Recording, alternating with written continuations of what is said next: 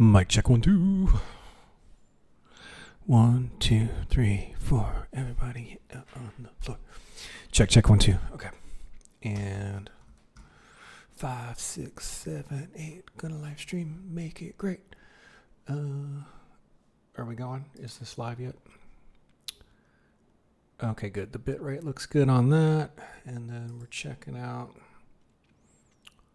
Yeah, we got the excellent connection over on the YouTube. So let me pull this over here so I can see me some chats.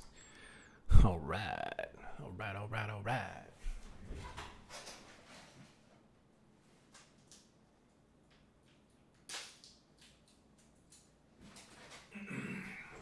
Okay.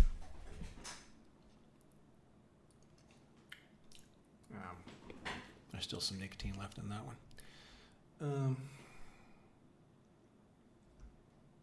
I was checking out the rest of these, the rest of this text stuff.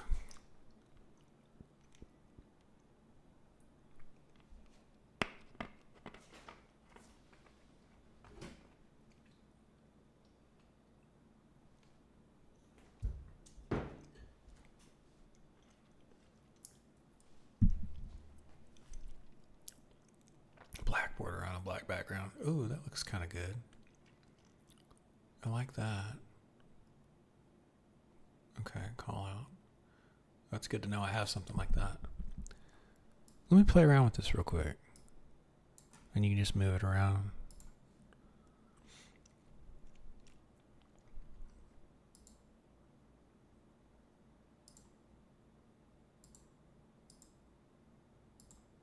There's different versions. User. Settings.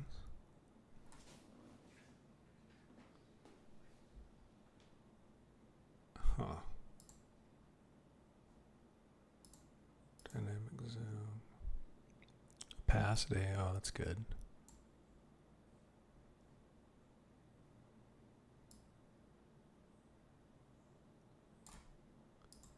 Okay. But then we can just like move it around. Like right there, and then we can do call out, and then yeah, I like that. I'm not going to use it for a Skyrim music video, but I like it. Oh shit, I need to stop doing that. I'm going to break myself of that habit. I'm going to really fuck up a project one day, and I'm going to do a ripple delete because I hit the delete key instead of the backspace key, and it's going to be hell to pay. That's pretty good.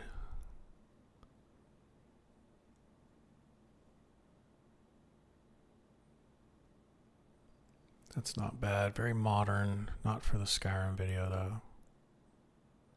That's a good one. I use that one all the time. Use this, use that. That's a good one. Very modern. Drop in, elegant chat. Ooh, that's nice. That's like a corporate intro, outro kind of deal. Oh, that's nice. Yeah, Nexio. That's cool. Sample. Very credit-like. Flip up. Glossy blue, gradient background, gradient outline. Where were we? Headline? Okay. And I'm just slowly panning through. Oh, there's one. Jitter. Okay.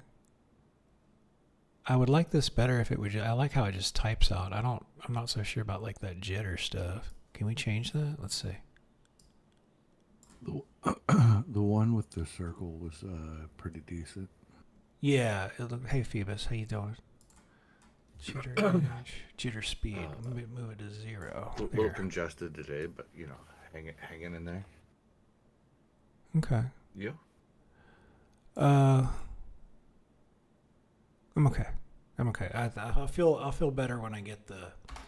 I'm really gunning to get this music video out. I think it'll be good for the channel.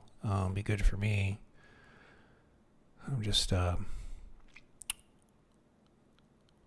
I think I just feel better about it. Well, that and when I need to make some more progress on the job hunt, so that's kind of stressing me out. Just like, it's not like it's a problem, but like I want to tackle it before it becomes a problem. And I think just getting some temp gig or somewhere for 6 to 12 months will do just that, and then I won't be so damn anxious all the time. I have never actually gone through each one of these things here in Davinci Take Resolve. anything for your anxiety? I mean, I need to exercise more. That's Sure. one of the things that I haven't been doing. Yeah. That's not what I asked you. Mm-hmm. I mean, I think exercise is a great way to help with that. Right. We both should do it. And Mm-hmm. I mean, I'm willing to commit to talking about it back and forth with you, so we can just help. Not necessarily keep each other accountable, but I find that when I have people to talk about working out with, Yeah. we just kind of feed off each other, right? Yeah. It's like, oh Yeah. yeah, and just encourage one another. No, that makes perfect sense. Yeah. Yeah, it's like, dude, like, I fucking wish when you were. I just wish that you didn't. I mean, I'm sure you did. I wish that when you were going through all your shit, that we could have worked out. That you were well enough that we could have worked out together. Oh, That would have I been know. fucking rad. Yeah, that would have been good. I just, yeah. I don't know. Listen. No, I mean, but you know what? What's that? I mean, buddy, like, all the shit that you've been through and that I've been through and that other people, like, when you come out the other side, like, Yeah. it's just so much. I mean, you end up with some more resilience, right? And Yeah, sure do. like, well, not just that, but like, I mean, take a minute and think about like all the skills and everything and experience that you've acquired, and from working at different places and interacting with like different other companies and stuff, and Yeah. you just start to build up like a mental map of all these things, right? So, Yeah, and then you realize how lacking your map was in your 20s. oh God, yeah. Yeah. It's when you finally learn enough to learn you don't know everything. Oh yeah. Oh well. I know. I remember. I remember. I've always been keenly aware of all the shit that I didn't know since I was a fucking child. Like Right. like I have some kind of compulsion to understand things, right? Right. It's just the way that my brain does things, and if anything, I feel like I have an over developed intuition for logic.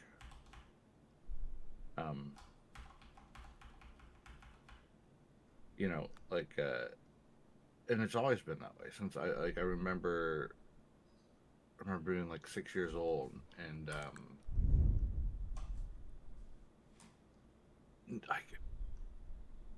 remember being like 6 years old and learning about what the temperature of the sun, the surface of the sun was like. Okay, yeah, that could make an impression, sure. And I asked my dad, well, how do we know what the temperature of the surface of the sun is? Right, and mind you, this is back in the 80s. Right. And my dad's not a dumb man. Right. Like, at all. Both of my parents are very smart, right? Right. This is back in the 80s. Like, not everyone even had encyclopedias. Like, the internet didn't exist. Oh right? yeah. Like, Oh yeah. you know, like there's not all this access to, you know, there. I think we had 2 over-the-air TV channels that you tuned in, right? You know, we didn't have money for cable. That's crazy. Right. Not paying for TV. It's free. We get a TV for free. Yeah. We already bought the TV. We had the 2 channels we got were CBS and PBS. That's right. Dude, when we moved out of the country and we got more than those 2 channels, it was great because then we had NBC and Fox. Well, when I was I know that feel like when I was growing up, we very very very early on, I was just a wee lad, like 2nd, 3rd grade. We lived in Mississippi, and let's take a step back a minute, like you were talking about, like the proliferation of information that can be transmitted, including media and games and all that kind of stuff. Well, you know, back in the late 80s, when I was a wee lad, the television station, the local television station. You know, Mississippi is a really, really poor area, so they didn't like have a lot of money to license the new stuff. So they would play a bunch of the old stuff that they had the broadcast rights to. So watching television in Mississippi when I was a kid, where I was like watching television from the 60s.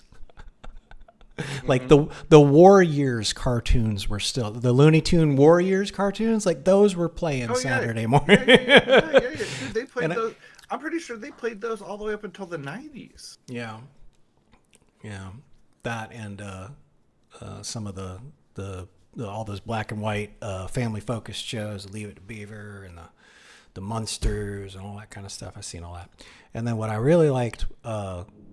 I really liked PBS, especially in the morning, because those British people would be on. That's what I thought. I was like, oh, those are the British people. They're the ones we fought the war against. We're friends now. These are the thoughts of a 6-year-old watching British television. Got it.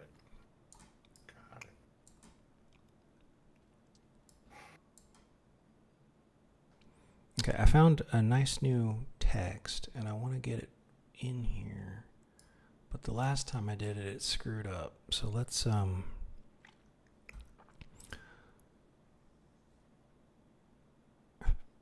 save real quick.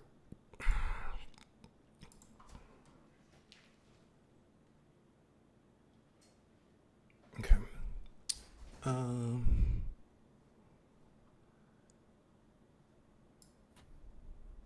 Okay, we don't really need to do that because it's animated. So let's just move the whole thing out of the way.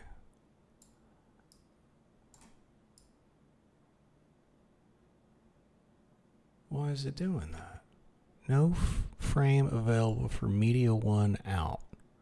What the fuck is that?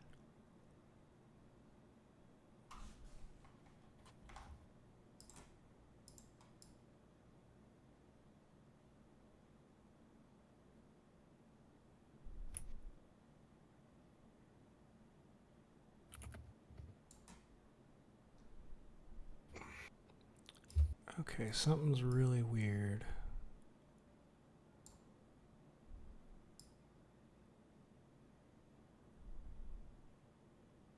Okay, that's fine, but then when I want to try to add, let's ask Bob. What are you trying to do? Well, I mean, it's okay. It's hard. It's actually hard to describe. Like if I know there's a delay and stuff. But if you're looking at my editor here, like, I'm trying to replace where it says "sons of" with a different text thing, because like where it says "sons of," like I animated that part and did all the parameters and stuff, but then I was combing through all of the different text options and I found this one. I know you can't see it just yet, but it lets like the thing fly in. It works better. Now the problem is like for some reason there's this black part right here, no frame available for. Oh, it's probably because Oh, it's probably because I should. I think I know what it is. Let me go. If I go here, and then we start here, See, it shouldn't be well, a problem. that- Okay, that- it's that's because the I changed be- the size of it. It's the beautiful thing about rubber ducking, right? Explain if I don't know if anyone else is watching the stream, but rubber ducking is explaining the problem that you're experiencing to somebody else, like in a detailed way, Yeah. so that they can understand it. And oftentimes, in the process of doing that, You the figure it solution out, becomes apparent. right? Yeah, I've And the done reason that why before. it's called rubber ducking is instead of like turning around to the developer behind you, which I've literally done more times than I can count, and you know, be like, hey, I'm having this problem, blah blah blah blah blah. Never mind, figured it out, right? Right. But you know, like literally, like I've seen people that have like actual rubber ducks on their desk that they do that with, right, as a thing. That's funny. Do they talk like you talk to the rubber duck? You explain it to the rubber duck? Yeah, you explain you explain this problem to somebody else. Well, that does make sense. The only comment that I had for you on that is it's definitely coming together, and you know, like thank you. I love seeing all the fun stuff. You know, it's like Right. yes, it reminds me of them good old days. Yeah, the other one's looking good too. I mean, I was just gonna make a comment about the actual text that says Skyrim looked a little not it, like it needs some kerning. Or Needs some something work. on it. Like Needs some work. It's just like a flat gray, right? Yeah, I got to figure something out there. Yeah, like it would look cool if it had like, you know, if it was like metallic or something, or you know, there's a bunch of different options, you know. Yeah, let's let me. But I like where you're going with the with this template. Oh, thank you. Okay, there we go. So now we got that one. All right, and I want to make it gray. Oh, you're just doing it only for that portion of the text. You're not going to redo all the text with it. Okay. Well, it's it's a bunch of different pieces. So Yeah. No. I get what you're saying. okay. I was just Okay, and then we can do something to the Skyrim to make it pop better. And we can change. I can apparently change these outline colors. you know, this is frankly like the best. This is a really good intro into Davinci Resolve. So thank you. Orange, blue, and white. Oh, you're most welcome. Let's change this to an orange. You know, it's kind of a unique scenario because, you know, you have a lot of previous experience with other programs, right? So you're Yes. like you're It's not my first rodeo. Yeah, it's not my first rodeo. You already understand and know the concepts of editing and pacing and all of that, right? But it's you know, it's like me trying to like use some inferior data system like Excel after basically being a SQL expert for a long time, Right. because like I'm like, oh, I need to do this, and I'm literally Googling like whatever the name of the SQL function is in Excel, like oh, what is blah blah blah in Excel, right? Right. And it's like, oh, you got to do that. They call it this over here. It's like, oh, okay, cool, off to the races, you know. Right. It's like, that's you're just looking up the when you understand all the concepts and everything. You just you're yeah, just no, you learning get a new it. tool. Right. I'm just trying to find where everything is, basically. Yeah. Yeah, and this program does have a lot of really good. Like I'm not even like really using a lot of the crazy. Like I'll use that later when I'm working on the Star Wars project. But this thing has so much stuff that will save you so much time. It's just incredible. It's I'm really glad I made the switch. Why does it say replace flickering? Oh well, here let me show you. Let's mute that track. Okay, so now I'm just gonna play it, and I want you to watch the trees around the tree line of the mountain. I can see flickering there.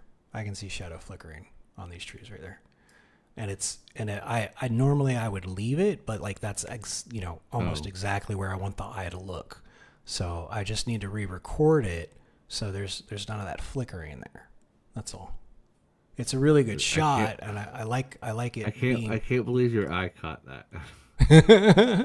It's I can do all that stuff. Are you gonna record it in Skyrim? Well, but you were playing a different mod yesterday. Oh, so Mod Organizer. You've modded games. Back in the day, you used to have to like literally throw files into the game directory. And sometimes even modify those files in like some sort of editor or whatever. Well, Mod Organizer basically has 1 degree of separation between that game folder and you. So it kind of like stores everything and does all the modding without actually altering the base game files. So, like I can run 2 different mod packs at the same time because of that. So there's this program called Wabbajack, and this was not around back when I was doing this stuff originally. This is like a new thing, and I got to jump up and grab some food in a second, but it won't take me but 2 minutes. Yeah, no worries. But yeah, this is a nice program. I would definitely recommend Wabbajack to folks who aren't very technical. Like I can't go, having gone through that Skyrim Total Enhancement Guide, like I can't really recommend it to anybody who's not technical. And now that I've gone through Wabbajack, they've basically like scripted everything out. So all you have to do is just pick which mod pack you want and hit download. And then when it's done download, you load it up and it just compiles all of those crazy steps that I took where I was regenerating the cache folder, generating new LODs and all that stuff. It does all that automatically. So I have Nolvis, which is the one that's in there originally. And then yesterday, the one that you commented on that looks really good is called Lore Rim. So Lore Rim is the mod pack that I'm going to be loading up. We might even go to another one, but I'm pretty happy with the what we've got so far. The reason I wanted to go over to Lore Rim was because while I like Nolvis, and Nolvis truly does deliver when it says it brings Skyrim up to like modern features and stuff, it doesn't have that vanilla feel to it. So Lore Rim actually does. Lore Rim still feels it's got like that vanilla flavor to it, but and while Nolvis has its moments and uses, they're like the big establishing shot of like Whiterun. I needed to like do that in Lore Rim because you should do it. I think Lore Rim looks good. It's like it looks like it honestly looks like the game should the way the game should look. Right. Like it looks. I really higher fidelity all over. Right? Yeah, I really nailed this transition. I'm actually really proud of this. Yeah. Fucking really nailed that. I noticed that earlier when you were doing the text, and I'm like, is he?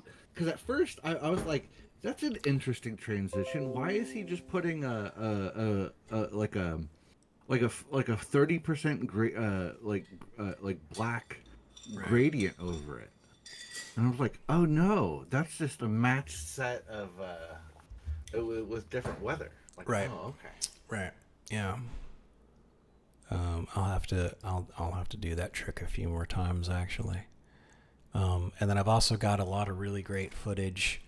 I just need to use it correctly. So there's let me find an example.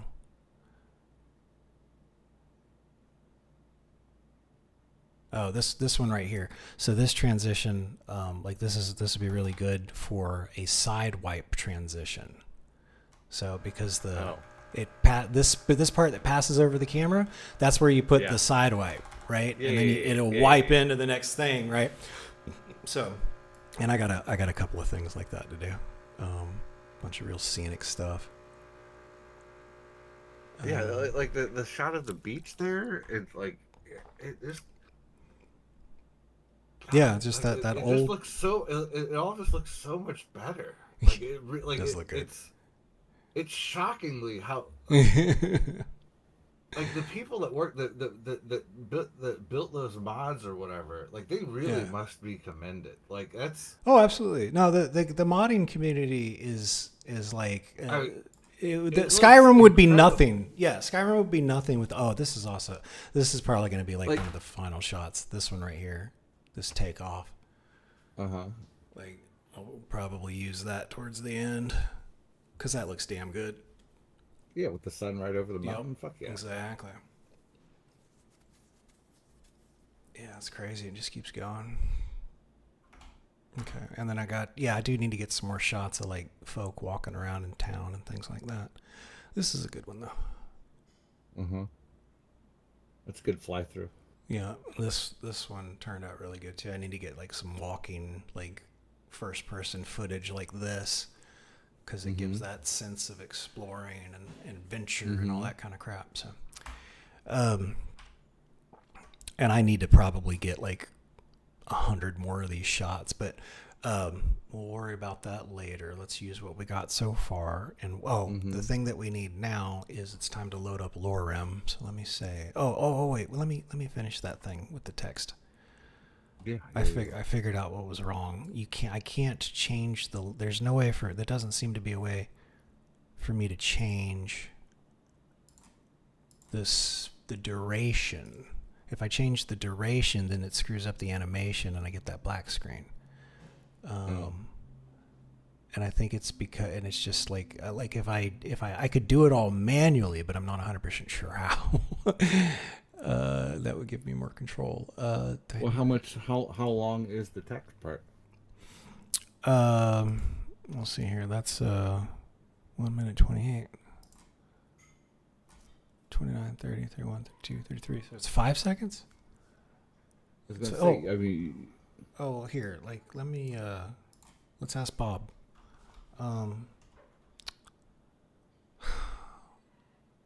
oh wait. You know, you might be able to. No. Go to the settings, or move your picture down or whatever. Like, So is settings there- isn't much. There's or so there's transform, like this is normal. Well, Crop and Can you? composite. Is there any way you can look at the animation set that they have, right? So because there's clearly different parts, right? There's the Right. fly in, there's a middle, and then there's the outro, right? Right. And really, I think you probably like my guess, right? Like maybe there's a place to change that middle portion, right? The length of that. Yeah.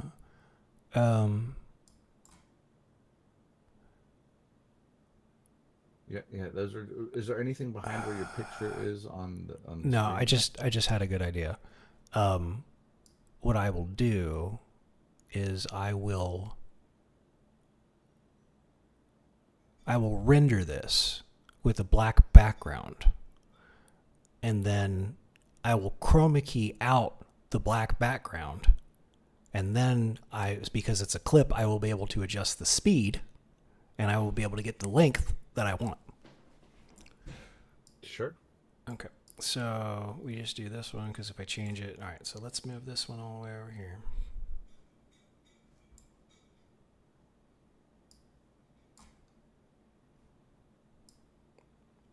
Yeah, I'm honestly, I'm having fun doing this, but now I'm starting to get excited about the Doom music video. It's gonna be great, especially if I can get it out there along with when Doom Dark Age is launched. Then the algo will be my bitch. There you go. So I guess here, let's just go to delivery.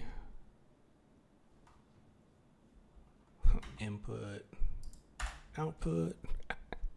This is the smallest thing I've ever rendered. So this is going to be called Sons of Text Flyby for title drop.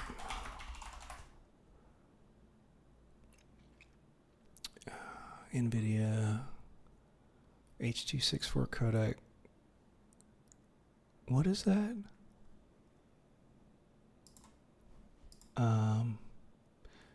No. Custom export.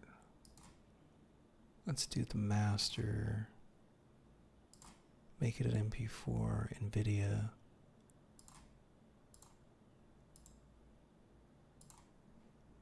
Make it 30 frames a second. I'm trying to, because I'm going to slow down the footage. I'm trying to see if there's anything I can do to help that. Advanced settings.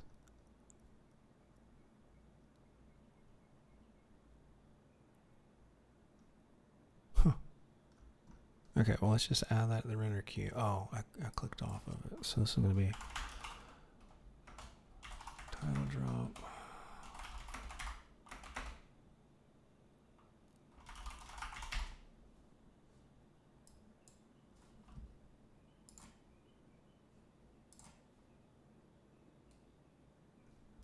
Okay, so now let's go back to the media thing.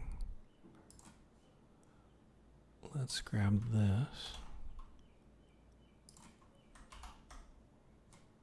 And now we add it to the project. Okay, now let's go back to edit.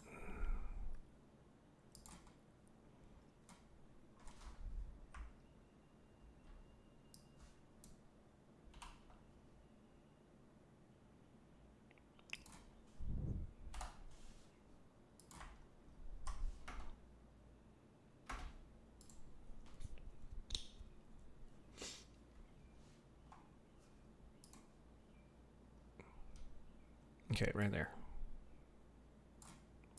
Alright, now we can get rid of the audio track because we don't. What did I just do?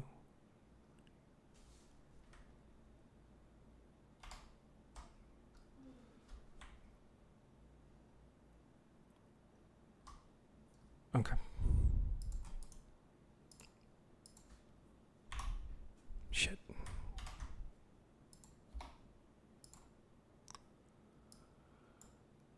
Let me see if I remember how to do this. We do it in Fusion? Yeah. Oh. Let me move it somewhere so I can see my changes. Okay, so that's right there.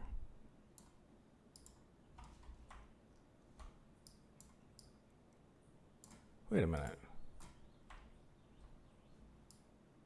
Yeah, that's the wrong one. Grab the wrong one, numbskull. Okay, now I'm trying to remember. So it's going to be, I think it's color.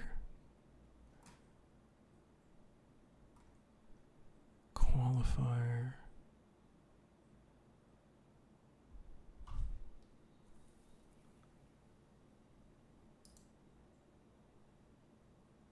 I gotta ask it again. I gotta ask it. I don't remember.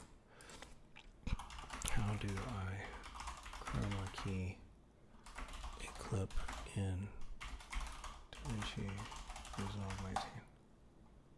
Hey, good morning, Flame Mage. I'm glad that you're here. We're making lots and lots of progress. I was talking to Phoebus earlier. Phoebus is here hanging out. Hi, Flame Mage. Yeah, and we're I'm getting excited for Doom: The Dark Ages because I want to have that music video to release along with it. But I can't get ahead of myself because we are in smack dab in the middle of working on the Skyrim music video, and I'm trying to make the text amazing. Open the effects library, navigate to OpenFX, 3D keyer, drag the 3D keyer onto your green screen clip. Okay, hold on.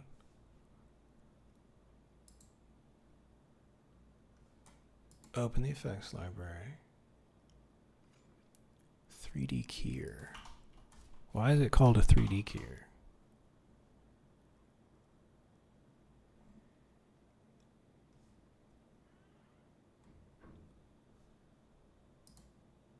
There it is right there.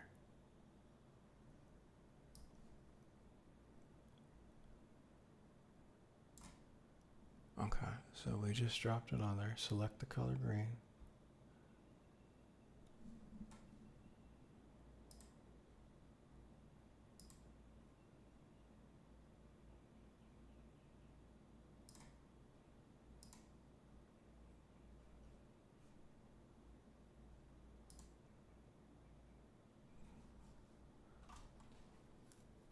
Under the Effect tab, use the Pick Eyedropper tool to click on the green. Under tab, use Pick Eyedropper. Okay, fine tune, adjust settings like dispel matte finish. May not provide the decision need for complex scenes. Well, it's.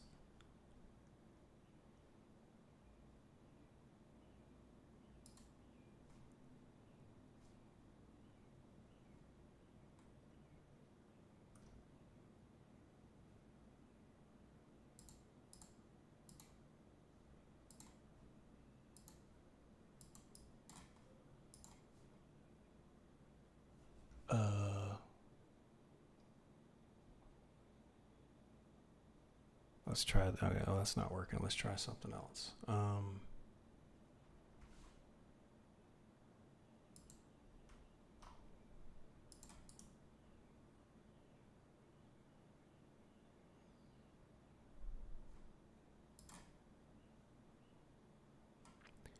Remove attributes.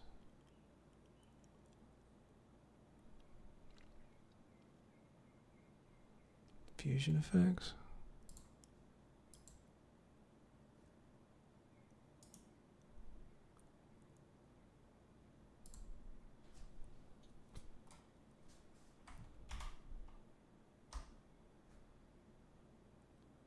Okay. Okay, go to your timeline, ensure the green. Navigate to the color page. That's what I thought we should be doing. Color page. Now we're on color. Okay. Oh, use the qualifier tool. Like this is it. Yep. We're going to select that. There we go.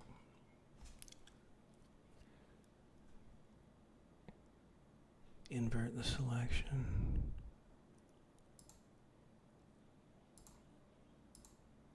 There we go. So it's inverted.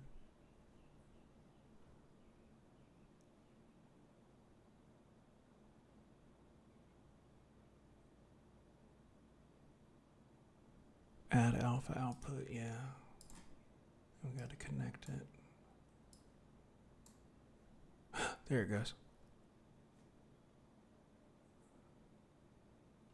Refine matte finesse control to adjust the key's softness and edge detail.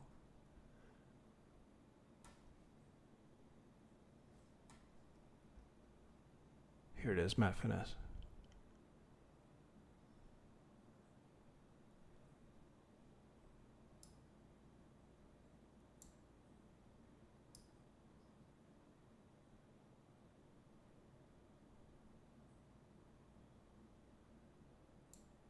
It's really weird that it would leave little black dots like that.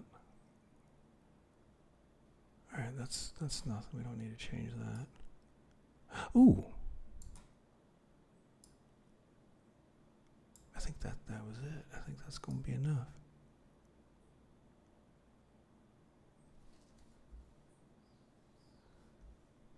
Really blurry, no blur.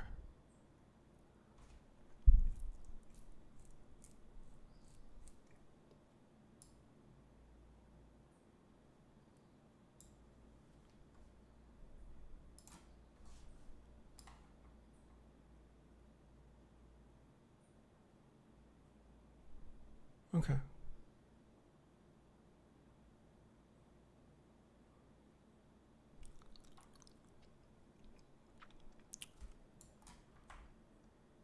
All right, now here's a question. Let's see here. So I got this clip, and it goes, it's like what? So that's 132 to 137. So it's about 5 seconds. Okay, and then the Sons of thing that I have here, it starts about right there. So 1 second. 12. So 7. So I need to make it 7 seconds. So that means we slow it down by 25%. So So it's going to be change clip speed. And the speed will be 75%.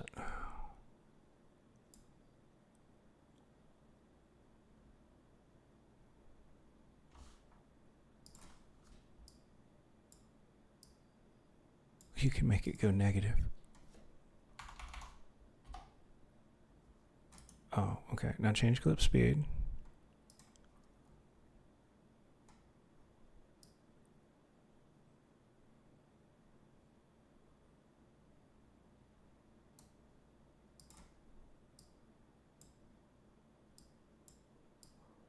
Okay, that's a little bit better.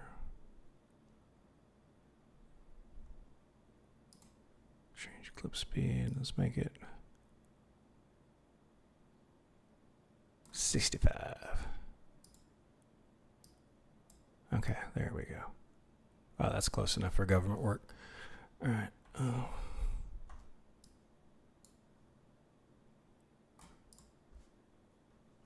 So I think I can just get rid of this.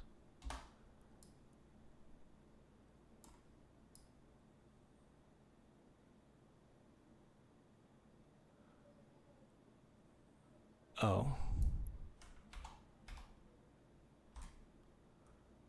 Yes, we need to position it correctly as well. So that would be the y-axis. Oops.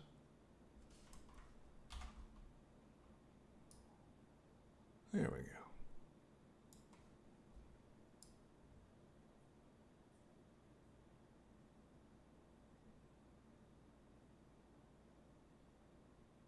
Okay. That one looks better.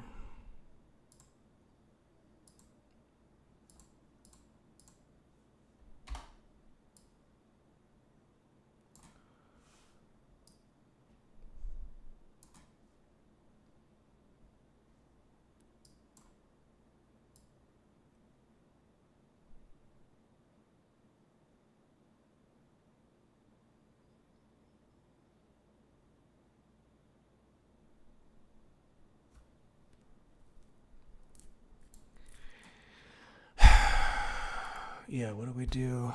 What do we do with the Skyrim? How do we throw an effect or some sort of gradient or something? All right, well, let me go grab some food before it gets any longer.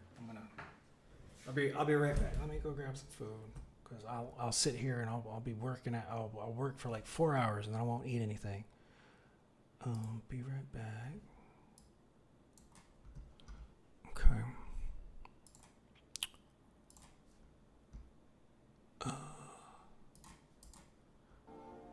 Okay, I'll be right back.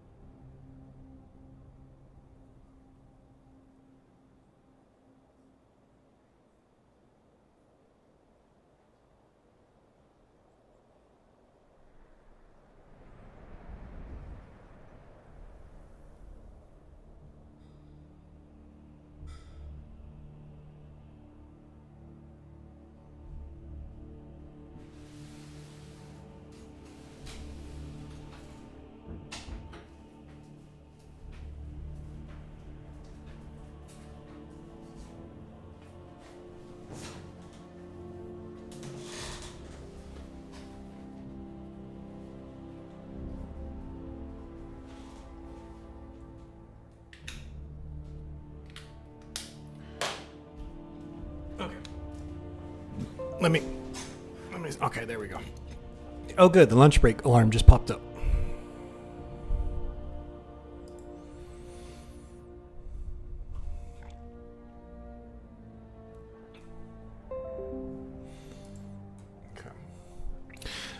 Flame Mage, what kind of games you playing these days, man? Are you following the trend? Everybody's playing old games? Because not a lot of people are liking the new games.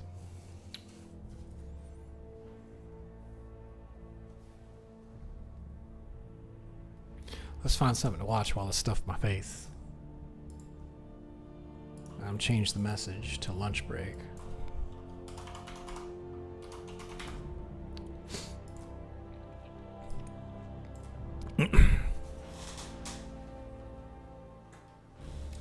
I'll bet Phoebus is talking to me right now. He just doesn't realize he's on mute.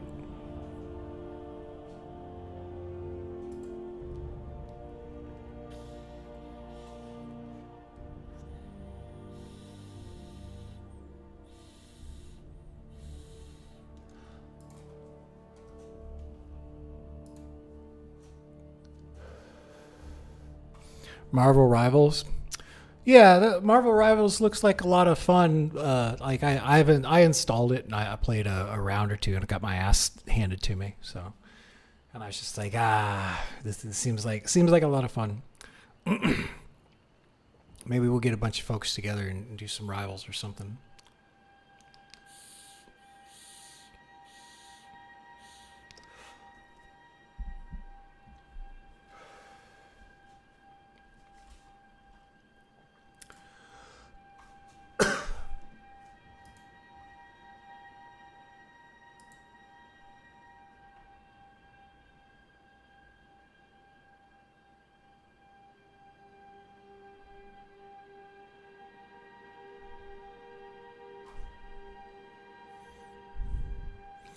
Phoebus, are you around? Or are you just muted?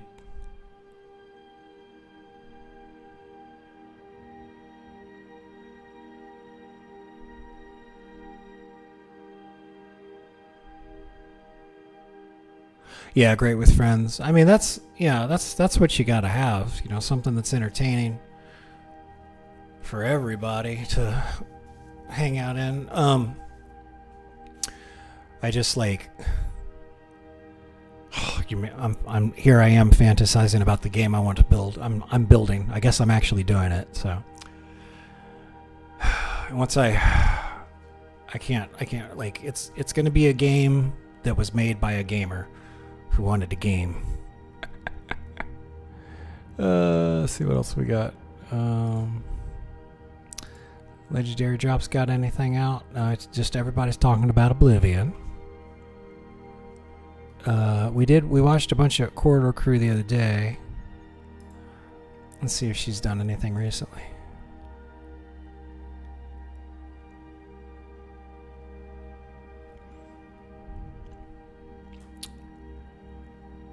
Oh, Spiffy and Brit might have come out with some stuff. Okay, I think we're gonna watch Spiffy and Brit's Oblivion.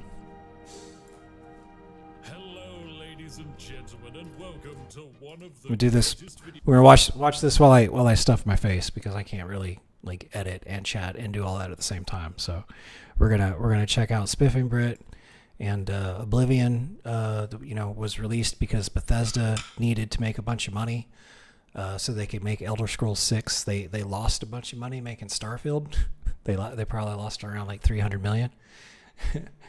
So they had to do something to get some money so they could make Elder Scrolls 6.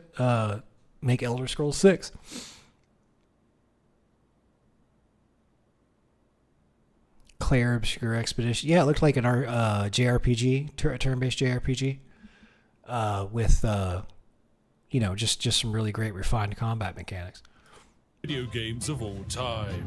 The Elder Scrolls 4 Oblivion. Now with a surprise remaster of this game releasing just about any day now, I felt that it would be a good idea to show off the last great exploit that is hidden well in the depths of Oblivion. Oblivion is one of those great Bethesda games where all of the NPCs have innate comedic timing, hilarious DLC practices, and more bugs than a tropical jungle. All of this combines into a game that was perfectly imperfect. See, Spiff is smart. This is like the Elder Scrolls Oblivion. It's not the remake, right? So even though he doesn't have his hands on the actual remake, he's just doing content on Oblivion because it's going to get all them clicks. How much does this guy? It's already got. It's been there for 5 days. 5 days. Look at that. 5 days. 2.1 million views.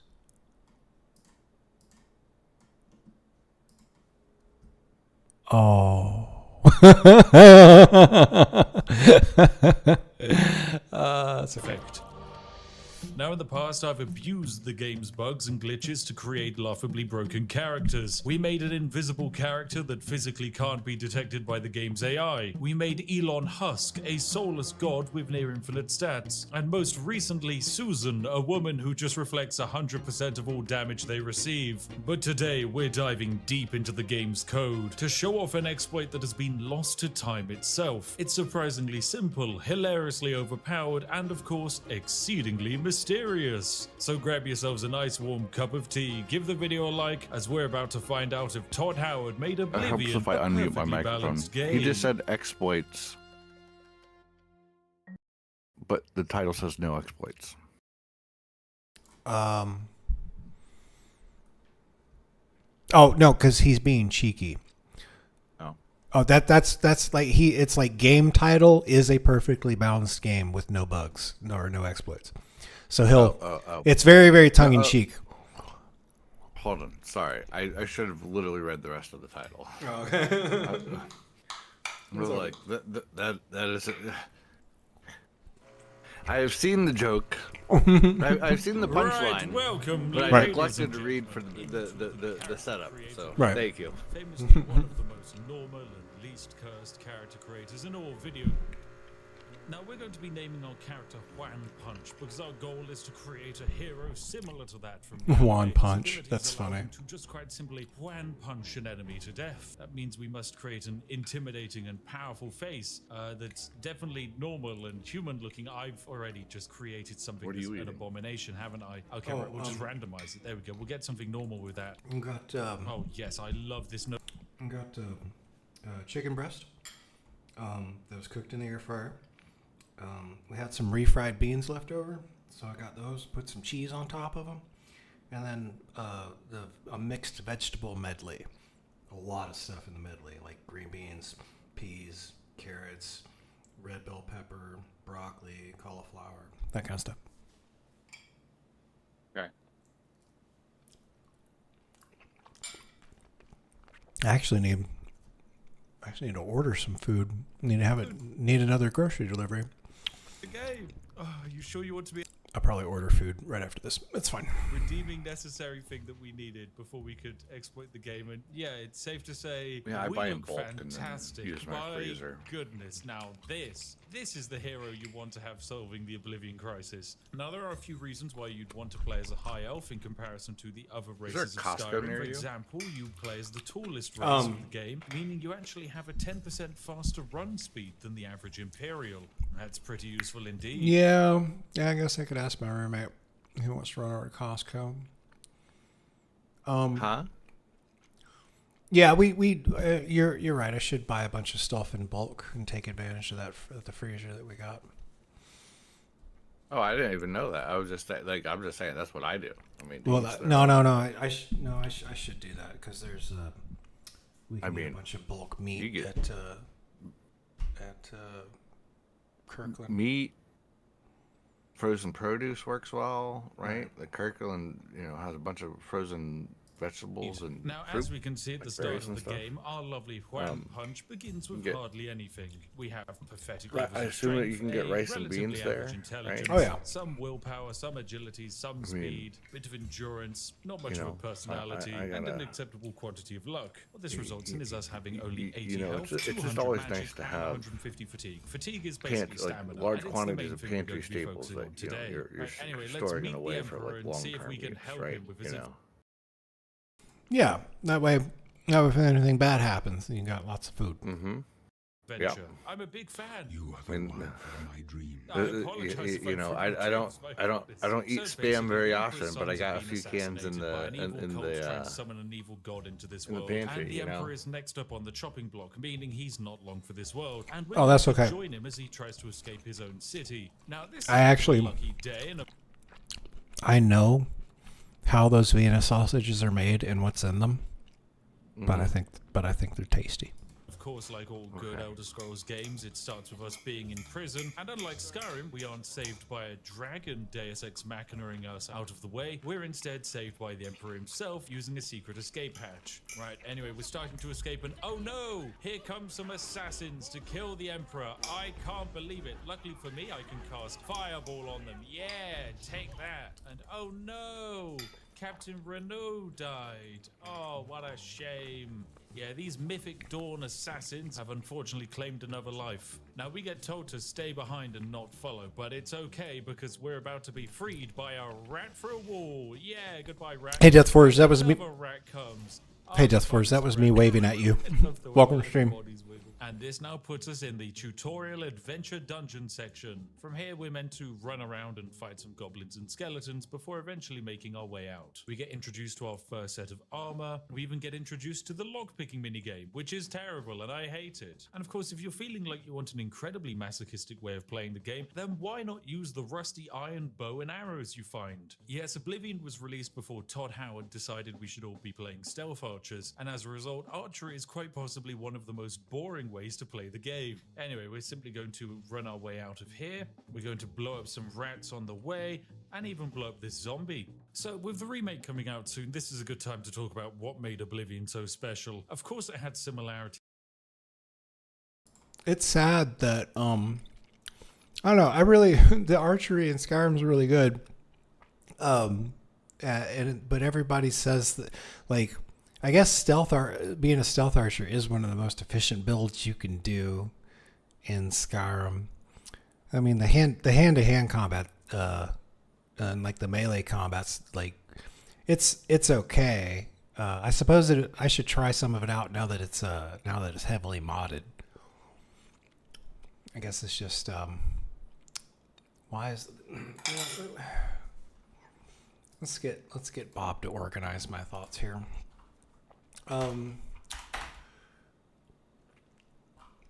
Why did Todd Howard want us all to play stealth archers in Skyrim?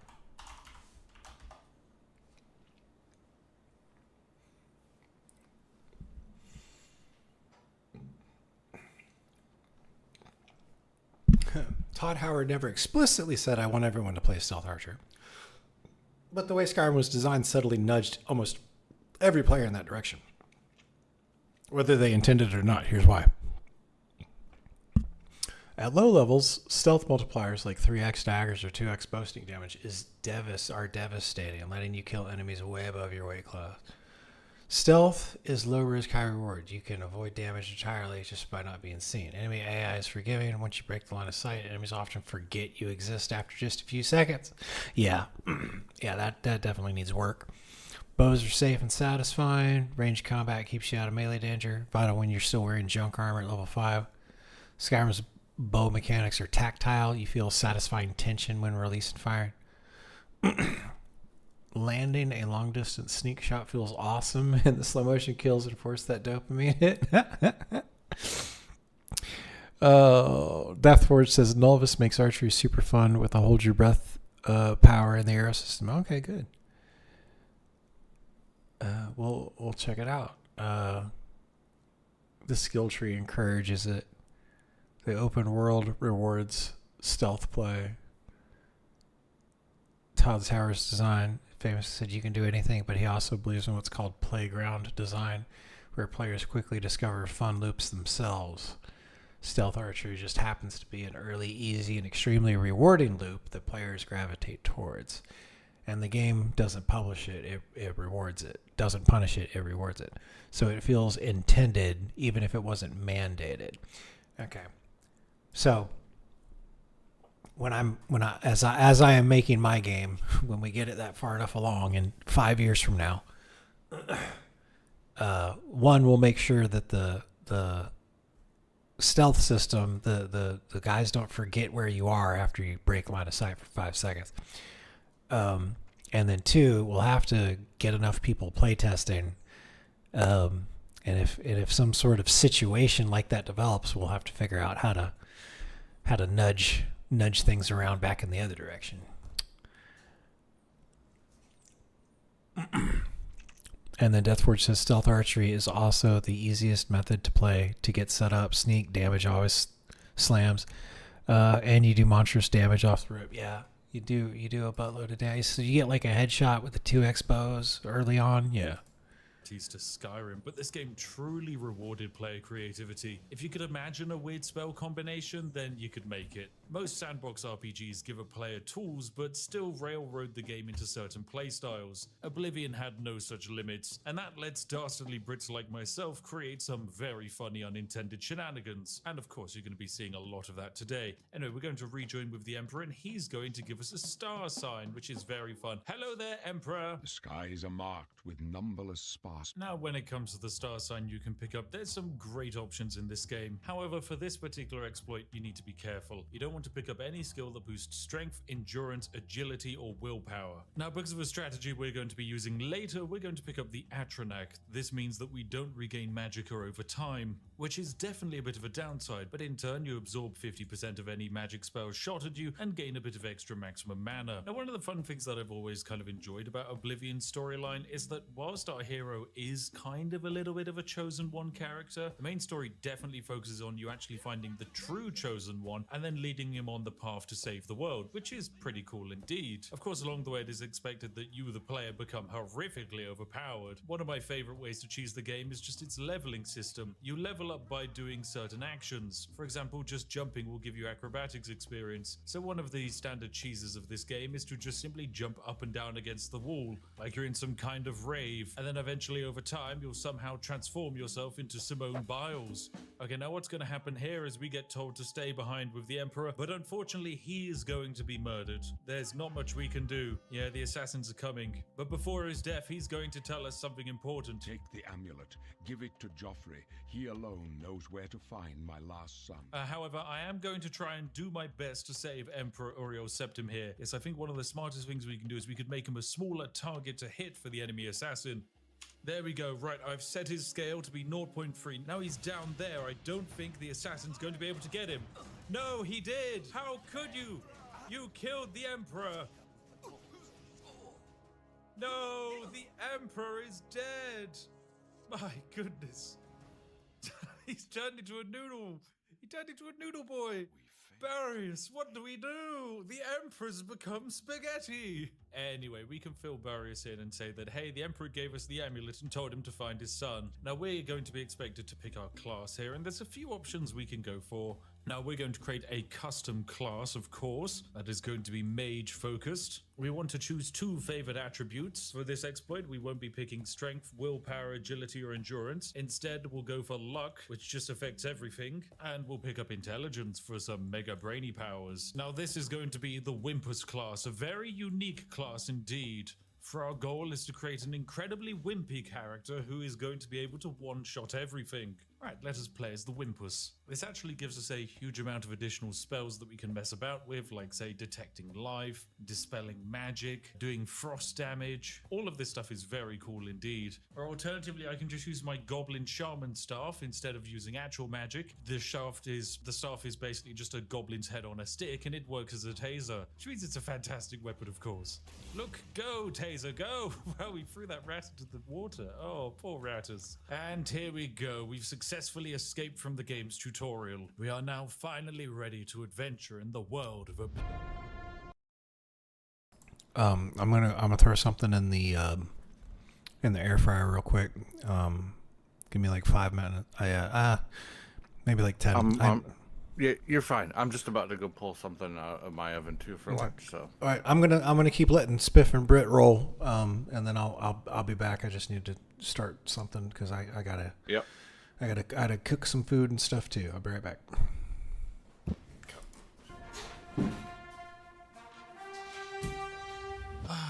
Welcome to the lovely landscape of Oblivion. This is quite an iconic site. I mean, it's so iconic. It's even the main screenshot that was leaked about the game's new remake. And yeah, I kind of love it. And oh, is that already a mudcrab? Hello there, Mr. Mudcrab. Please die.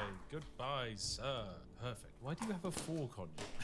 Distinguished mudcrab using cutlery. But yes, this game is kind of fantastic. It's always managed to maintain its beautiful hook of just wanting you to continue exploring in this landscape, which is very nice indeed. Now, in order to achieve our one-punch build, we actually need to lower our stats, which is something that no Oblivion player would ever logically do. I mean, why would you want to actually make yourself weaker? Why would you want to lower your willpower? Especially considering that willpower determines how much magic you can regenerate. Well, seeing as I have the Atronach Stone, I'd never generate magic anyway, so setting it to 0 isn't really going to bother me. But as willpower also affects your fatigue, which in turn ties into how much damage you do, we can exploit this to do a ridiculous amount of damage. So our first step is to find something to permanently lower our willpower.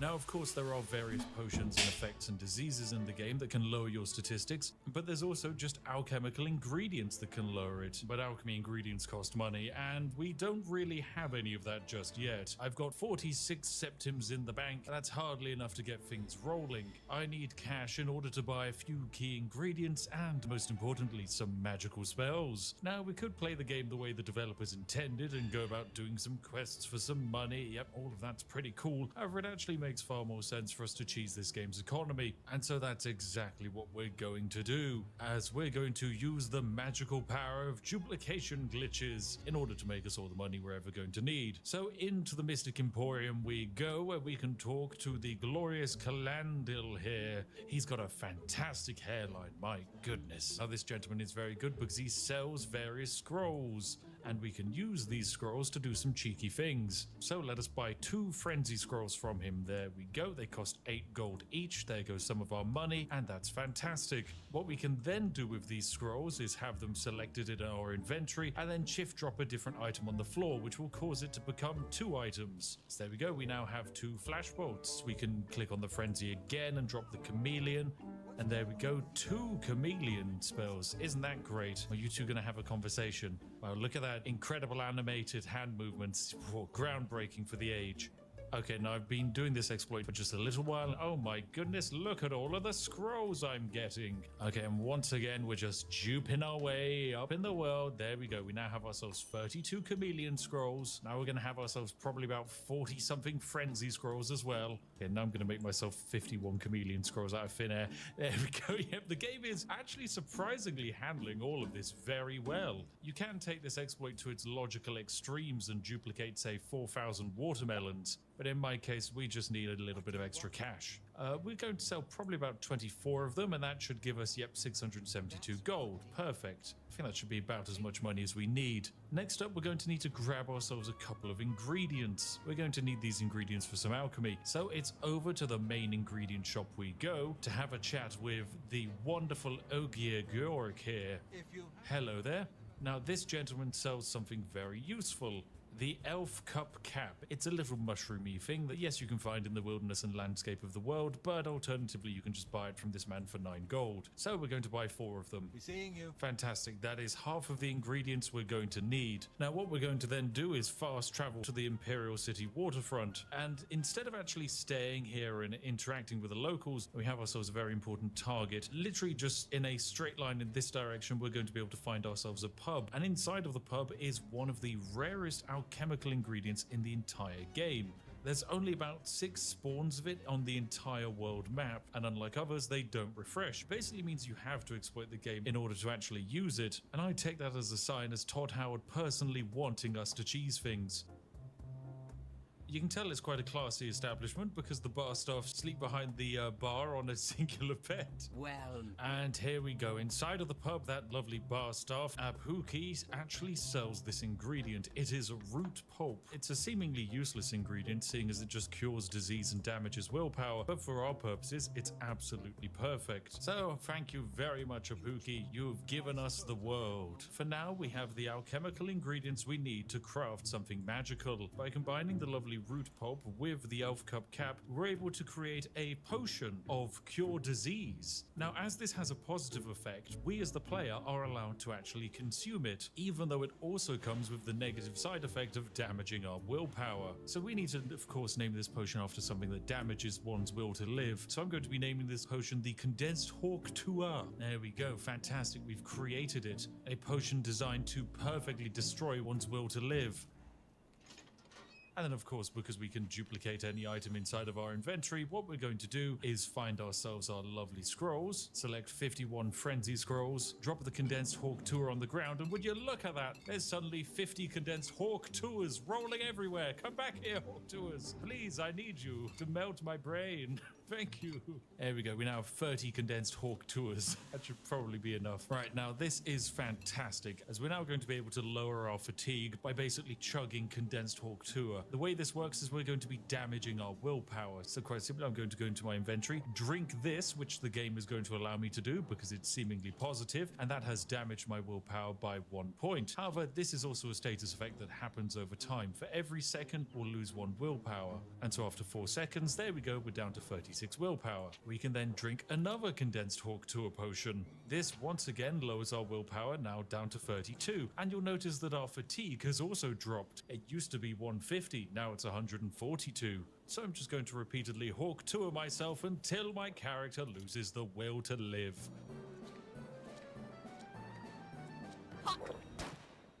Right, so after drinking enough of those potions, our willpower is now down to 0, which is pretty good, as it has dropped our fatigue to 110. Now, the damage you do in this game is partly calculated based on your fatigue. If you've done an action like run, jump, or swing a sword, your fatigue will be below its maximum, and if you attack without a full fatigue bar, you'll only do a fraction of your maximum damage. Swing a sword at your maximum fatigue, and you'll do your normal 100% hit. But if you find a way to increase your fatigue above its base maximum with something like a potion or a spell, then you'll actually be doing more than your base damage. This is tied to the relativity of how much extra fatigue you have in comparison to your maximum. So we need to find a way to lower our willpower even further so that our base fatigue is as low as it can be. You see, the game normally wouldn't let you achieve a negative score of willpower. All stats in the game basically bottom out at 0, but if we're able to temporarily raise our willpower, we can then drink another potion and lower it even further beyond. If only there was a spell that could let us temporarily raise our fatigue.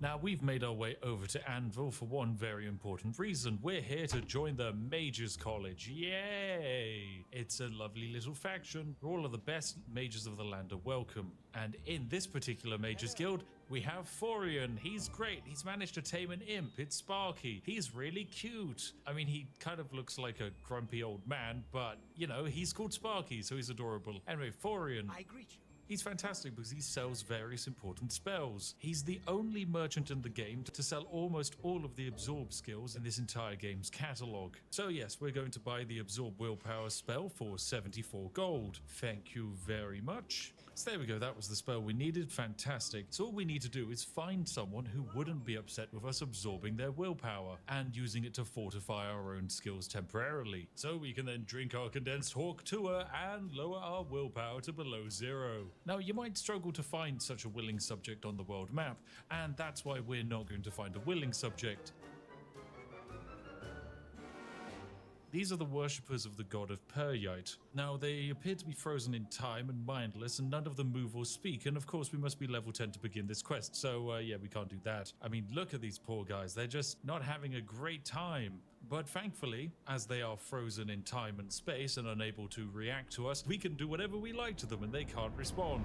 So this is where the fun begins. So what we're going to do is throw our stats into the negative. Using lovely Karen here, we're going to need to equip the spell to absorb willpower. For you see, at the moment at 0 willpower, we could drink another condensed hawk tour, but it wouldn't actually lower our stats at all. We need at least one attribute before that can take effect. So what we're going to do is cast our lovely spell to absorb skill from Karen. This will raise our willpower to 5. This spell is only going to last 20 seconds though. Still, that's all the time we need. So we're going to drink one condensed hawk tour, which will lower my willpower by 4. Then once that's finished, I will drink another one. This has lowered my willpower back down to 0. And all we need to do is wait a few seconds for the absorb skill spell to actually end, and there we go. Now that it has ended, you'll notice that my willpower is at -5. Hang on a second, that's a negative skill. Todd, I shouldn't be able to do that, should I? So what do we do from here? Well, quite simply, we cast the spell again. By casting to absorb his willpower, we go back up to 0. We can then cast it on this gentleman over here, and now we're up to a willpower of 5. That's great. We can then once again drink the condensed hawk tour, and again, and then wait for this spell to end.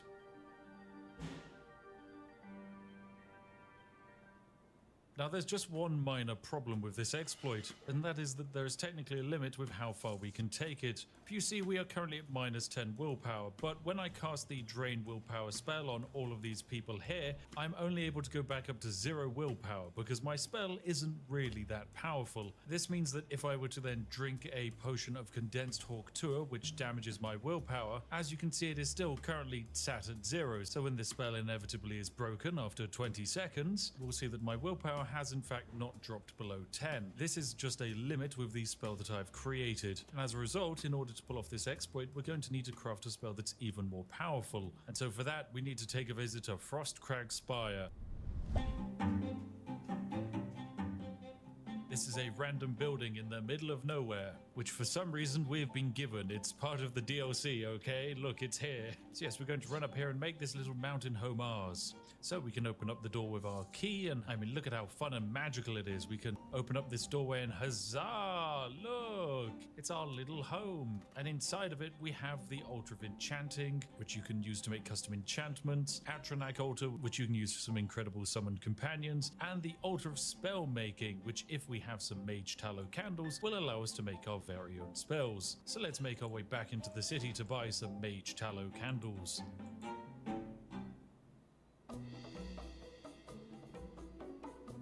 What can I do for you? Oriolandway over here is the merchant who we need to deal with, and she sells the mage tallow candles. The problem is she sells them for 3,000 gold. I do not have 3,000 gold.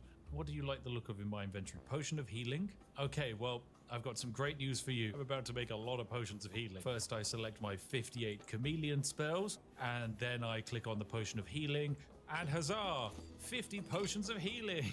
Some would call this an inflationary market practice. To those people, I would say, yes. And there we go. After selling our potions of healing, I now have 3,600 gold, which should now hopefully be enough for me to buy the Mage Tallow Candles box. Yes, there we go. So with that extra money, we're going to actually run across the street and go into Edgar's discount spells. Yes? Edgar's great because he actually sells some relatively okay spells. Some of them are pretty terrible, I won't lie. I mean, who wants to cast Snowball? That just sounds pathetic. But instead, you do have the Greater Fortify Fatigue and the Fortify Fatigue spells, both of which will be very valuable to us. So I'll be stealing both of those. Goodbye. So fantastic. I can now travel back to my lovely spire. We're going to be able to make ourselves the spell we want. I mean, we can even make our own Fortify Fatigue spells, like this bad boy that will Fortify Fatigue by 100 on self for 10 seconds. Why not? Let's make it. I'll call this one Vim for giving us a bit of extra punch. So there we go, we've made ourselves a new spell. Now we're going to want to make our own Absorb Willpower spell with a magnitude of about 50 in a range of 10 feet and a duration of about 5 seconds. That should do nicely. And there we go, we can now create the Will Suck spell. Now let's go actually put it into use. Now that we're back here, we want to get all of these lovely worshippers into the same location by just nudging them into one another. Come on, stand close together. I want to maximize the benefit of my spell power. There we go. Now that they're all standing within 10 feet of each other, if I were to cast my Will Suck spell, we're going to absorb 60 points of willpower from everyone in a 10-foot radius for 5 seconds. So that's exactly what we're going to do. We cast this spell, we immediately drain the willpower of everyone around us, and you'll notice we now have 186 willpower. Wow, that's huge. That's taken our fatigue up to 296. And because we now have above 0 willpower, we're going to be able to drink our poison again. So I'm going to drink some condensed Hawk Tour. And there we go. After our absorb willpower spell fades, you'll notice we're now down to minus 22 willpower. Wow, that's even more negative. So we're going to cast the spell again. I'm then going to drink some more condensed Hawk Tour juice. And would you look at that, it's now minus 34 willpower. Right, I'm going to need to dupe a few more Hawk Tours. I never thought I was going to have to say that ever in my entire life. This is my job. This is my job. How am I meant to explain this to someone? I don't think I can leave the country. You know, when an immigration lawyer asks what you do, and it's like, oh, well, I spent, 40 hours in Oblivion creating the worst character build. They just wouldn't get it. And lovely, we are now down to minus 97 willpower, which gives us a total fatigue of 13. I don't know, I guess when it comes to attacking, we can do about half of one swing, and there we go, that's about it. Can I jump? Yeah, I can jump, and then look at my stamina bar. It's going up at like 1 frame a second. I'm just going to do this one more time. Let's condense Hawk Tour ourselves down even further. And there we go. We've achieved, oh dear, a problem, a minor problem, as I've gone to minus 3 fatigue. Right. So in a state of minus 3 fatigue, I can no longer move because I'm on the ground. So let me quickly cast Fortify Fatigue. Oh, I can't because I'm down on the ground. Right, I've realized a minor problem with what I've done here. I need to get myself just a little bit of fatigue back. Let me drink that weak fatigue potion. What does that do? That does nothing. Okay, I've Hawk Toured too close to the sun. I need to lower my stats, but not that low. We can't achieve negative fatigue, else then we can no longer move. Okay, ladies and gentlemen, we have done it. I have achieved peak perfection. After consuming just the right quantity of Hawk Tour potions, I have managed to drop my willpower to minus 109. Yes, we've done it. We've achieved a fatigue of 1. That's right. We have the lowest possible amount of fatigue in the game that still allows us to move around. But in front of us is something very interesting. We have ourselves a rat. So what we're going to do is actually test out our damage. I'm going to hit the rat with my sword, and as you can see, it takes a little bit of damage, and after 3 swings, he dies. That's pretty decent. But what if instead I queue up a different spell? What if I queue up a little bit of Fortify Fatigue? Yes, this spell here. For 7 mana, I can give myself 25 points of fatigue temporarily for 45 seconds. So I'll cast this spell, and suddenly you'll notice that my fatigue is now 26 out of 26, and it's green. And now when I hit the rat, oh, he's dead in 1 shot. That's because I just did 26 times my base damage. Oh, this game. Oh, yes, Todd, you've done it again. I've made another god. It's Juan Punch. Ah, Juan Punch is here to save the day. And by that I mean we're going to turn him into a mass murdering killer. Yay! Oh, oopsies. Accidentally fell over on a rock. Okay, that is one of the problems we have whilst running around is if we're in the air whilst our Fortify Fatigue spell is active, we will just... I was actually listening to my live stream. Which I guess can lead to glorious comedic timings. Anyway, Splendid, I'm now going to take myself over to some kind of dangerous environment. Yes! I've got the perfect test of our strength. It's time. I got back just in time. Battlehorn Castle, where the defenders are currently being besieged by marauders and appealing for aid. Apparently, their commander has been killed, and they're offering the castle. Hey, our priest. As we just getting back from lunch, I have to order groceries. I was going to make something, but my roommate's girlfriend used the last of the eggs, so I had to I had to put all that stuff back in a container and cover it up, and now I gotta place an order. So once I get done ordering, we're finishing up watching Spiffing Brit, and then the next thing we're gonna do is we've done some updates to the text here, and I think we still need to do something to the text of just Skyrim itself. I think I like the animation, but it's missing something.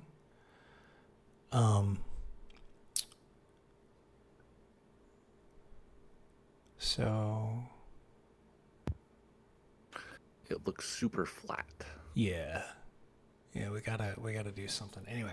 But I've got we're gonna finish watching Spiff and Brit while I kick back, finish my lunch break, order some groceries, And then the next thing we're going to do, we'll figure out what to do with that word Skyrim, and then we've got to get some action shots between like a Stormcloak and a Imperial, or more than one. And we're going to load up Lore Rim to do that, and we'll see if we can't figure it out. This just needs to be replaced. This clip needs to be replaced. So that's the update. Let me hit it back to Spiffy and Britt. I'm sipping my coffee, watching Britt. Itself to anyone who can lift the siege. I mean, that sounds I'm gonna really go make quite myself a desperate. cup of My decaf. goodness. That Imagine you're sounds losing the good. siege that badly. You're just like, come over here and we'll give you the castle. These two guys running over. Is that a wolf? That's a wolf. It's a wolf enemy. I thought I was like, oh look, friendly. Oh dear, wolves actually have a huge amount of health. Right, I'm gonna have to cast my Fortify fatigue spell, and there we go. 2 hits and the wolf is dead. Now, the reason we still didn't kill that wolf in 1 hit is because I'm using literally the most basic weapon in the game. This is a steel short sword. It does a damage of 1.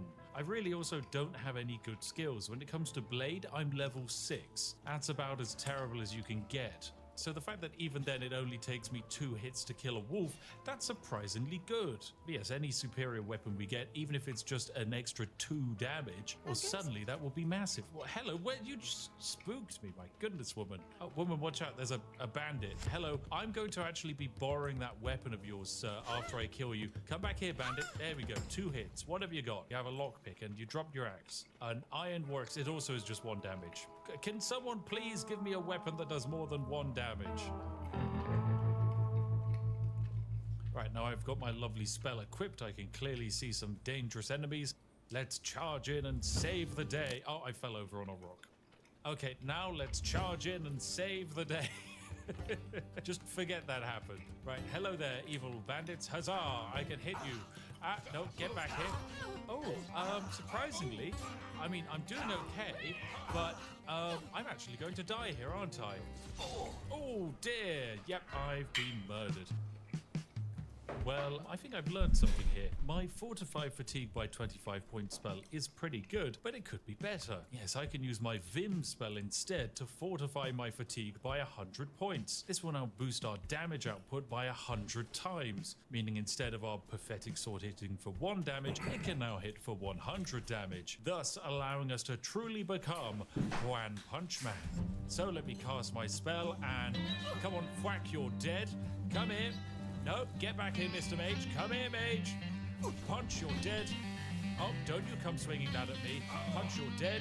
And who are you? Marauder Warlord, you're dead as well. Lovely. We just one-hit everyone. Oh, an Iron Claymore. That'll be a better weapon for me. It's got a longer reach. Oh, there we go. Hello. But I thank you for risking your own life to help us. There we go. We are now the brand new master of the castle. Isn't that great? I mean, this was surprisingly easy. Literally just come in and they give you a castle for killing like 4 people. Not exactly a challenge, is it?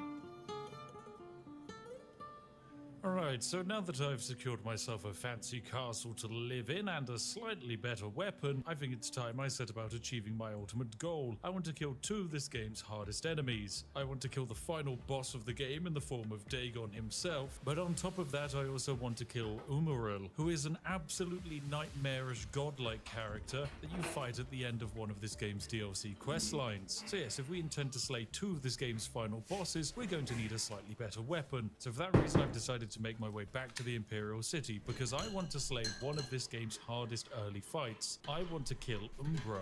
And most players try and fight her in a way that cheeses her. I know many a person who just simply kites her back to your closest Imperial City guard and have 8 of them fight her. But no, in my case, I intend to fight her fairly, and by that I mean stack a huge amount of modifiers and let Juan Punch here literally Juan Punch her. But first we have to deal with 2 random bandits who are just loitering around here. So I'm going to cast my Fortify Fatigue spell, and then, oh, suddenly, yeah, my magic arrows just one-hit everyone we run into. So, yep, let me fortify my fatigue and yeet. There we go. We did it. Huzzah. I'm great at combat. Right, let's go find Umbra. Oh, dear, there's another bandit. Go away, sir. There we go. You've died. Tragedy. Oh, there's clearly another bandit down there. Right, let me just quickly prep an arrow and yeet. There we go. They're dead. Oh my goodness. He's not even Some stealth other enemies archering. over there. So yeet. There we go. That's 1 person dead. He's There's just 1 more archering. of them. Come on, come around here. Oh dear. Oh my goodness, my fatigue spell ran out, and I accidentally just got I don't even know what that was. I've no explanation for what I just experienced. Okay, there's still another enemy down Okay, there. I wanna see him fight Umbra. They're dead. Oh, hello, Still sir. fighting his Hello, way to Mr. her. Bandit Ringleader. Goodbye, Bandit Ringleader. You drop ham. Thanks for the ham, Mr. Ham. Bandit Man. Oh dear, we got a Skelly Archer. Okay, I need to be careful because, ow, he did a lot of damage to me, but he's dead. Oh dear, that gentleman certainly looks dangerous. Oh my goodness, you just summoned a skeleton. Goodbye, evil necromancer. You took 2 hits. Oh my goodness. Oh wow. And is that genuinely this rune completed? I was here to try and find Umbra, and I guess I've wandered into the wrong place. Yeah, I most definitely have. Yeah, I'm instead hunting for the Aelid rune that is named after Dwayne "The Rock" Johnson's greatest rival. It is the Vin Diesel ruin, which is I kind of want to finish this now. just off in that direction. Yeah, it should be We're this far into it. May as well finish it. around about over here, and then we'll be able to go and find her. So even though we did go through one ruin and we killed an evil Oh, this should give me enough time to order the groceries anyway. Let me do that. necromancer and probably save the lives of loads of people. Hey Swanty, we're wrapping up the lunch break. We're gonna finish up Spiff and Brit's movie here, and hopefully I can get groceries ordered within that time, and then we'll go back to working on the Skyrim project. Welcome to the stream.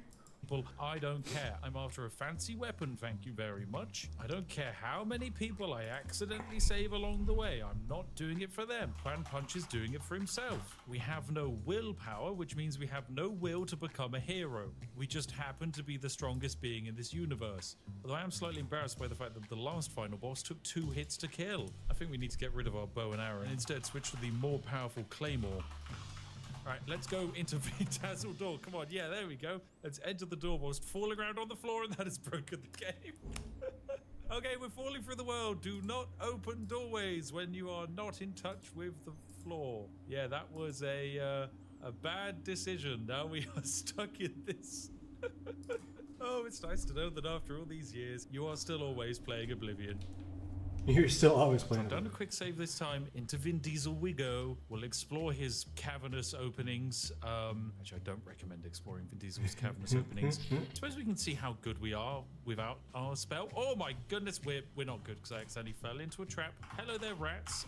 Rats, surprisingly still dangerous enemies. They take 2 hits. Mud crabs, they also take a lot of hits. I will say there is actually an advantage from being set at just having 1 fatigue. That is that in order to do an attack, I have to be back at my maximum fatigue, which means I never hit for anything less than 100%, which is actually pretty good. And here we go. It is Umbra. One of the most dangerous and frustrating early game enemies to try and fight. We are now going to 1v1 her using this pathetic level 1 claymore. Bearing in mind we are level 1, we are of the Whimpers class, we have negative 100 will to live, and a blade skill that could probably be bested by Is he gonna one-hitter? a pair of safety scissors. Still, we're going to challenge her to a fight. So I'm going to cast my magical spell and whack. Oh my goodness, she still has health. Oh dear, this is bad. This is very bad. She's murdered me. Well, that's a problem.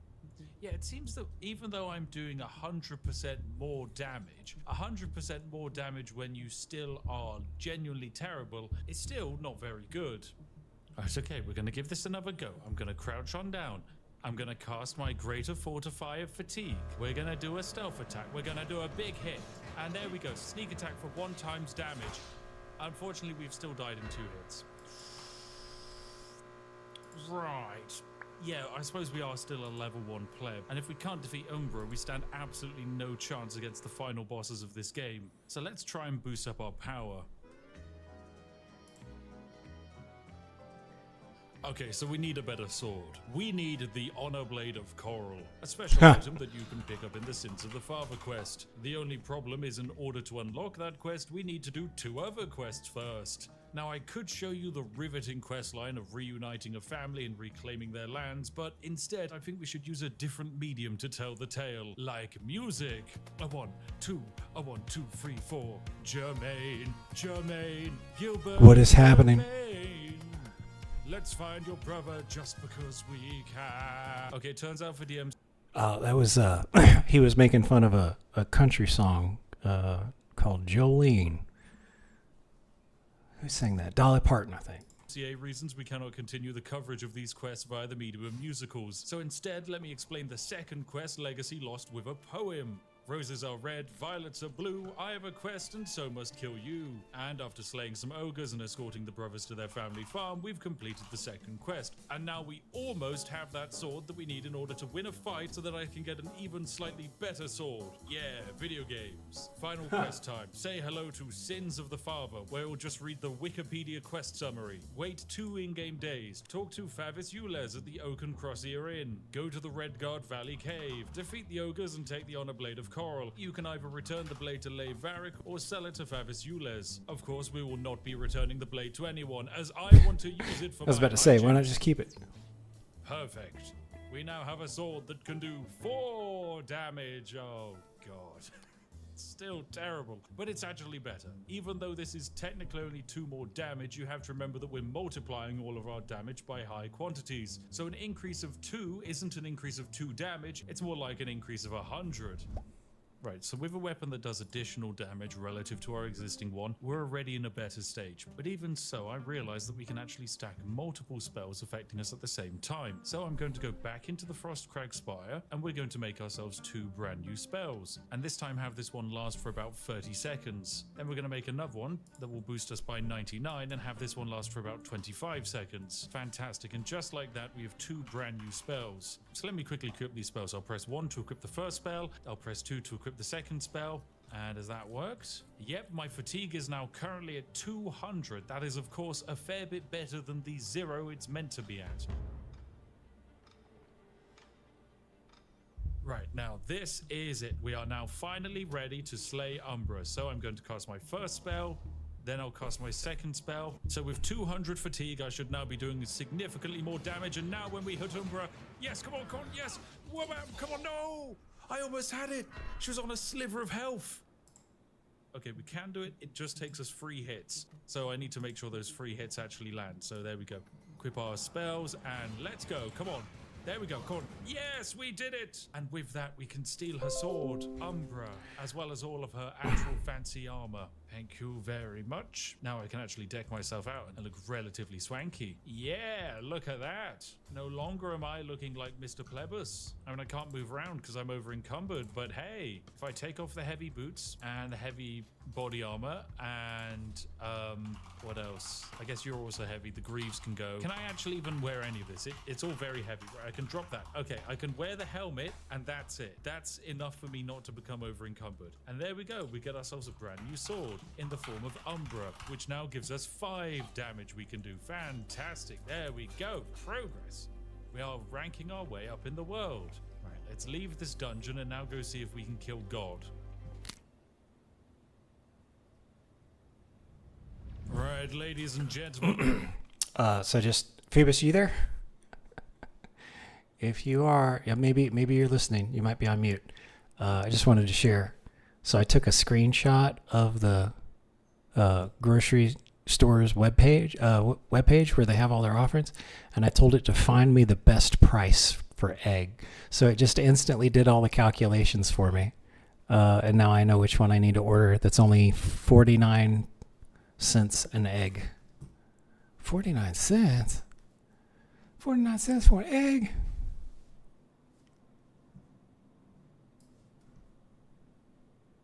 Yeah. Here we go. And I've done some additional preparation and I am now ready to kill God. To be specific, Mehrunes Dagon. We are Juan Punch, Juan Man with Juan Dream and Juan Sword and Juan Loincloth, ready to defeat literally a god. Now, of course, we have no willpower. We are only level 1. We are tiny in comparison to this insanely nightmarish enemy. He might be level 100. He might have 1000 base health, but I am stronger, for I have fortified my fatigue so much that I am unstoppable. I've made a few more spells. The 98 fat, which gives me 98 fatigue points, and the 91 fart, because I had a typo, which gives me an additional 91 points of fatigue. Combining all of them, I can reach around about 360 fatigue, meaning I'm 368 fatigue points over my supposed maximum limit of 1, giving me massive quantities of extra damage. We now also have Umber on our side, raising our base attack power up to 5. It might not seem like much, but with this many modifiers, it's going to be good. So with my sword equipped, I'm going to cycle through all of my spells and boost up my fatigue. There we go. Let's use them all. And just like that, yes, my fatigue is at 358. Let's go! Charge down that enemy, and huzzah! We did it! One hit! Oh my goodness, it was genuinely a one punch! Mayfrig's Dagon is dead. He's dead. He turned into like mushy Play-Doh. Oh yes! Huzzah! Oh, this is brilliant. Well, I don't know what's happened to him, but he has indeed appeared to have died, and we did it, ladies and gentlemen. What a glorious victory for Juan. So yeah, we've killed one of the gods of this game. I guess the next logical step is to see if we can kill the next god. Right, so Todd I've Howard? done it. I've summoned Umaril, the final boss that this game ever really received, thanks to the DLC. Of course, Juan Punch is ready. Look at him. He is not scared of an evil, enslaving enemy of humanity. No, Juan Punch is ready. He is magnificent, and he will fight. Swing and oh wow, that was pretty easy actually. Okay, he's dead. Anyway, there we have it, ladies and gentlemen. We have once again proven that Oblivion is indeed a perfectly balanced game with no exploits. I, for one, am quite excited to get an Oblivion remaster, either in the form of this latest release or maybe even from the Skyblivion team. So yes, if you want to see if I can find any new exploits in the upcoming Oblivion game, then make sure to subscribe and hop on down to the comment section and let me know if that's something you'd be interested in. Anyway, thank you very much for watching. As always, a huge thank you to our lovely YouTube members and channel patrons for making all of this all the more possible. Thank you very Oh, very good. All right, Britt's doing good. Let me just, I'm finishing up my grocery order here. I'm almost done.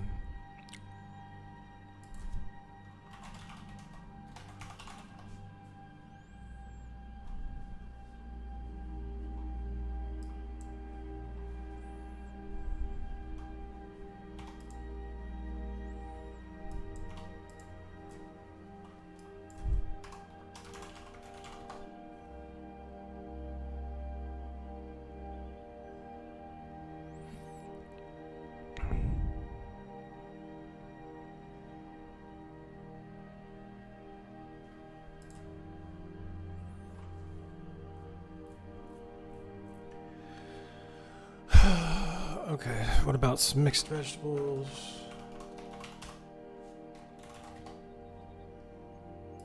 I guess y'all can watch me shop.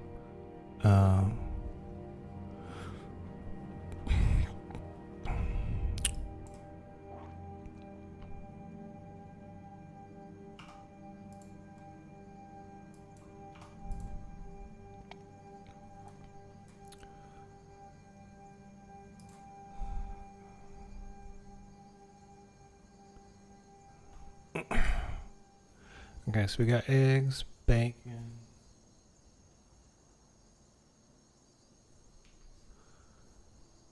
ginger ale for the roomie, Coke Zero, sausage, sour cream, ground beef.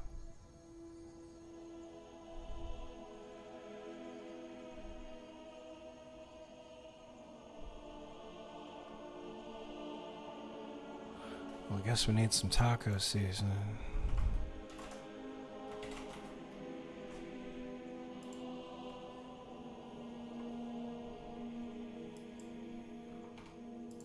Two of those.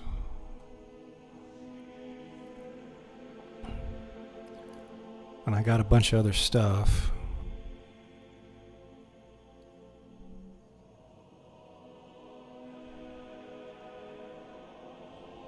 Saying this soda crackers.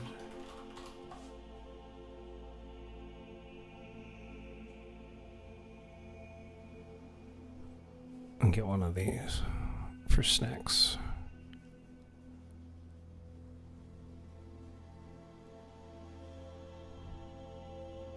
Yeah, get one of those for snack. I just need to start working out again. Okay, so eggs, bacon, drinks, sausage, sour cream, taco seasoning, ground beef to go with the taco seasoning, mixed vegetables. I've got rice. Let's do refried beans.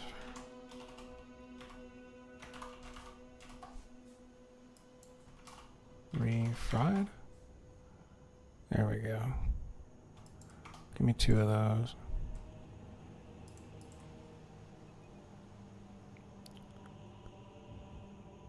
Chicken.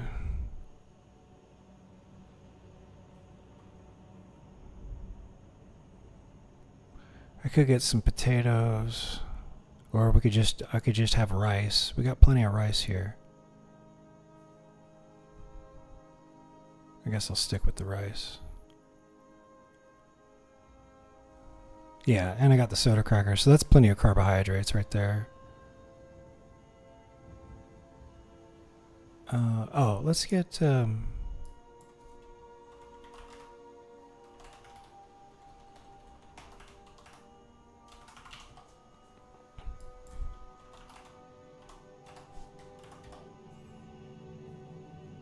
let's get something chocolatey.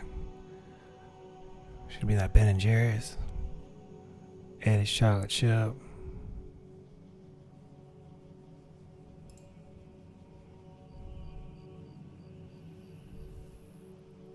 $16 ounce of Haagen-Dazs. Yeah, let's do that. Okay. Yep, I'm glad I thought about that. Okay, anything else? We got tortillas. Oh, we need some shredded cheese. I'm looking to see if they have anything on sale, which it doesn't look like they do. So, everything's 8 ounces. 8 ounces.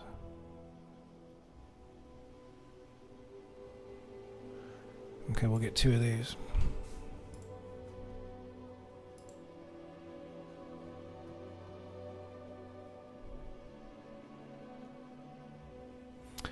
Alright, let me order something.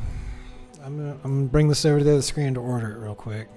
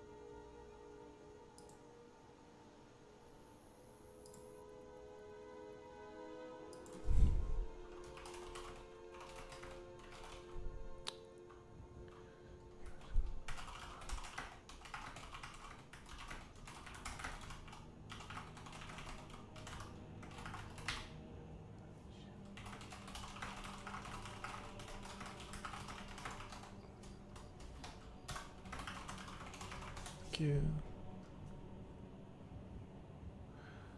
Okay. So grocery delivery for tomorrow, from 1 to 3 at my address using my credit card. And we got eggs, bacon, cheese, soda, sausage, sour cream, taco seasonings, ground beef, Haagen-Dazs ice cream, refried beans, mixed vegetables, even more mixed vegetables, tortillas, some soda crackers, and 3 whole chickens at $1.85 a pound.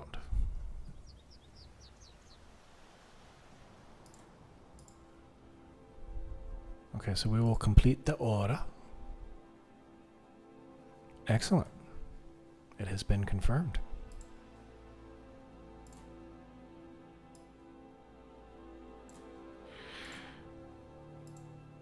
And let me just send a screenshot to the roomie real quick.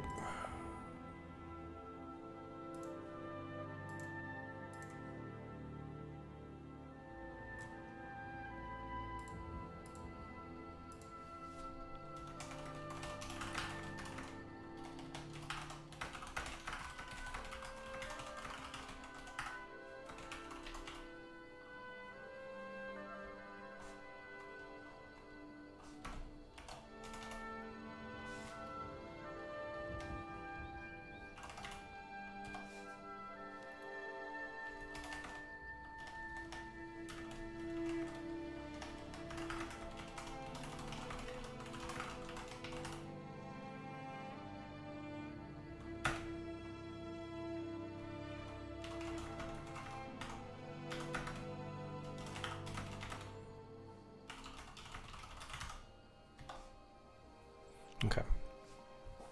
I will have to start making video. I think that's going to have to be like the way that I start re-engaging with people on social media, is to just like, I'll just record myself cooking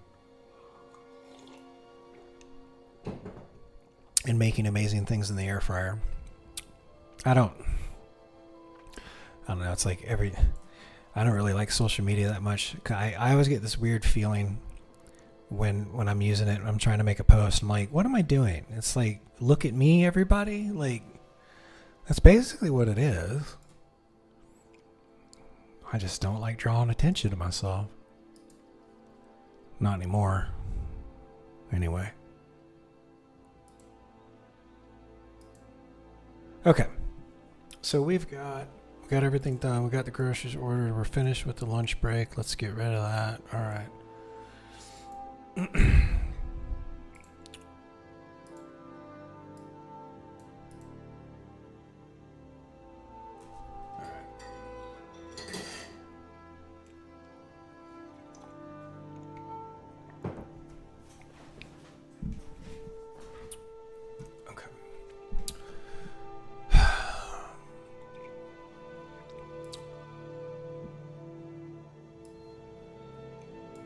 So let's do this. We're gonna bring this up.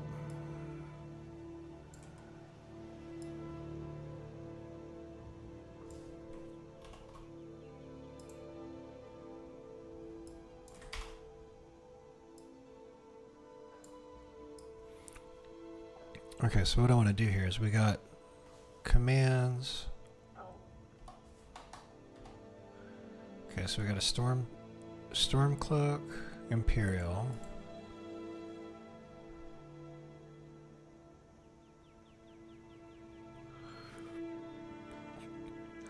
And we got more than one Stormcloak soldier, so let's see here.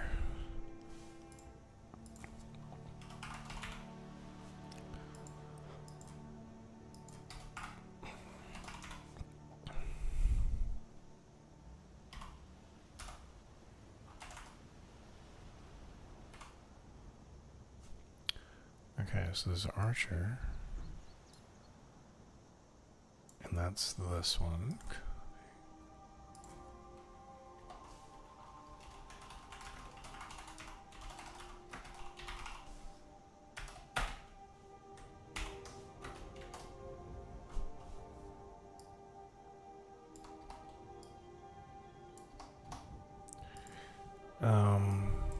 And then what is God Mode?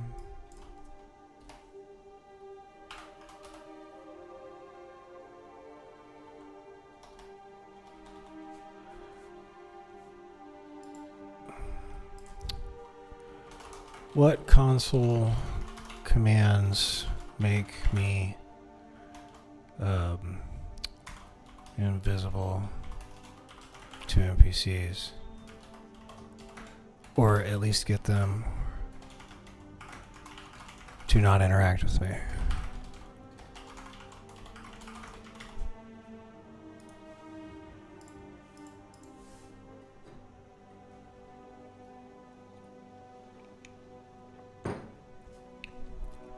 Okay, I think Using toggle AI. So it'll be spawn. Stormcloak. Let's do that one.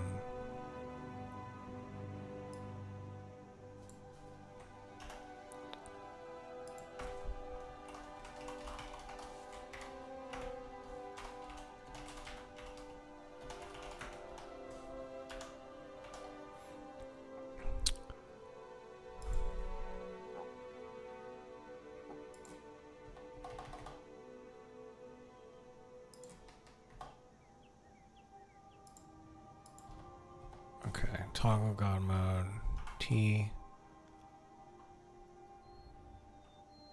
TCAI.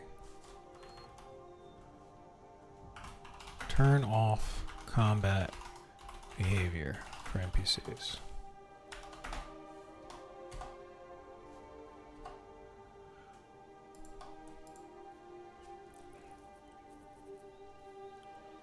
Okay,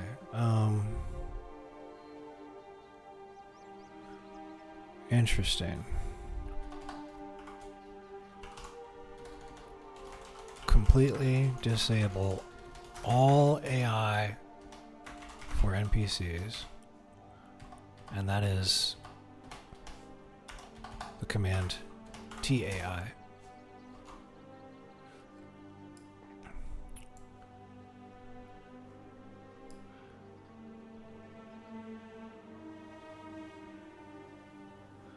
Okay, so this will actually set me to invisibility.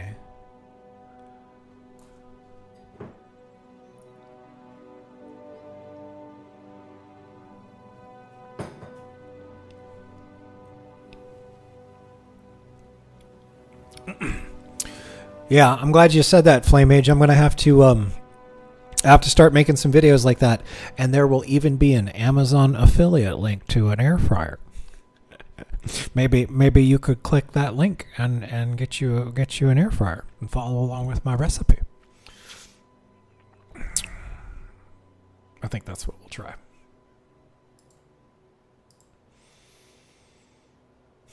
So I'll have to. You like cooking videos too, Swanee? Okay, well I will have to start doing them before I gotta start posting on social media again. I guess cooking videos is good enough.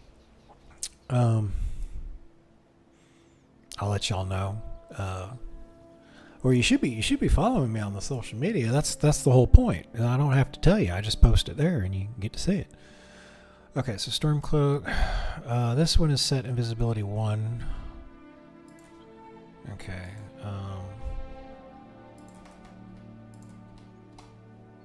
Spawn Imperial.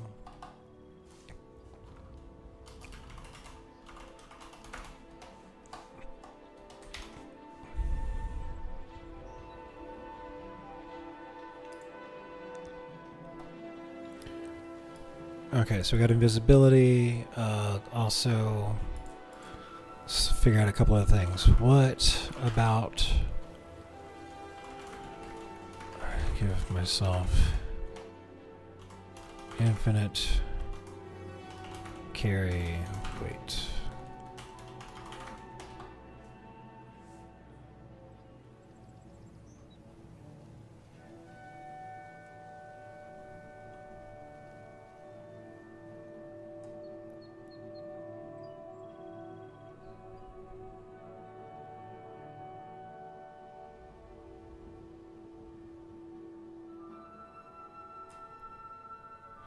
Okay, so add carry weight.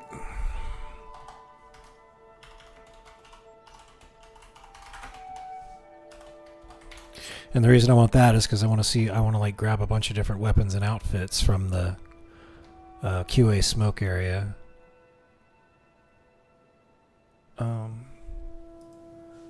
Let's look for some more Imperial teleport command. Not teleport. Here we go. Imperial. Oh, there's a captain, courier, guard. There's a lot of guard. Look, there's an Imperial soldier all the way down here. Whoa! I scrolled all the way past it. Imperial soldier. Look at that one.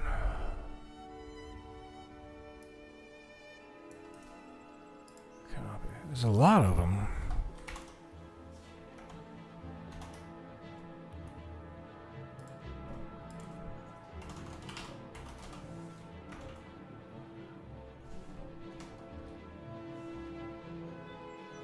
Oh, that's the teleport command, duh.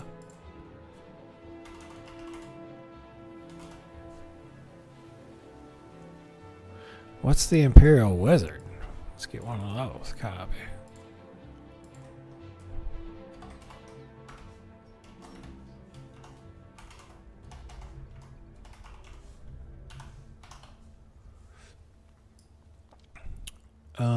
Okay, so we're loading up ourselves with all the commands that we're gonna need.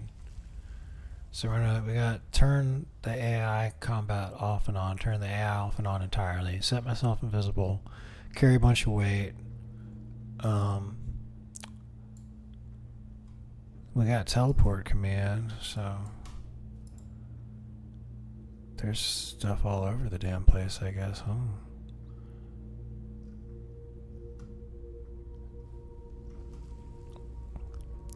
Ted Crone Rock, the Reach. Yeah, I don't think I've been up to the Reach yet. Let's copy that. So let's commands right here.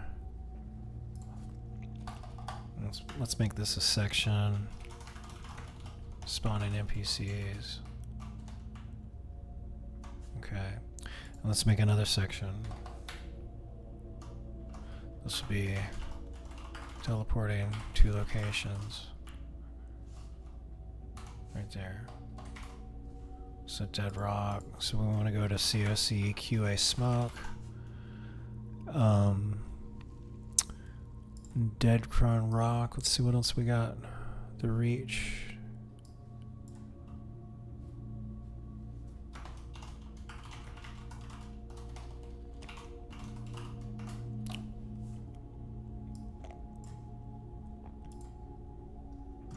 Whoop.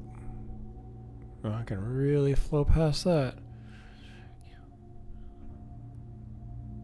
Oh, there's a resurrect command? Okay.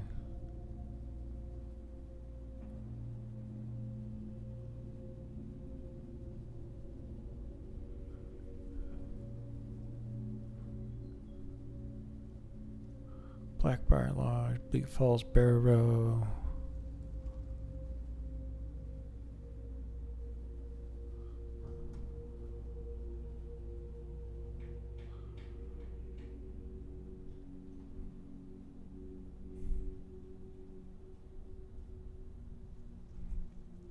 Oh, what's Dim Hollow Crypt? Sounds spoopy. Let's go there.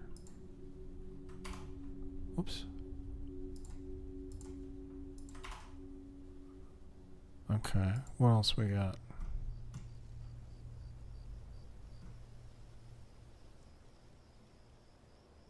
Valkyries.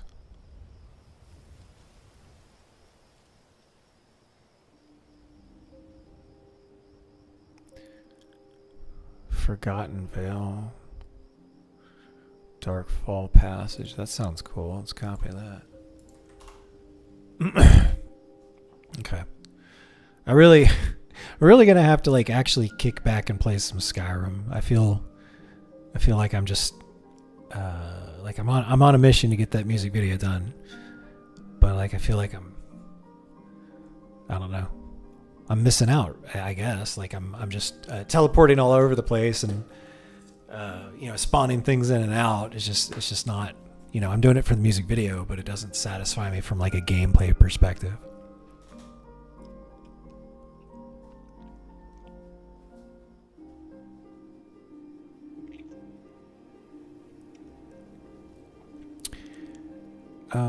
Let's also... This will be... You can resurrect.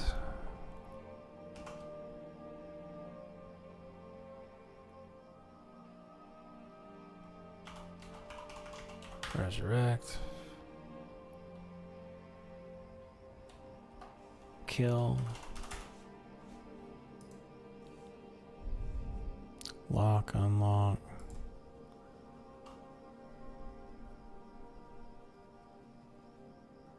Oh, let's do this one. This is better than turning the AI off. Copy command. So that's going to be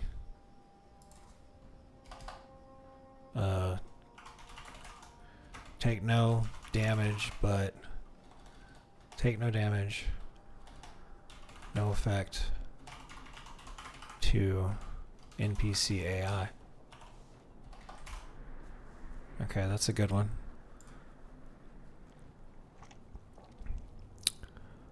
This command clears all spells and poisons, copies the inventory, equip item, equip spell, equip shout.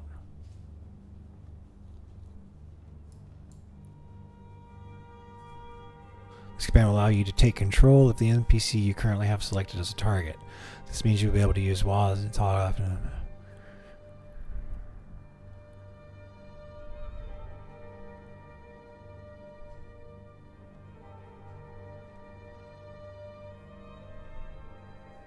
Huh.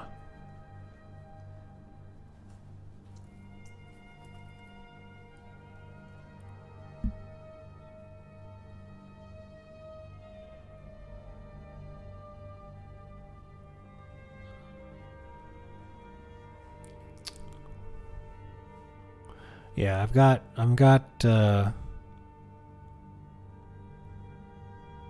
some and then I know about toggle free cam, I know about these two.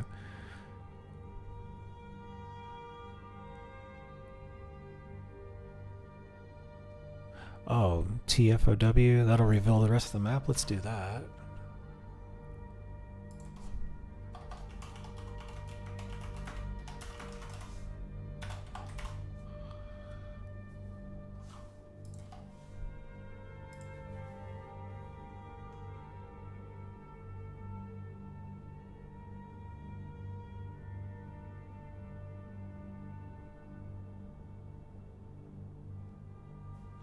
Oh, if I do toggle God mode, then they're not affected by carry weight either. Okay.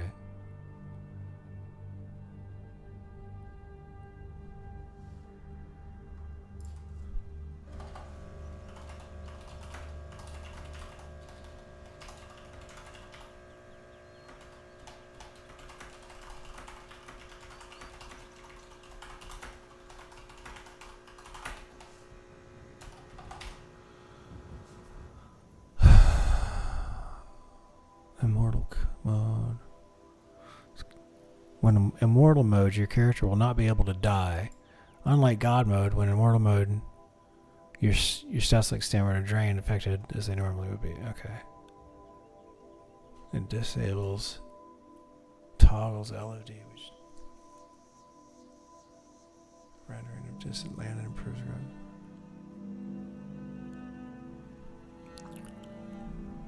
I know about toggle menus.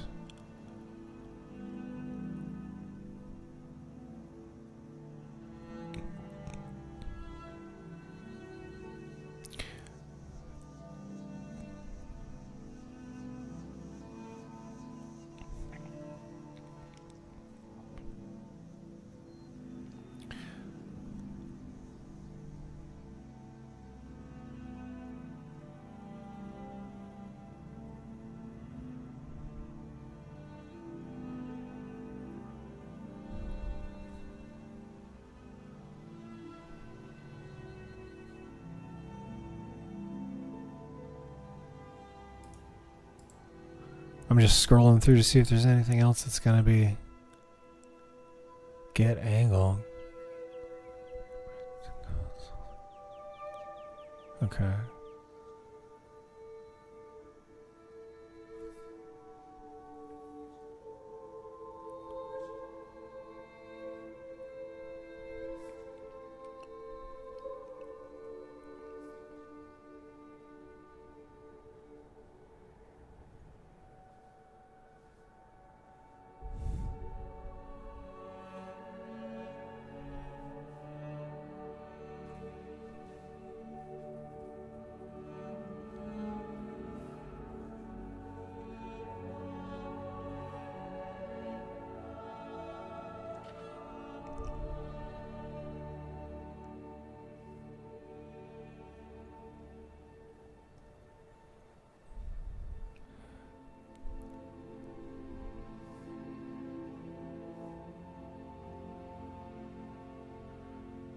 Okay, add perk might come in handy.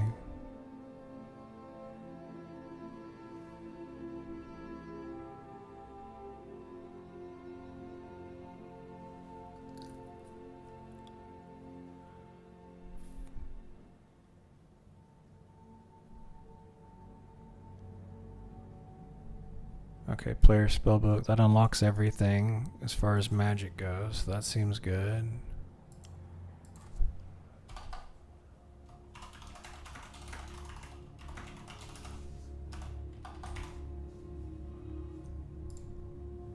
And we know where to get all the items.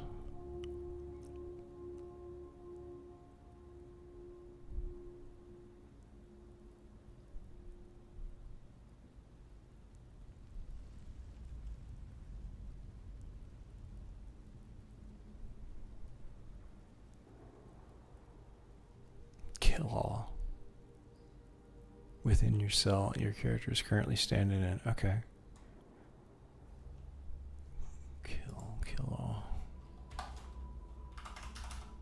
Is all one word? Yep. Okay. Quick game, refresh eye.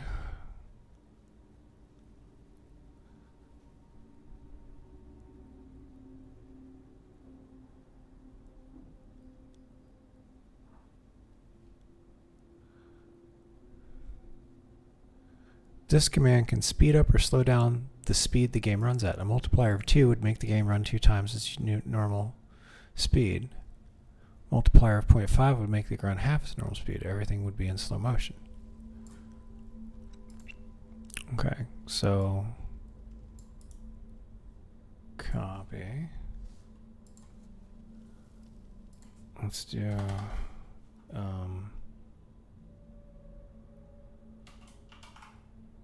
set game timer multiplier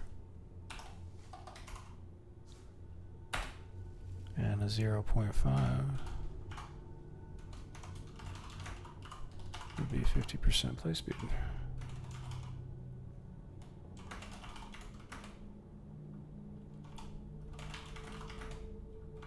And then 2 would be 100%. 2 would be 100% faster.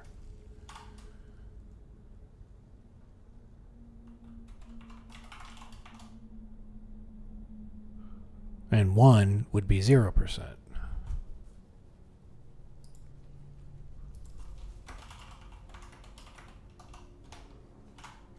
Okay. We'll see if we can, how low we can get it to go. In fact, let's find out if it knows. For the set game time command, how low can I go? What is the slowest the game will play at?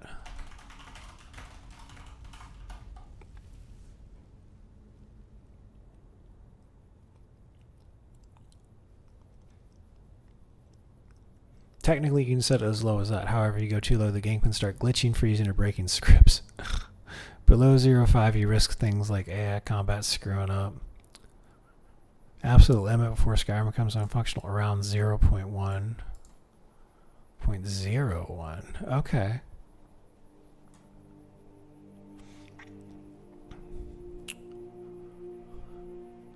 But you could go like...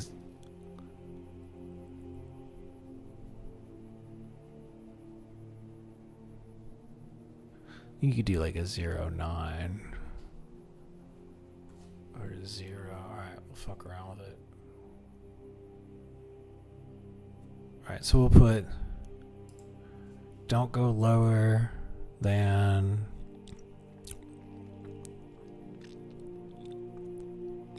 0.5. 0.05. Okay.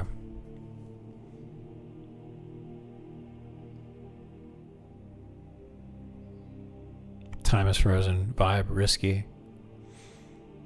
Quarter speed. Good cinematic. Okay.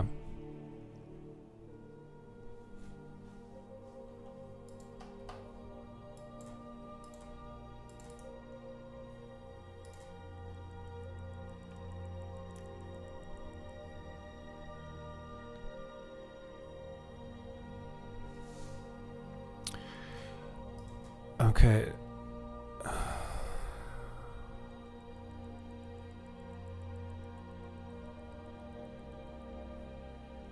Yeah, let's have it give me...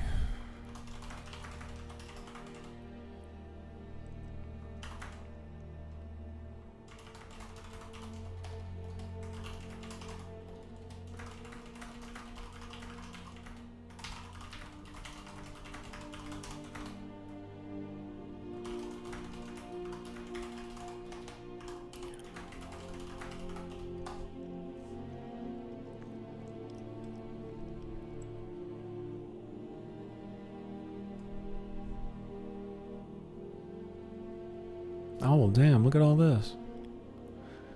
Well, that's nice. Aurora Sky. Oh, this is a really good one. Really spit this thing out. Okay.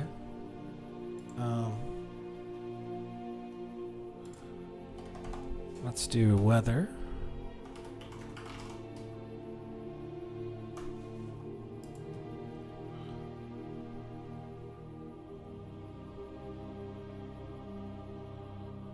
Quick notes. Force weather forces the weather instantly but doesn't blend naturally. It's a hard swap. If you want the weather to transition slowly, use SW instead.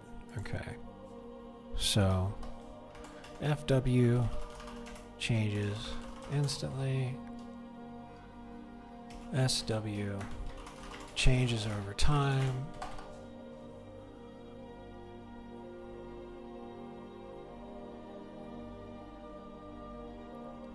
Okay.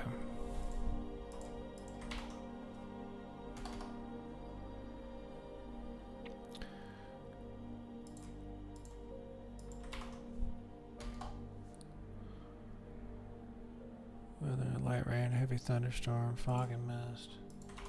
Here we go.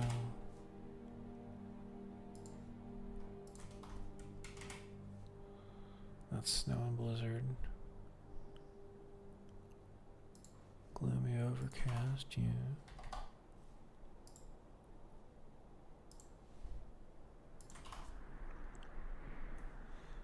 Yeah. Alright, I think we're pretty much done. Cast, say. Alright. We just combed through all of the commands on the website. It's listed on the website. And now, armed with all of our commands, we're going to see if we can't set up some cinematic stuff for Skyrim. So let's get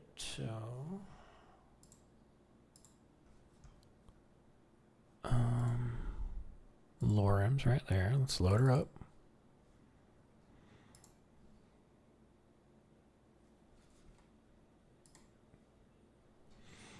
Phoebus, are you on mute? You might be on mute. It's okay if you're away. I just didn't want you to be sitting there for 5 minutes trying to talk to me.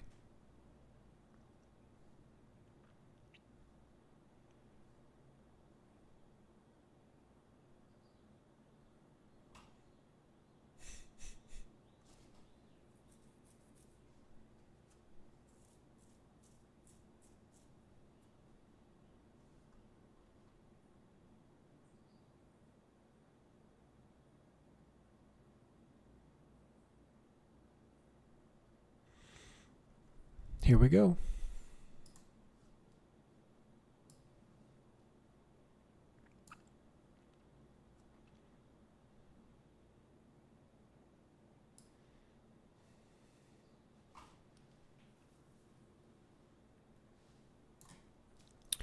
All right, we got room right here, so we load this.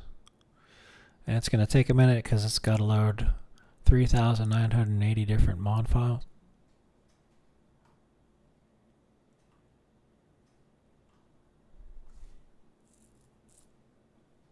It's almost 4,000 mod files.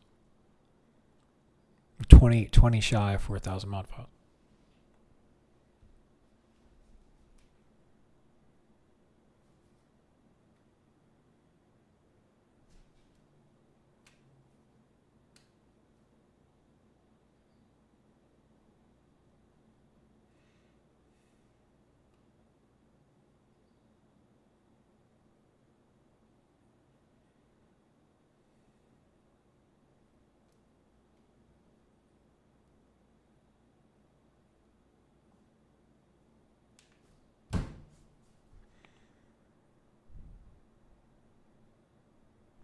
Still loading.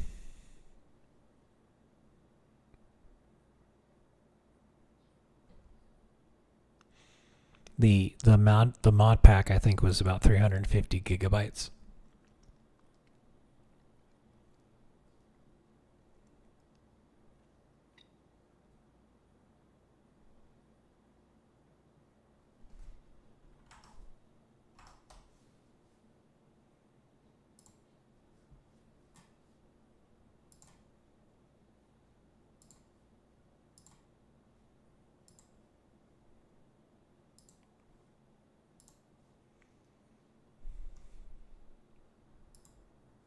There it goes.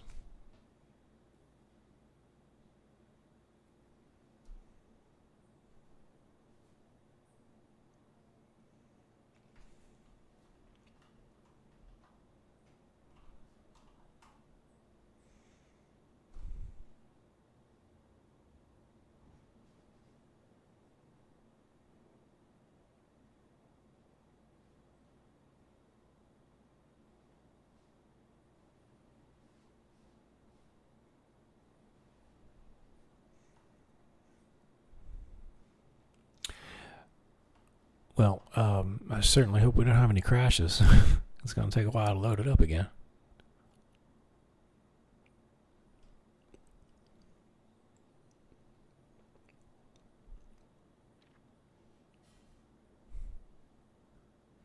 Okay, I'm starting to see the pop-ups. It's starting to complete.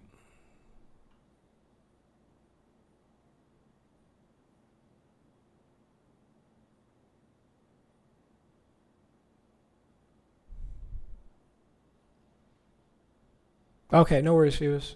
I just, yeah, like I said, I just didn't want you to be talking for 10 minutes and then like, oh, my mic is muted.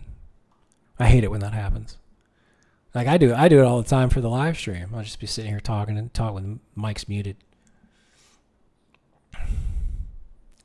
And I think things are going well. It's like, no, they weren't.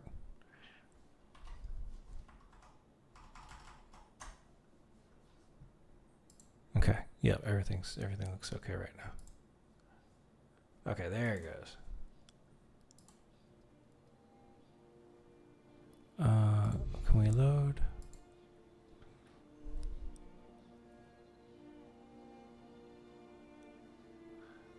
Okay, so I think this is like loading right after.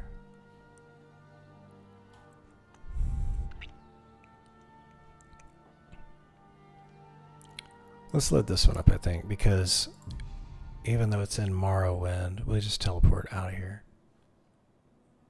We use our teleport commands. I'm loading a save from yesterday because it configures a bunch of the mods and files and stuff after the game actually loads. So if I was to start a new game, we'd have to go through all that stuff again.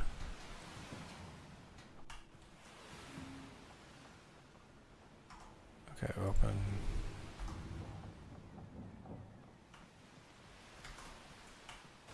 Okay, so I think here we are.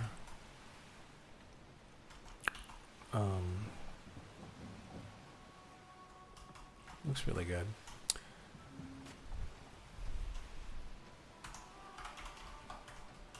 Greetings. Good to see you again.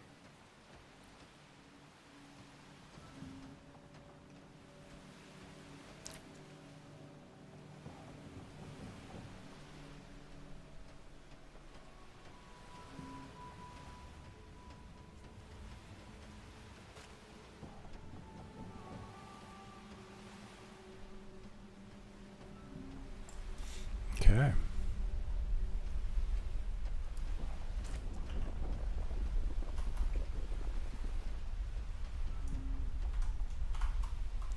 This is like, I haven't ever really even seen that. I've never been here like in a game, so I knew you could go to Morrowind after some DLC, but I had never actually been. Alright, let's teleport. Let's go to the QA smoke place. Oh, COC and QA smoke. There we go.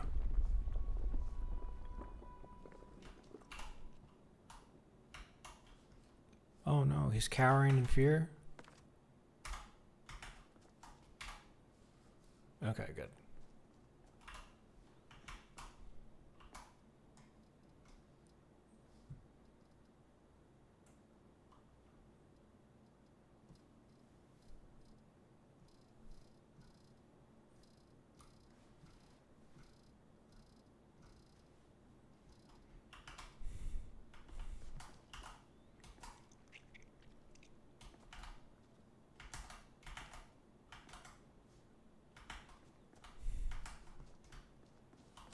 Why is there a button?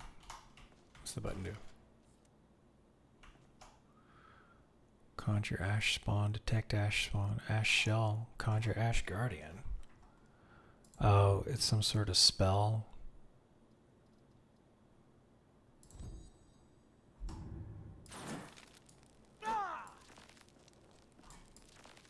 Oh, I don't even have enough mana to cast it because it's such a high level thing. Okay.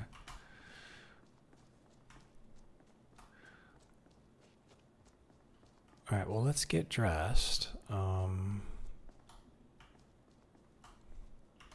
Spell tomes, books, enchanted armor. Let's get out of the Imperial.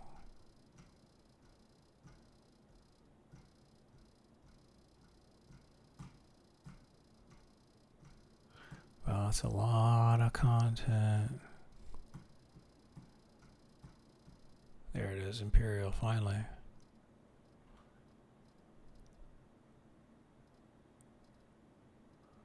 Imperial bracers of alchemy, why not? Bracers.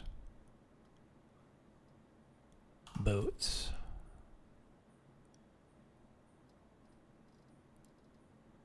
A cuirass.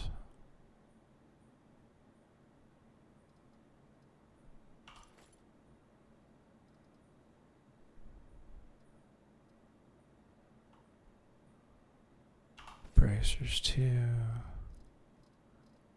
Guy's gonna need a helmet. Magicka, okay. Let's grab some of the light stuff too. Let's see what it looks like with the light.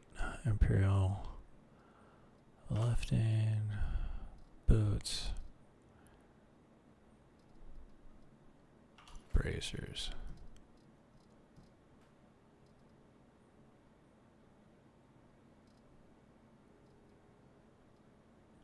Chest.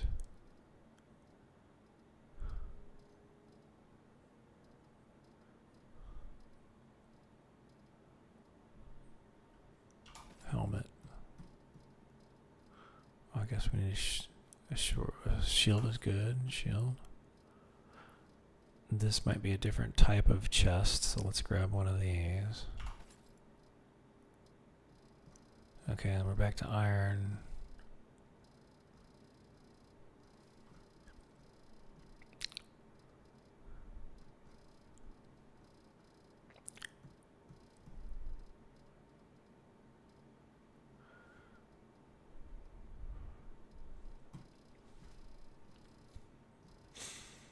Rings, robes, scale bracers, steel.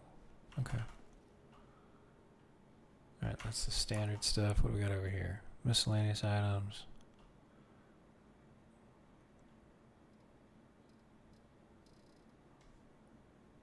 Keys.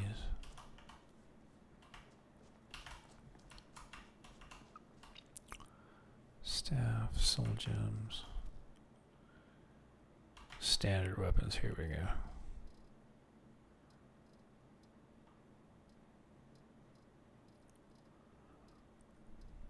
Ebony, Alvin, Falmir.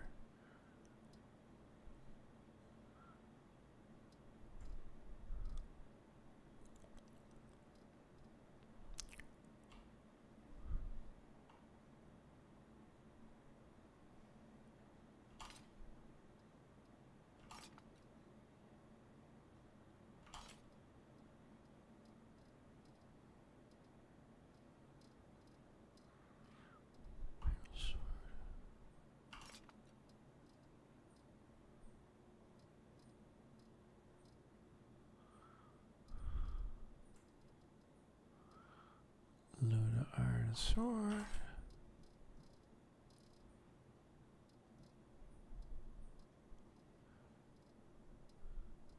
Let's grab a silver sword, that seems good. Skyforge Steel Sword. Just grabbing stuff that I think is going to look good on the character. Wabbajack. Okay. What's Wabbajack? Why is it worth so much? What is alright, we're gonna grab the thing that says Wabbajack. Okay. Alright, so obviously I'm carrying way too much stuff. Yeah, I got carry weight 179 and I can only carry 110. So now what we're gonna do is we're gonna toggle God mode, press enter, and now I am no longer affected. But now I'm a filthy cheater. I'm a filthy cheater and a console jockey.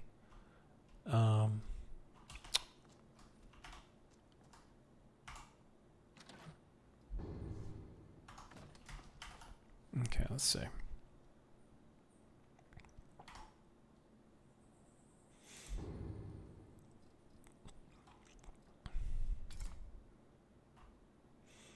Okay, that looks kind of cool. That looks alright. Imperial sword. Shield of blocking.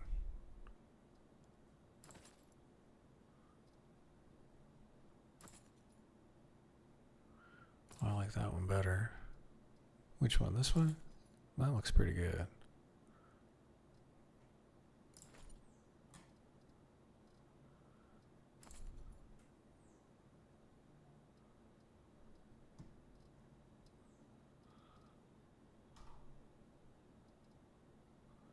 Yeah.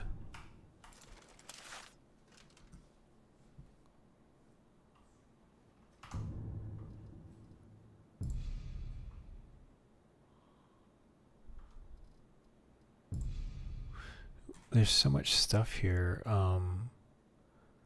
He's like not wearing the helmet, and I'm sure that's a mod, but I have no idea which mod it is. To be able to like, there's got to be like a hotkey. It's like toggle helmet or something. Let's see.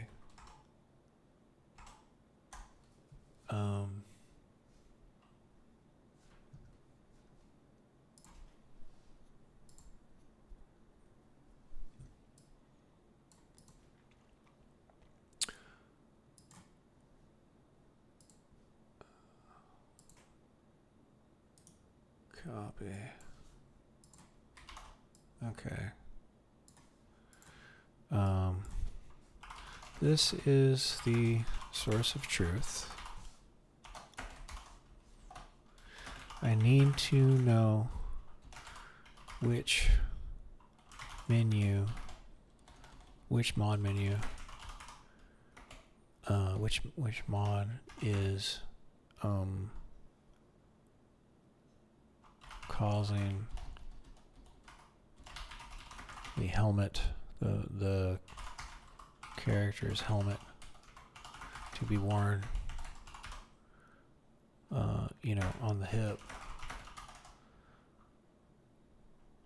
because I want to toggle that off so my character is wearing the helmet.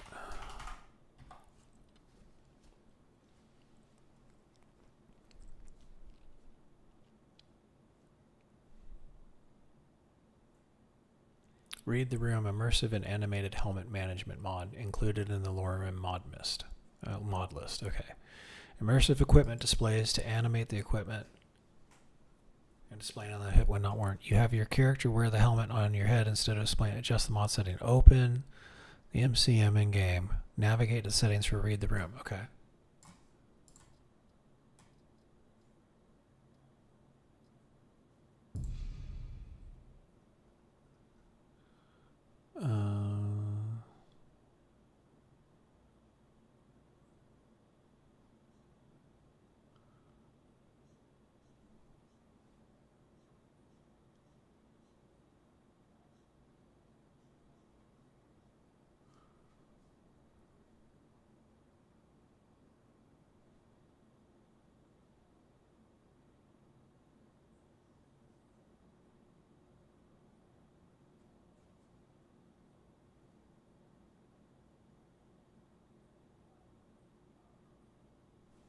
Read the Room immersive It's alphabetical, right? Yeah. Immersive hunting.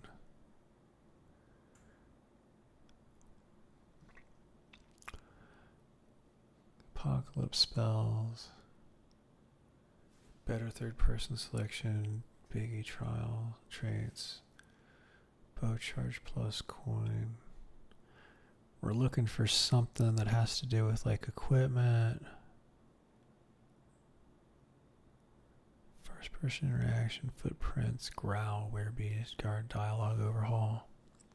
Helmet, toggle. There it is. Okay, helmet.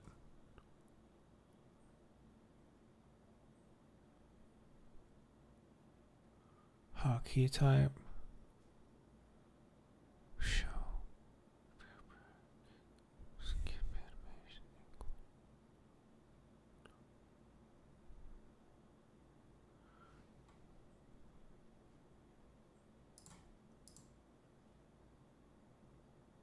So we're showing all these hotkey type, toggle to enable hotkey functionality, simple equip or unequip headgear with a simple press of a key, dynamic swap between headgear states with pressing a key. Okay, hotkey Y.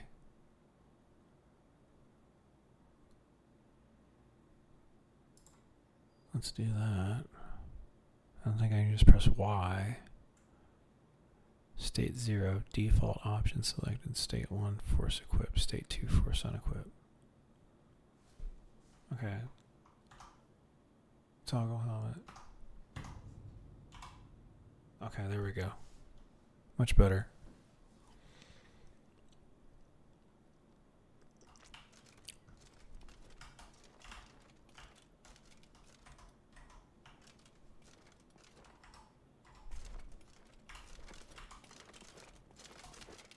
Oh, it's because he's wearing all this heavy-ass armor. That's why. That's why he's not moving too quick.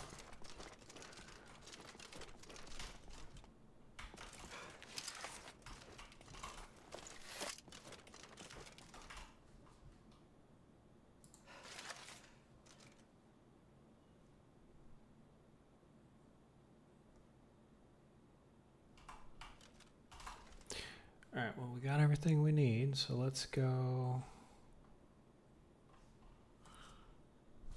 Let's do this. Player dot odev.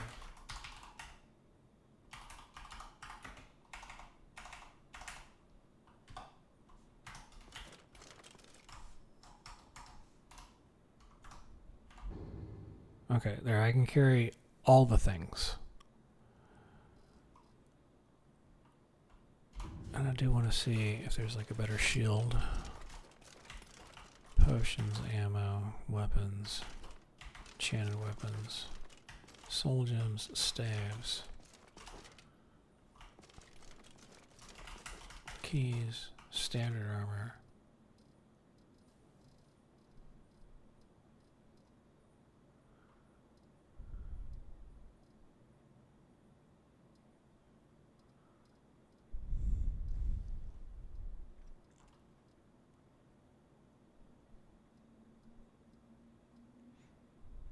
I'm going to take this ancient set of armor just to see what it looks like.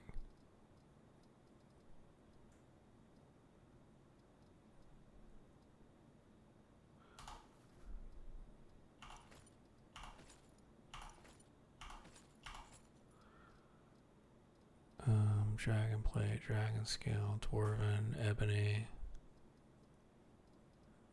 No ebony shield. Falk Wreath.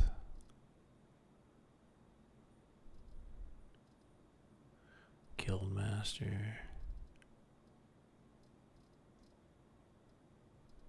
There's the Imperial stuff.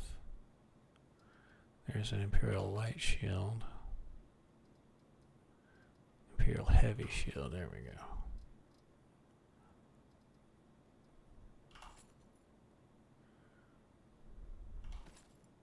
I don't even know what that... I picked that up because it's got... Alright, let's get out of here. And what were all these items that we picked up, by the way? So there was a Wabbajack. Where is that? Right here. What the hell does this thing do? It's all you've got. The Wabbajack. Okay.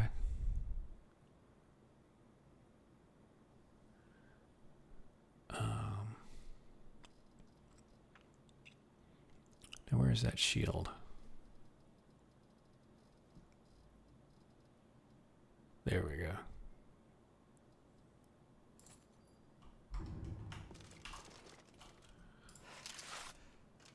There we go. That's looking good.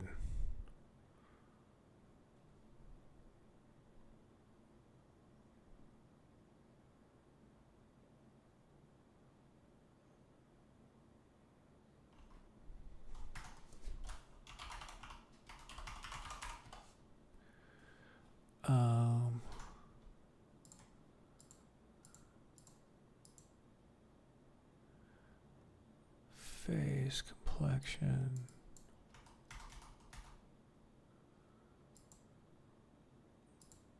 Brow, mouth, hair, facial hair.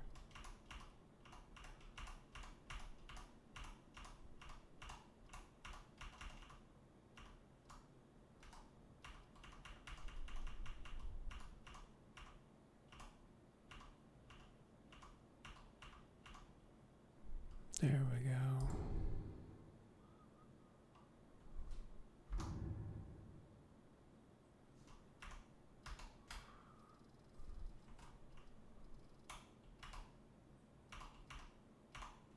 There, that's better.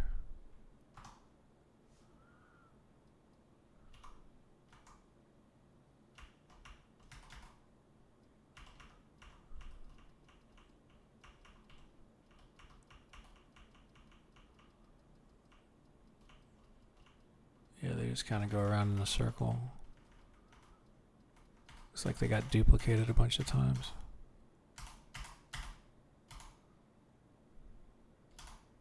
Let's do that one. Looks like a good shadow to me. 5 o'clock shadow. Okay, done. Mech seals. Okay.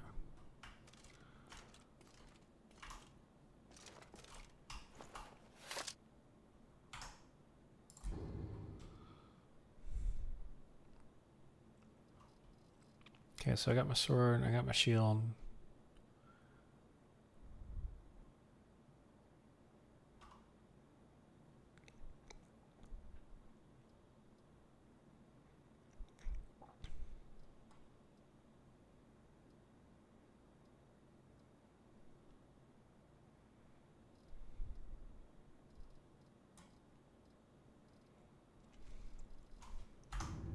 All right, let us go to the new spot.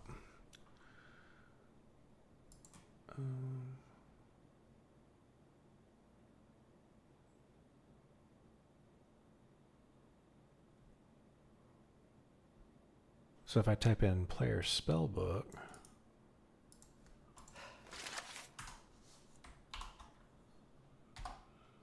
that gives me like access to 5,000 spells all of a sudden. Oh, it just crashed the game. Oh, that's funny. I added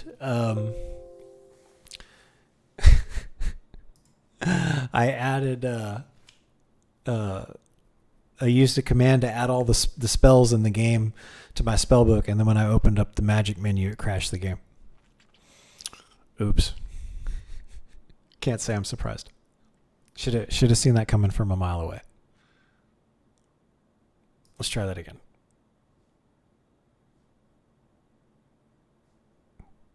Actually, here, cancel that for a second. Just cancel. Did it cancel in time?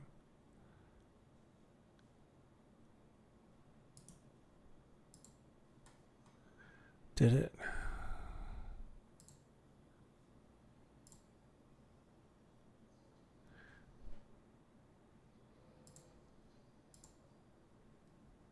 Okay, we'll load it up again. Let's take a look at well, I mean, while I'm out of here, let me see what I can do while I'm in here. Okay, what the hell are we gonna do with the Skyrim here?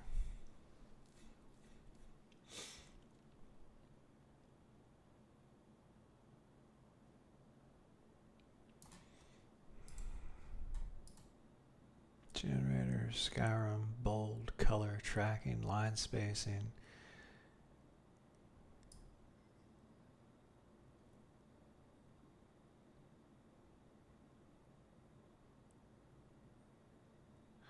Oh, let's have it do that.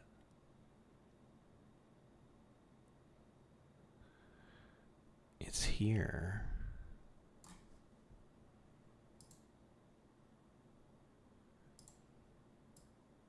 Let's do that. Okay, so your extrusion dip should be here.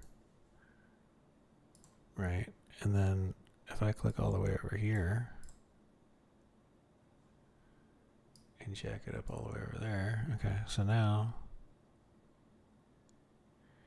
okay, well that gave it some depth.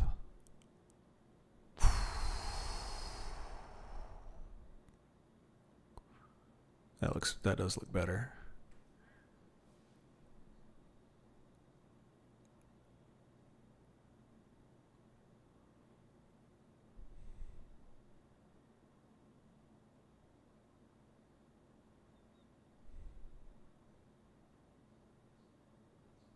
We should move this down just a tad.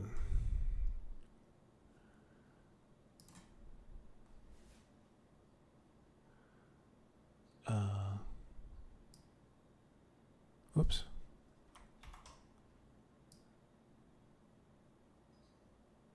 Just a smidge right there.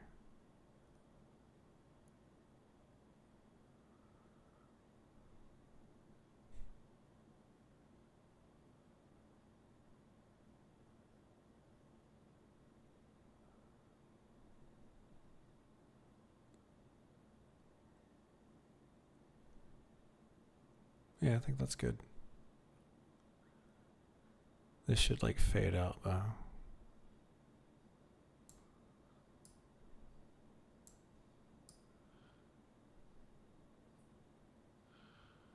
Let's fade this one out too.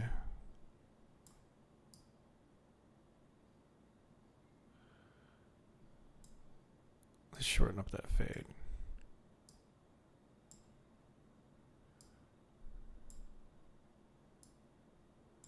There we go.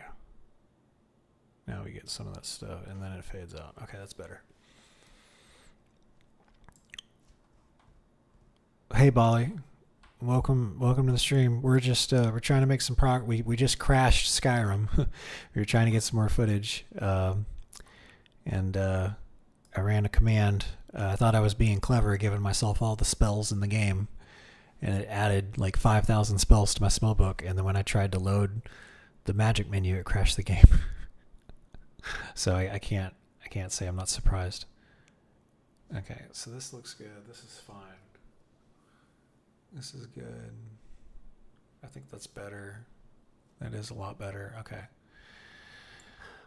We'll replace that clip, and all right, let's try to load.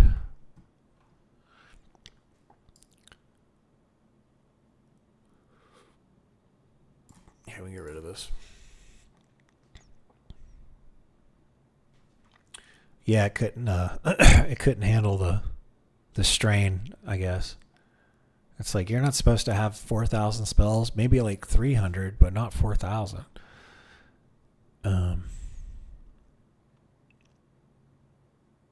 Todd Howard should have known. All right, so we got to load up Lore Room again. This is going to take a second because it's literally 4,000 mods. I mean, well, almost. It's 3,980 mods. So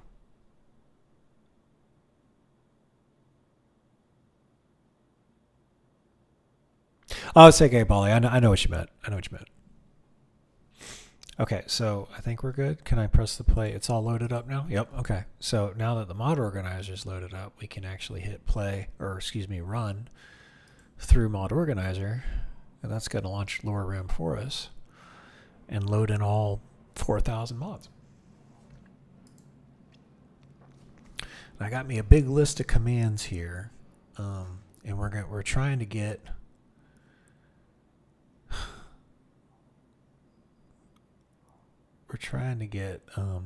a scene where we get some Imperials and some Stormcloaks fighting each other. And I've got to spawn those people in. Game time, yeah.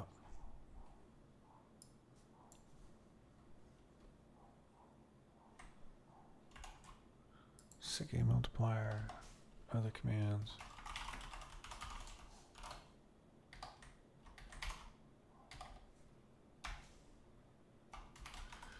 Gameplay speed. All right. Still loading. Got it.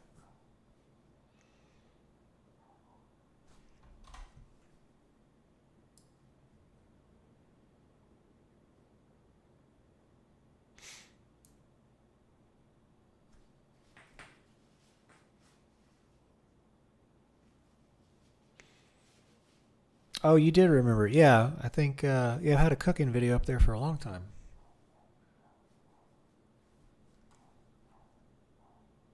We'll have to get some more.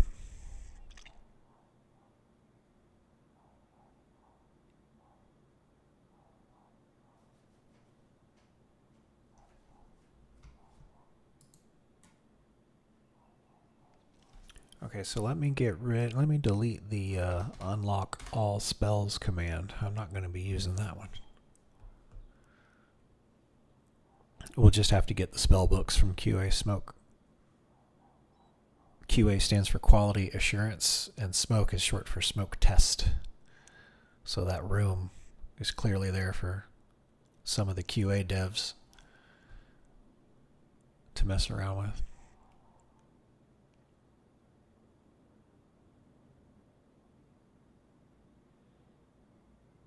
I think we're almost there.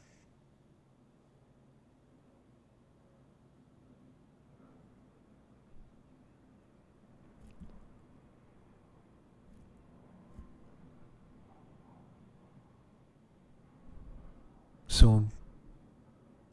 This is why I feel bad that it crashed.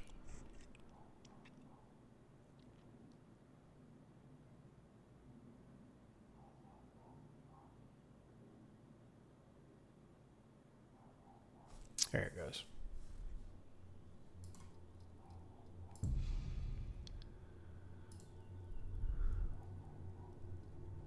Oh, wow.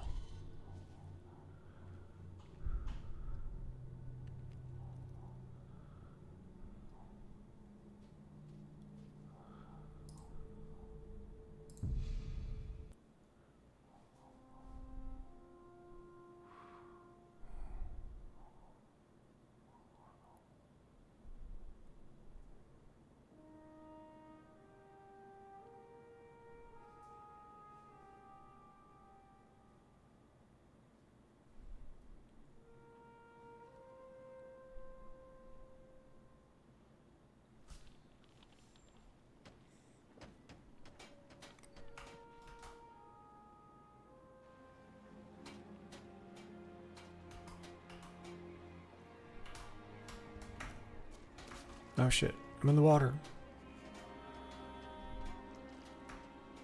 Oh no, get me out of the water.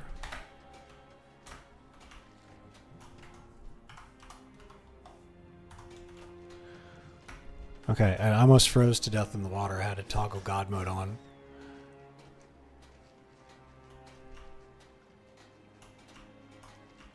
Hi there. Greetings. Okay, well, I guess we don't even need to be here. Let's just go to COC, QA, Smoke. It's fine.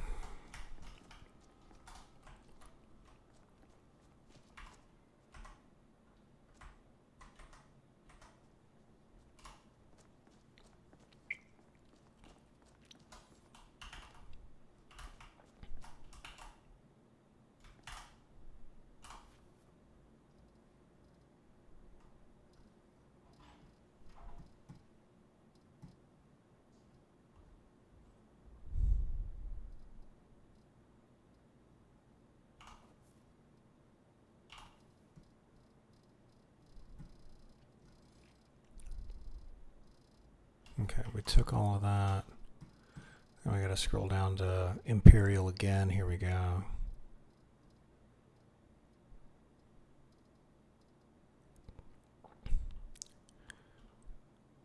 Boots, gauntlets, helmet, shield. Different helmet.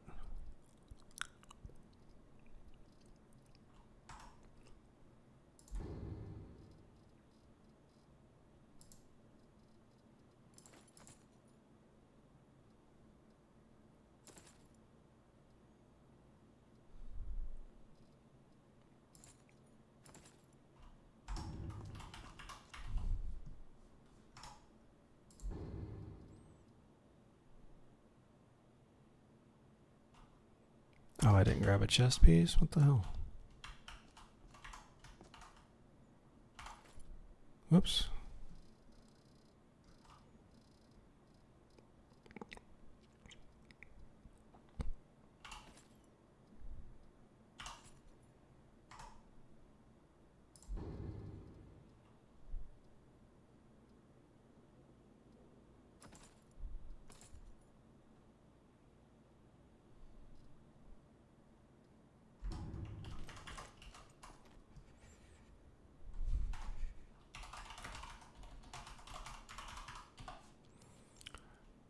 Okay, and we just wanted him to...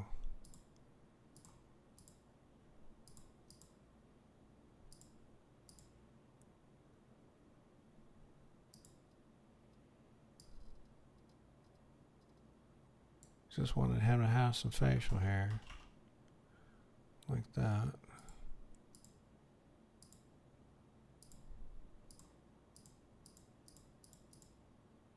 Genitals, oh my goodness.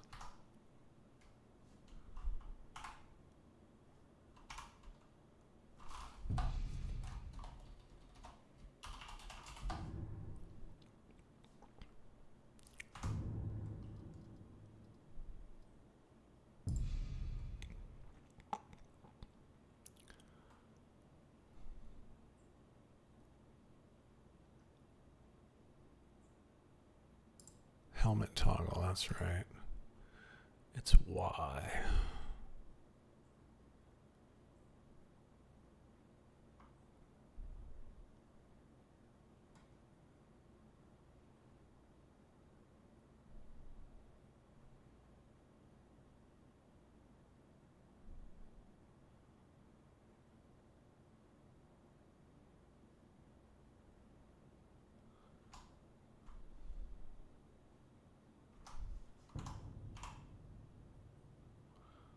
Oh, wow. There's even a... We might even have to get a shot of that, him putting that on. Oh, he even did like a little pose.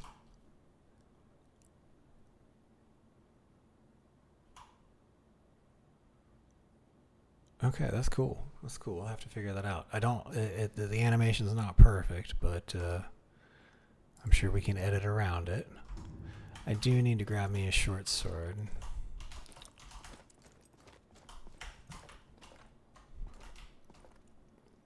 That's ammo, weapons.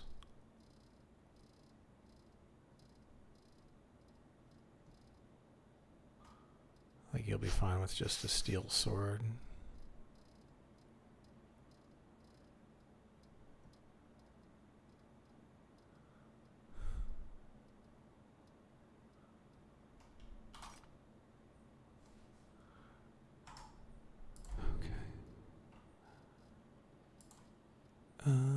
Steel short sword and steel sword. Okay.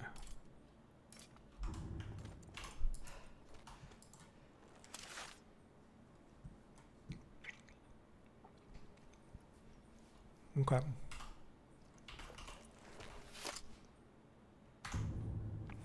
Let's save this as a new save. There we go. All right, now we don't have to start all the way over again.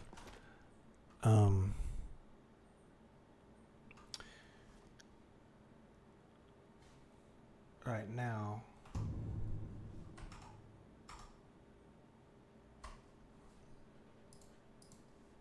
can minimize that.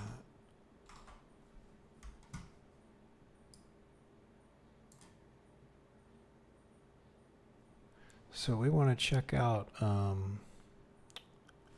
like I don't even recognize this place because I haven't even played Skyrim that much, but we're going to teleport to over here. It sounded cool. COC DLC 1 Dark Fall Passage start.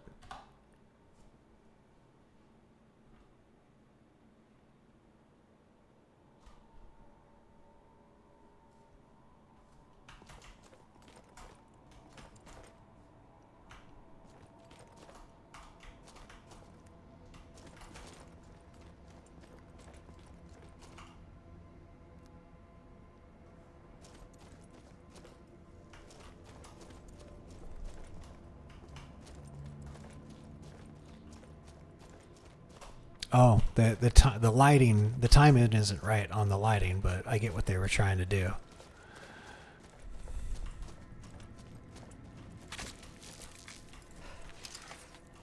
Oh no.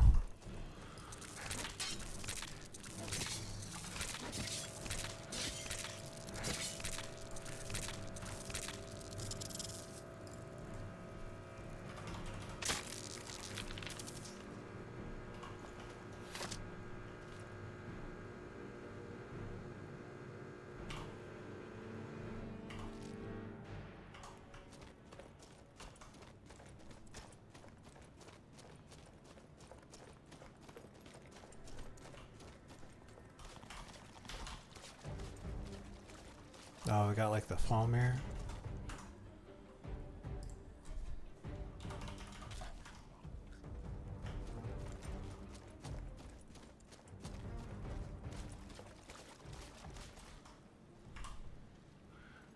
I mean, this would be a cool place to...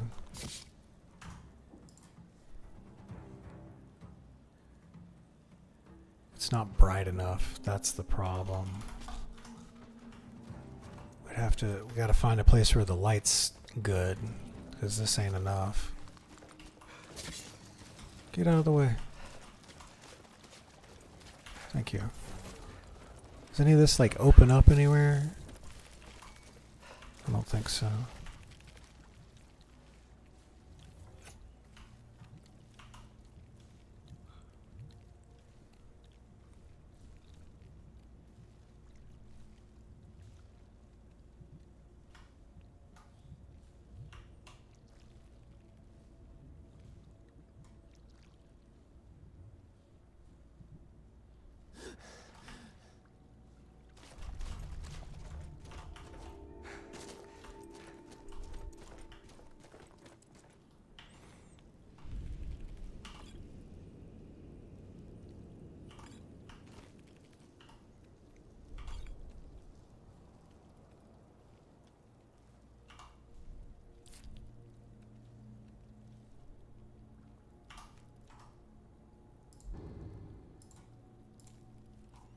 I made it in further than I thought, but I'm afraid I can't go on. I choose not to. I'm content to die here in this quiet little room, along with my thoughts. The creatures won't follow me here. No more danger. The silence is welcoming. Oh, that's sad. He gave up. Alright, well, let's teleport out of here. This isn't helping us. At least not right now. Let's go to COC Dead Rock 01.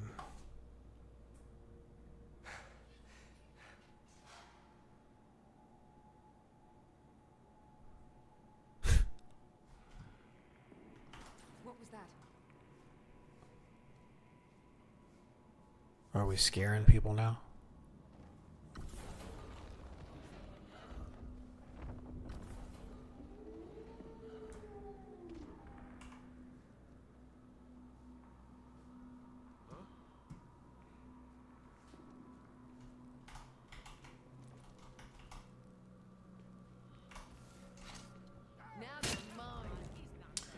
Oh, okay. This would be a good shot though. I could get him dressed up as a rogue and then crouch down here and then get a shot of them coming around the corner. Okay, I'll remember that. Is there any way to get out of here?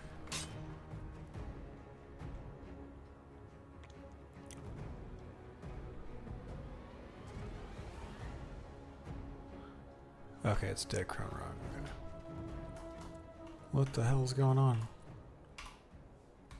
Oh no, what's wrong with his neck?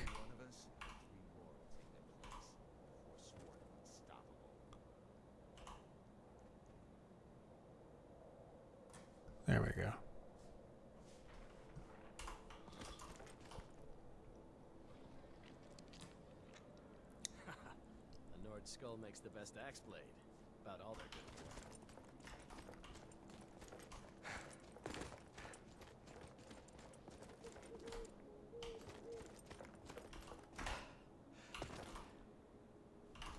Okay, this is like a Forsworn camp.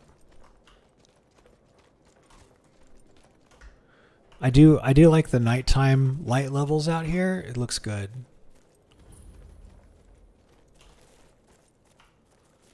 Does look good.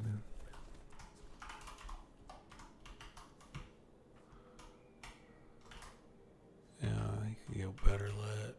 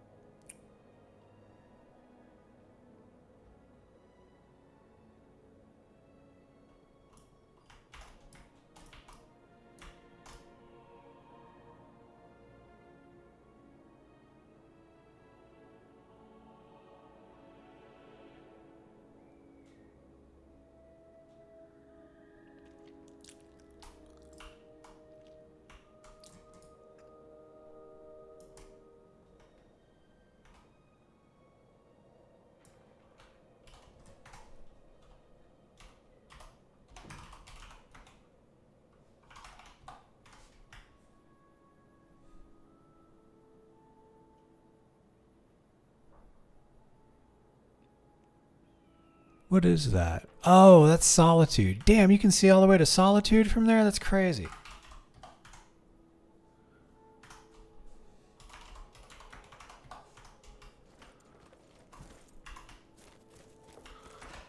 Okay,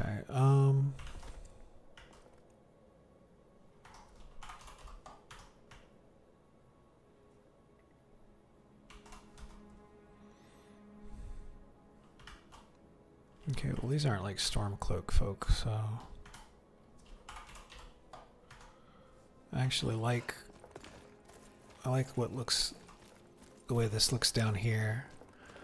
Let's see if we can't set up a fight.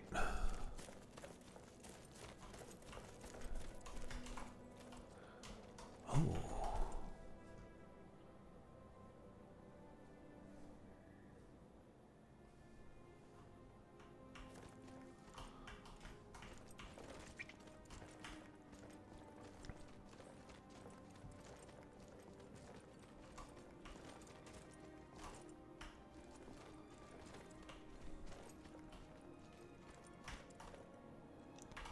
Okay, kind of like this.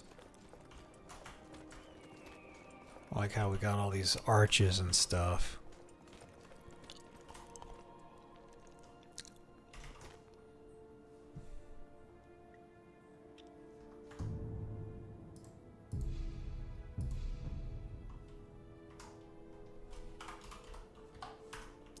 Yeah, I can disable the AI. There's a bunch of different options I've got. What I'm trying to do right now, oh man, that does look good.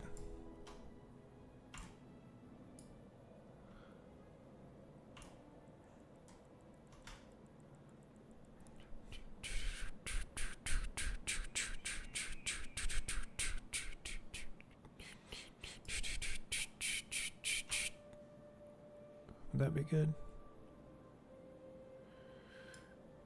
No, there's not enough going on. It doesn't look like.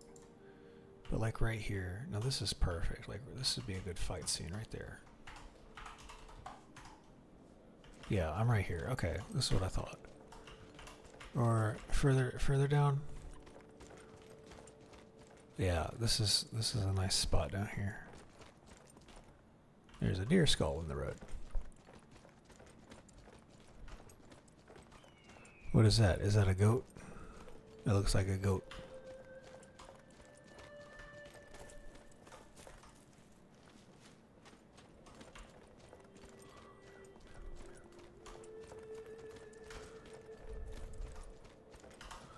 Okay, here we go.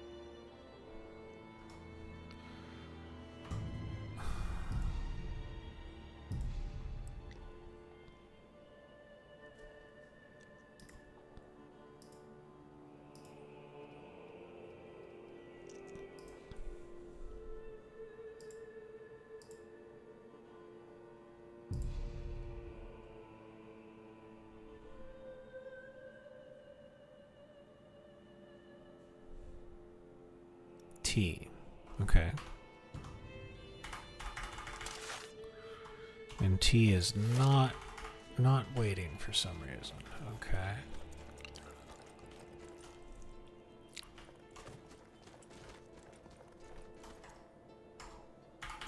There it goes. Now it'll wait. I must have been too close to an enemy.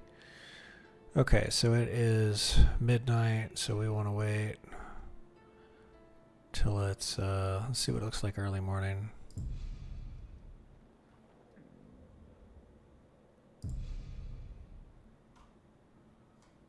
Okay. Well, it certainly looks like dusk. Or, excuse me, dawn.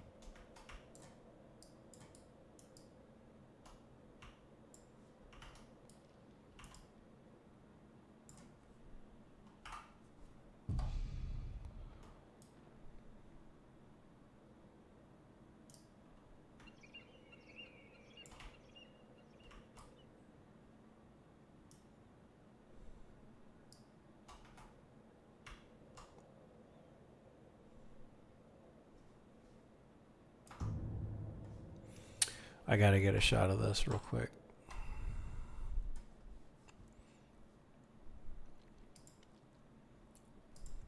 You gotta let me do it.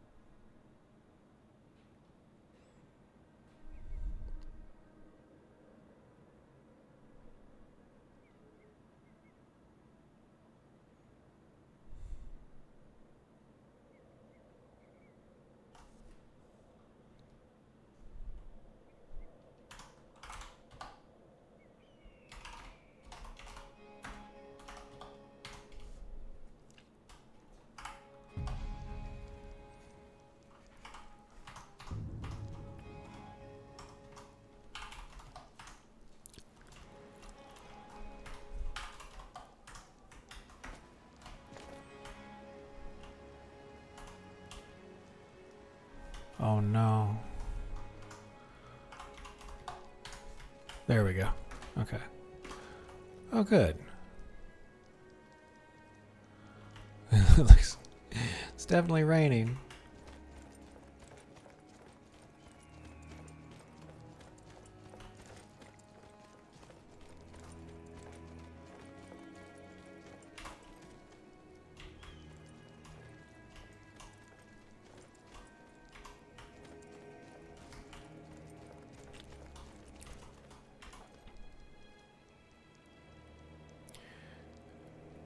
Alright, let me stop recording real quick.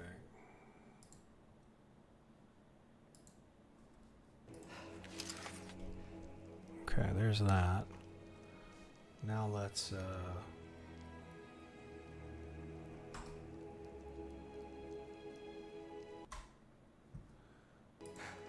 here if we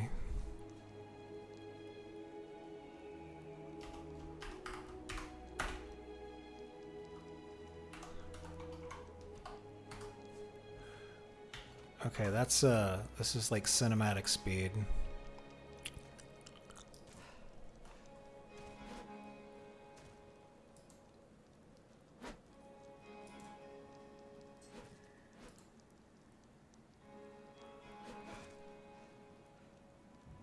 Okay. So that looks pretty good.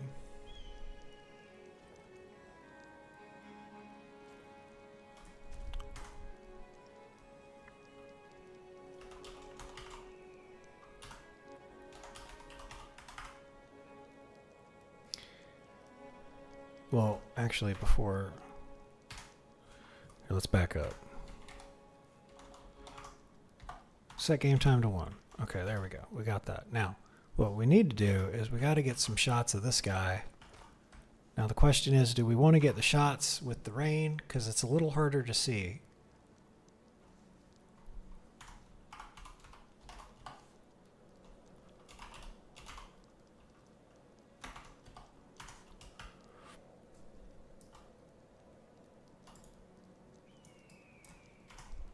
Can we go shorter? 0.1? Oh yeah, we can go real small.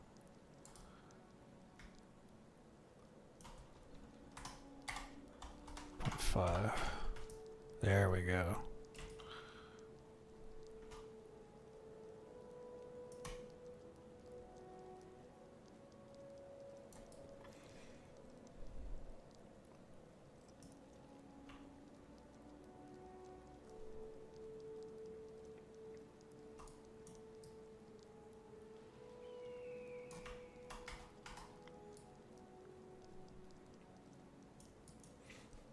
Okay, well, let's start getting this footage. So I need to get like 4 seconds of this guy at different angles. So I'm gonna start recording.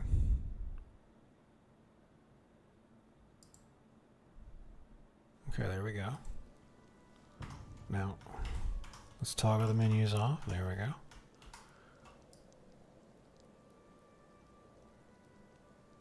Okay, there's one. And now let's do 2. Let's get a decent shot here. Okay.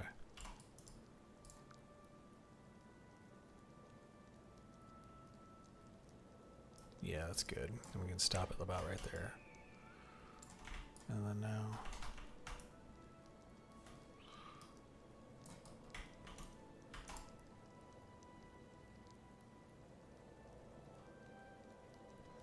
Yep. And then I feel like I want to get another one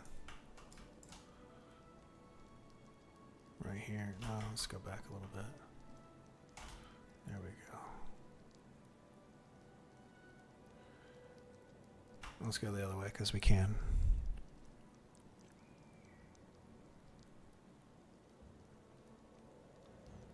Alright, good.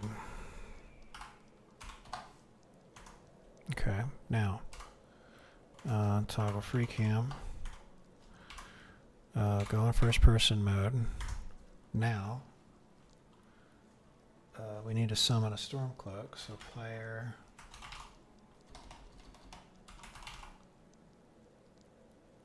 dot place at me a. Okay. Okay, there he is. Alright, so now maybe I can move him. Can I move you? Can I move you that way? Can you go that way? Good. Good. Good, you're going that way. Good. Alright, now turn around and talk to me. Okay, good. Now you're doing good. Now you're doing alright. Okay, cool. So let me toggle menu. We're still recording. Fuck it.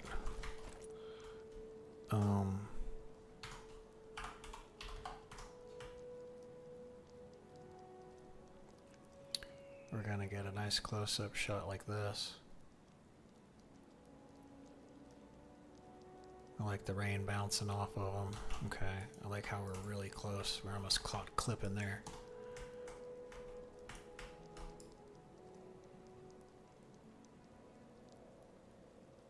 Yeah, he looks big and main. Oh.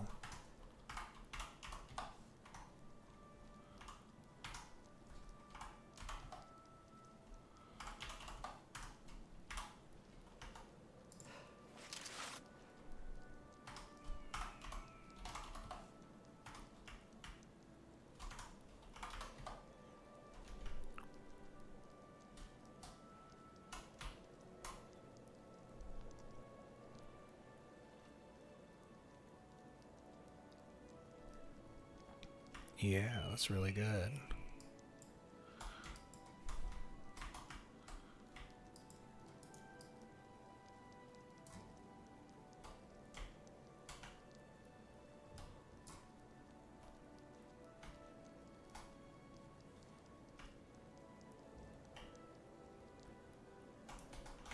Yeah, there we go.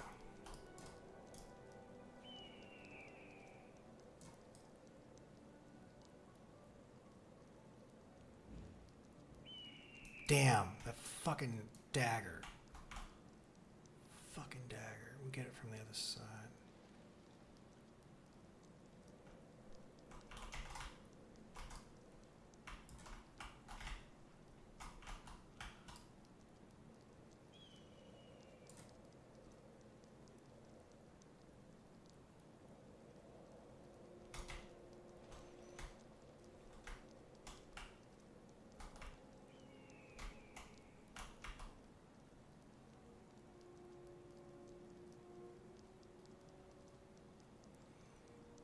Okay. All right, now, let's stop the recording real quick. Now let's start it again. Okay. Whoops.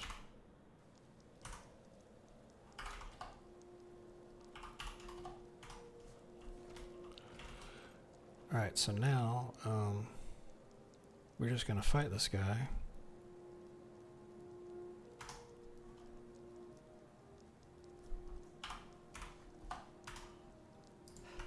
Hey, watch it. Okay, here we go.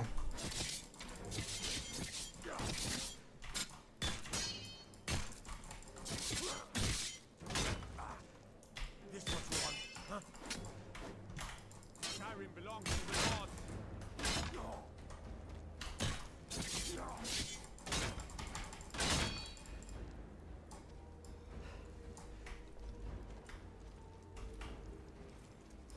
Is that the best you can do? Come on.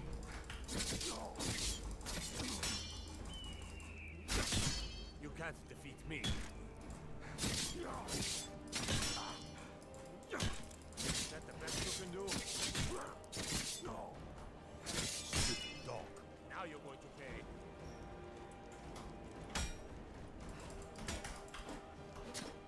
Come on, come on.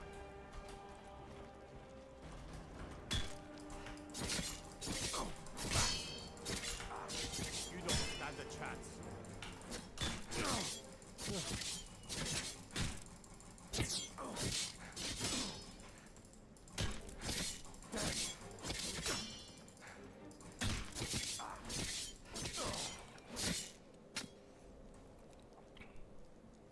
Okay.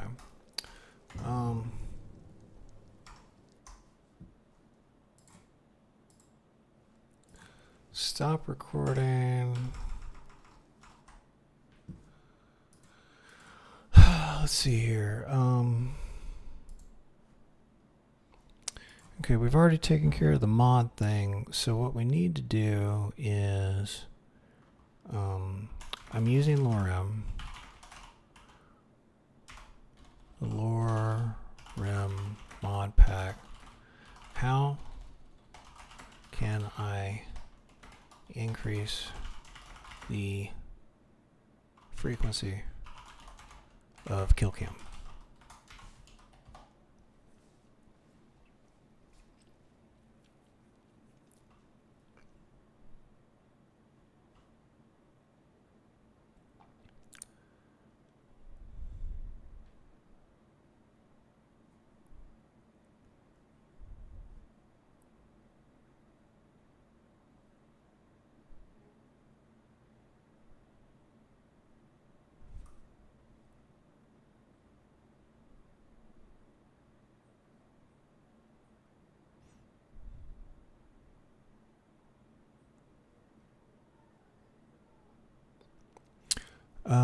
Overall chance that a kill cam will trigger percentage.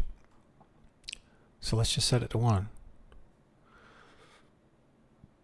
Chance for kill move to occur when enemies die.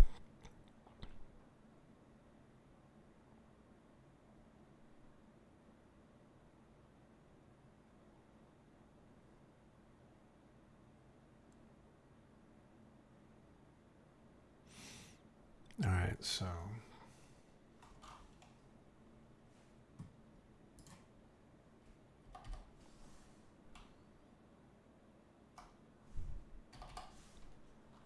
F kill cam chance 1 is 100%.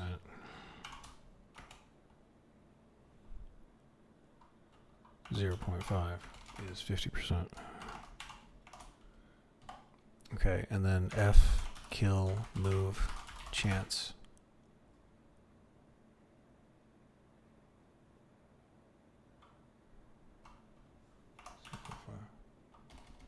1. Okay.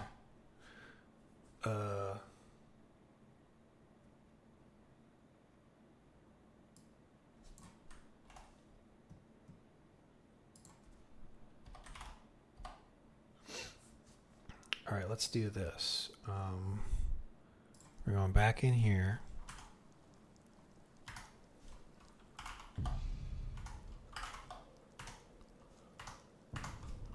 Okay, where's old boy? Right there.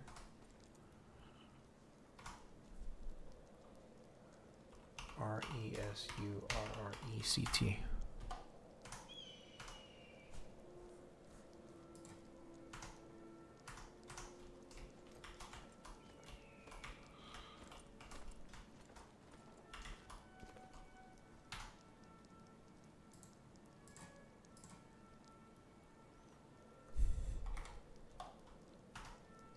He's back.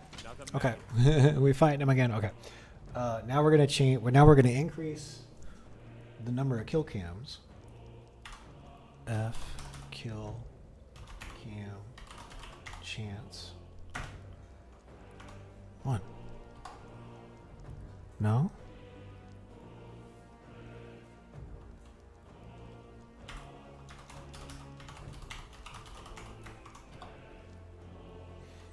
There aren't any kill cams. That doesn't seem right. Hold on.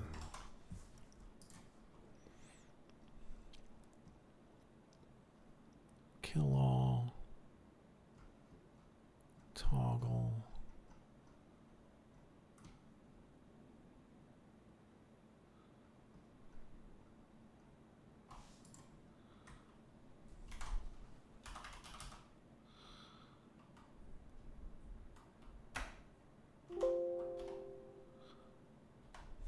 Kill.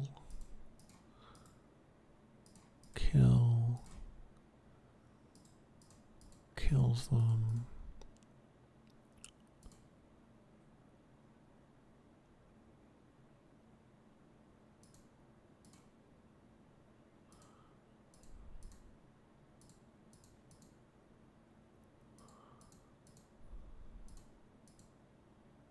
Huh. Okay, both of those. Oh, I have to, okay, so I have to do it in an I after over. Oh, Jesus, we have to relaunch Skyrim again. Okay.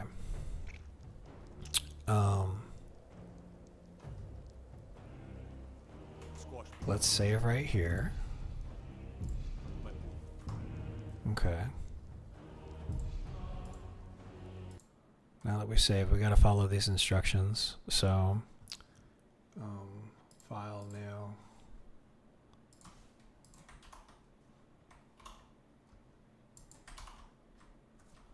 What the fuck is going on? Kill cam, F cam chance. There we go. Save as.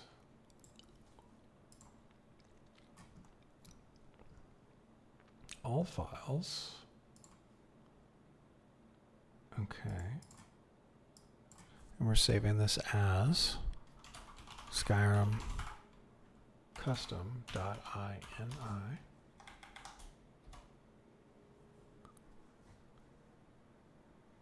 In the documents folder. So documents. My games. Skyrim Special Edition.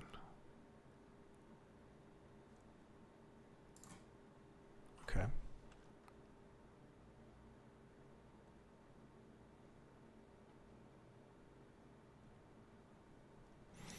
We'll need to look for Valarian.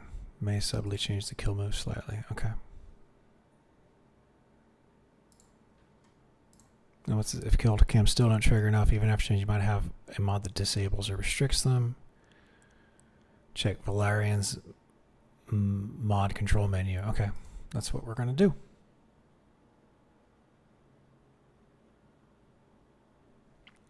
Well, I'm trying to get there's like finishing moves and stuff, like when it changes the camera angle and slows down time and all that kind of stuff. Like they started with like I think it was like Fallout 3. This is when they first saw the kill cam. It was very, very satisfying.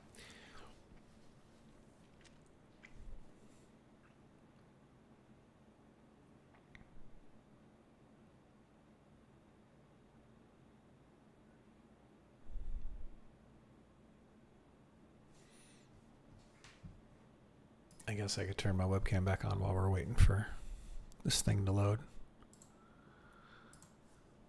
The other thing we could do,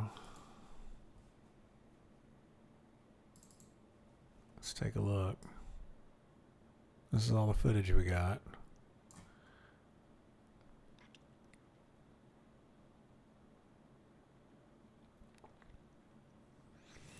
I think we're gonna end up getting more footage here because what I should have done was spawned in an Imperial soldier and let them fight each other instead of me doing it. Then I could have gotten a bunch of different camera angles.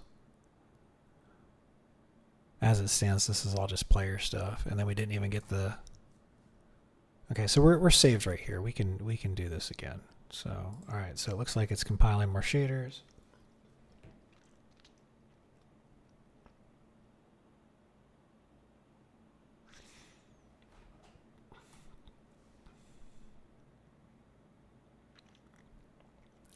Because the sequence we're working on now, we're trying to get like Stormcloak, Imperial character introduced, and then fighting each other. And it's only going to be like 10 seconds of the music video, and then we'll move on. But this is what we got to do to get that shot.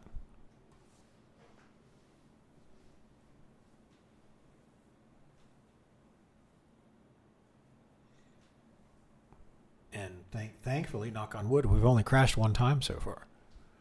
Like when I was doing this, when I was trying to do this back originally in like 2014, 2015, shit, dude.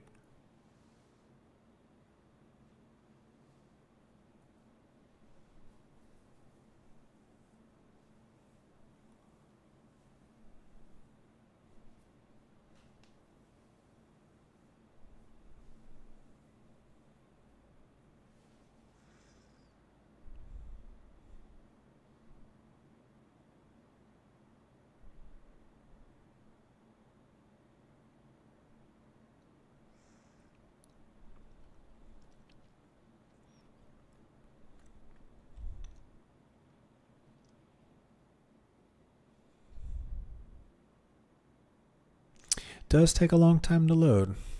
Okay. All right, so we should be able to continue from where we were.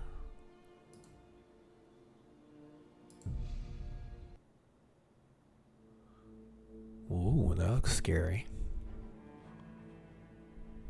He looked like he caught in a spider web.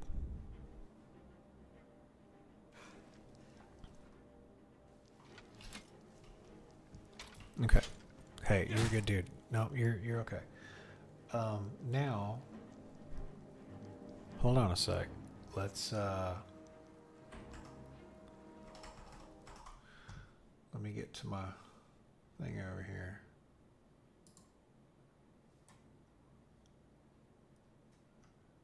Okay, now what I should be able to do is spawn in an Imperial.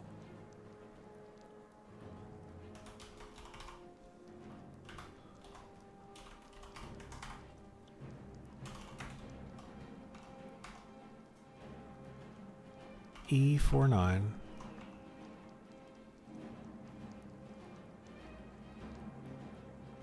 20.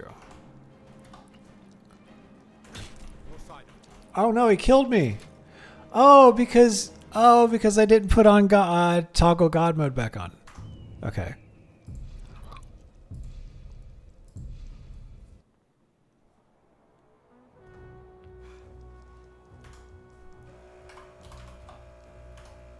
Okay. Now we got so player dot plays at me 30. Oh, it's 3 zeros. E. 4920. Okay, but that's like an archer. You just gonna let him swing at you like that?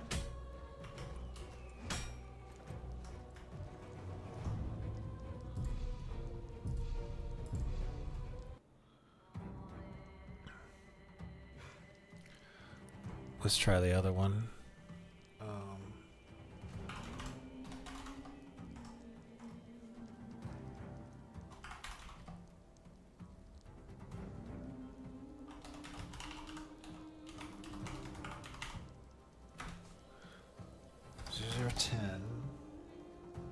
A1 F.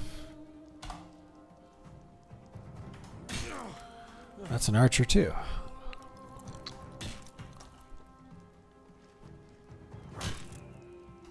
He hit you. He hit you. Why aren't you fighting back? This is your last mistake.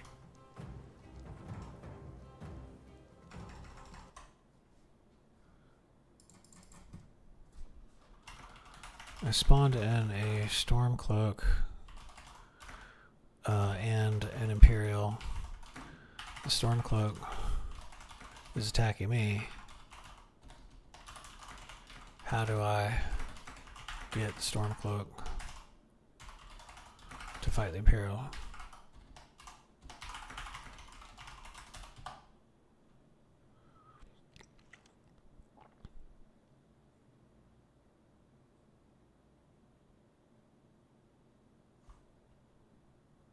Oh, stop combat. Okay. Yeah.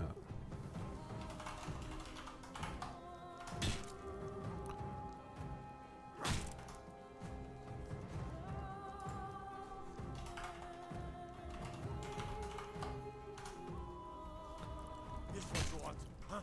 That's not working.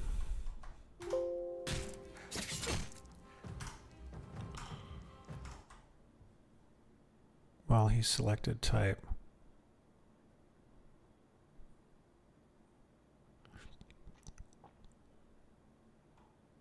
Thinks you're his best friend. Okay.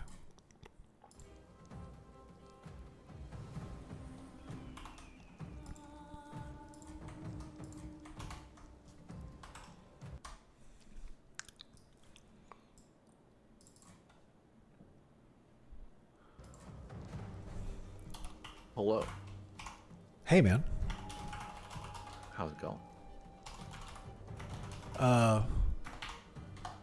I'm really close to. That it? That's your best? I'm figuring out the sequence of things that I need to do to get a cinematic fight between the Stormcloaks and the Imperials, basically. Nice.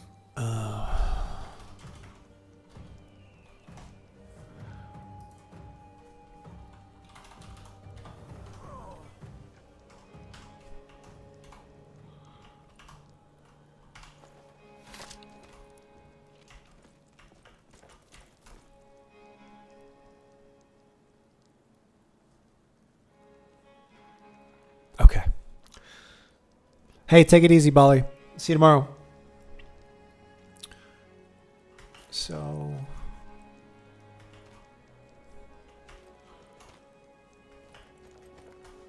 Okay.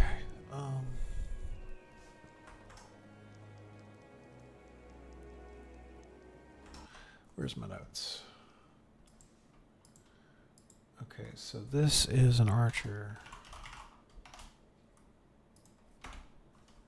This is an archer.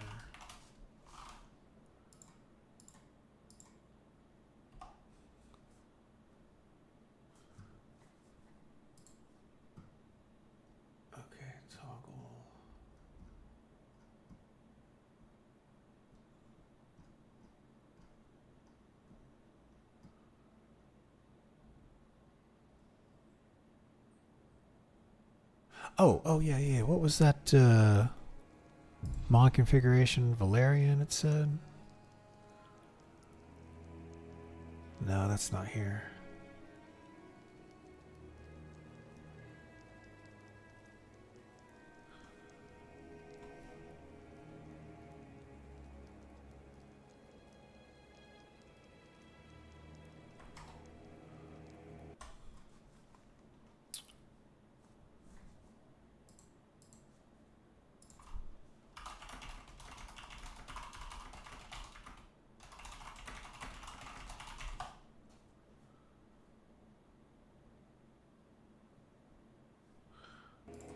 Let's do this. Player dot add perk points on. Cannot parse this line.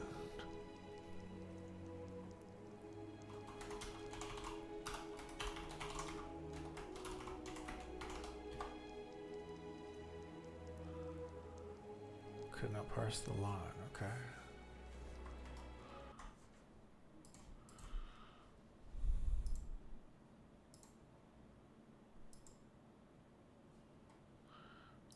Add individual perks. Okay.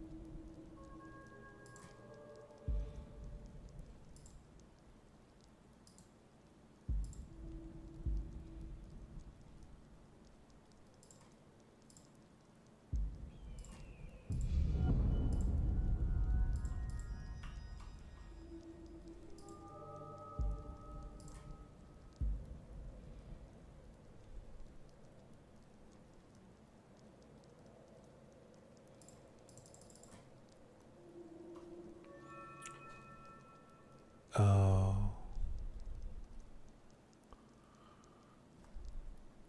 Okay, well, let's just see if the kill cam thing works.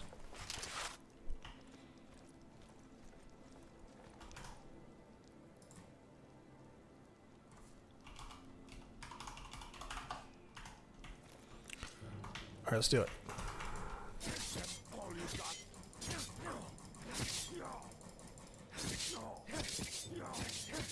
It's nothing. You're already dead.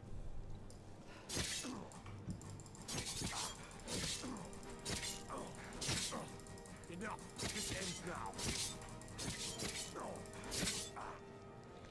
Did the mod change the skill thing? Yeah, it updated the skill points and I'm just so impressed with like all the textures and like it looks so good. yeah, I do like. I would really like to. I would really like a chance to play this. I don't blame you at all. I mean, honestly, this looks so good that I'm like, man, do I need to buy I've just been so miffed that like I have the original one and I've never gotten to play it fully because it crashes. Well, it's the special anniversary edition is worth it because it's a 64-bit executable. The original version is a 32-bit executable. So the reason it crashes all the time is because it tries to use more than 4 gigs of RAM, and that's both system and video. So if the Skyrim program. So what you're saying is I have to rebuy the game to be able to play the game that I wanted to play. Yes, because Bethesda did an amazing job of releasing what should have been a 64-bit application as a 32-bit application so it would run on consoles. They really bent over backwards to get that game to run on consoles, and it shows. Like that's why I'm only developing my game for PC.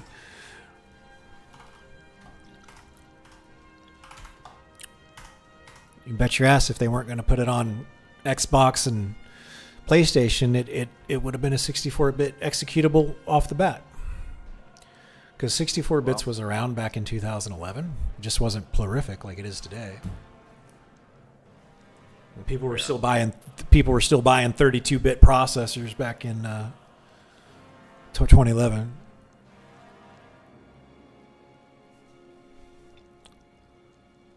Well, I can't seem to do like enough damage to this guy to kill him. So give me just a second. And I want to find out how I increase. Okay. How do I increase what damage I do?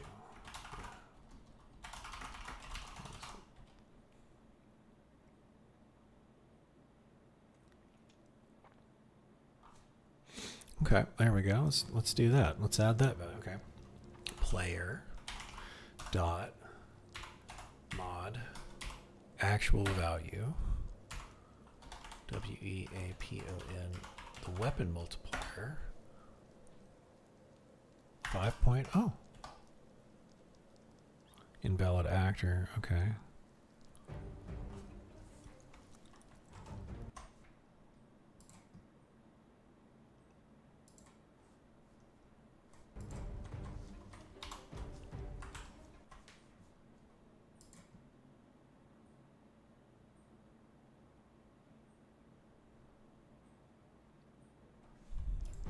Let's try that one. Player dot MODAV space one-handed space.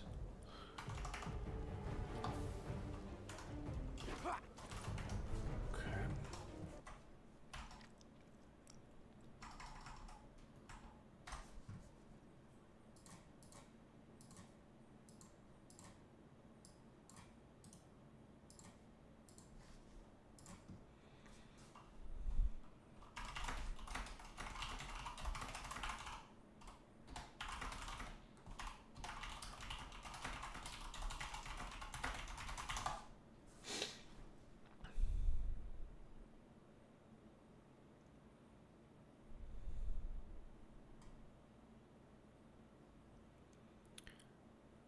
Okay, let's try that one.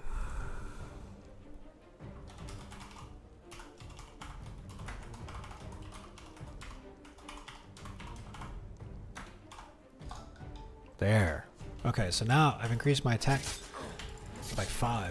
I've suffered worse than training. Okay, well, that didn't trigger.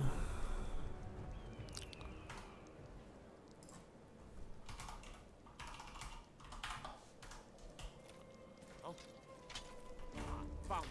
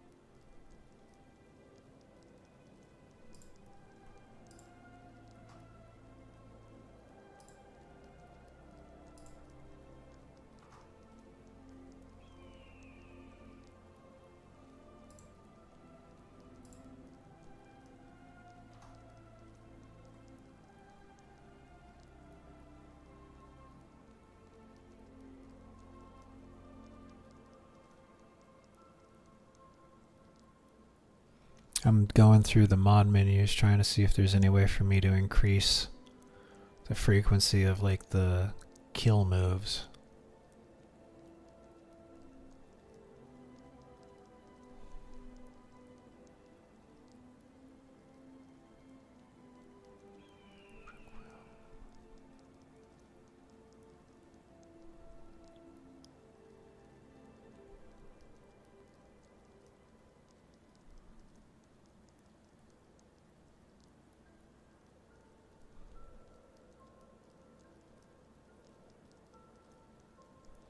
Timing is everything.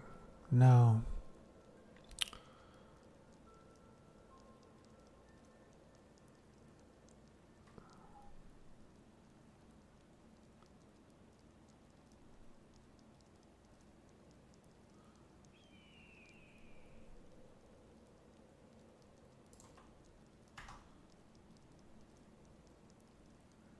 Crafting clockwork.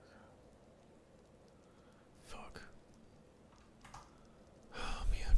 I mean, I presume that you're probably limited a little bit intentionally. Well, it's the problem is that I don't it's you know, it's damn, it's 4,000 mods. So which one of those is modifying the thing that I want to change? You know what I mean? Yeah. So like I just you know, if push comes to shove, I might have to do a real, like I'll install a bunch of cosmetic looking shit and make the game look good, but not like you know, as refined as Lorem. But at least then I'll have control over frequency of the kill cam. So I mean, ask Bob. See if Bob has any that is exactly what I've been doing. Bob likes to hallucinate console commands. Oh. Granular control. Which version of Bob are you using? Chat GTP 4.0. Which one? Mm-hmm. The Do they general have one. Don't they have one that's slightly more specialized than that for code or something? I'll go find out. 1 second.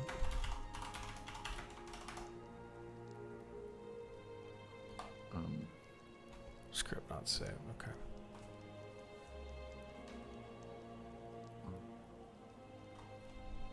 And is it literally called the kill cam, or what's the actual function called? I'm not sure. Set.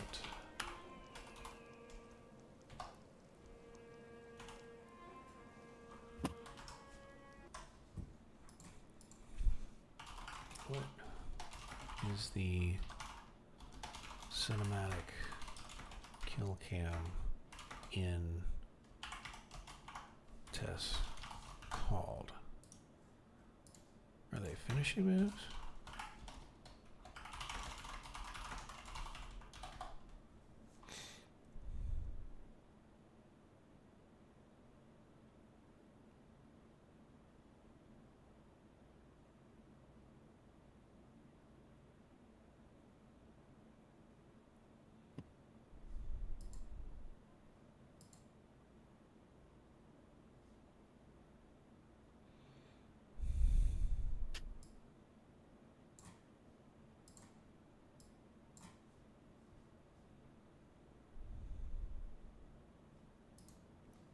Oh, it doesn't really like that.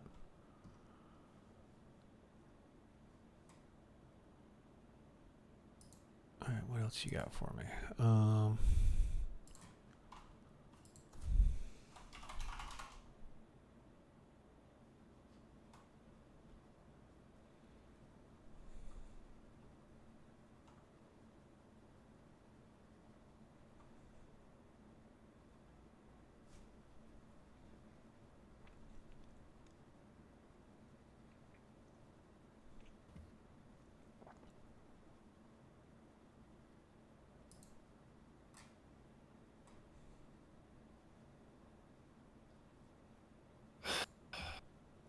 Okay, there is a Skyrim modding guru custom chat GPT that somebody made. It's got 1,000 likes. So Well, I hello, nurse. I am going to give it the lore rim link. Copy. I'm running lore rim, and I want to know how to increase the finishing move or kill cam frequency through either mod menus or console commands.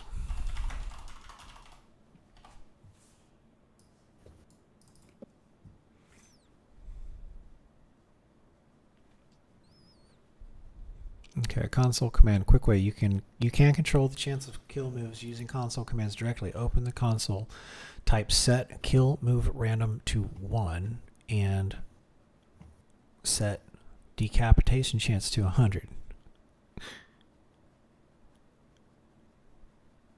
Set 1 forces kill moves to happen much more frequently. Okay. Let's try that. Oh, you're gonna make me. You're gonna make me type it. Okay. Set kill move random to 1. Okay.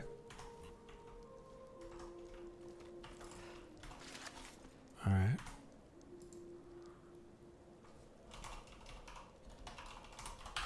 Now this Stormcloak soldier is in his own living hell.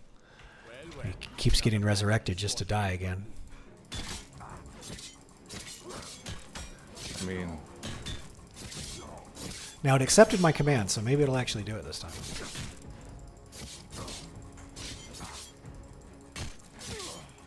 Nope. Try it again.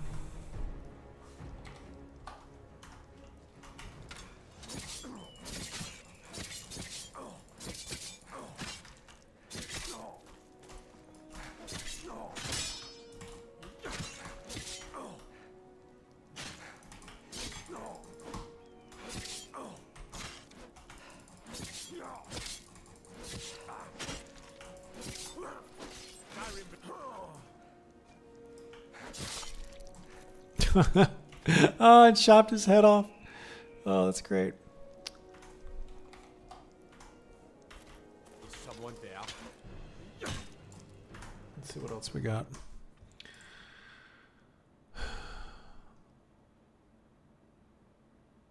Mod recommend for a permit. So there are mods that can make kill cams much more frequently customizable. Violins, a kill move mod.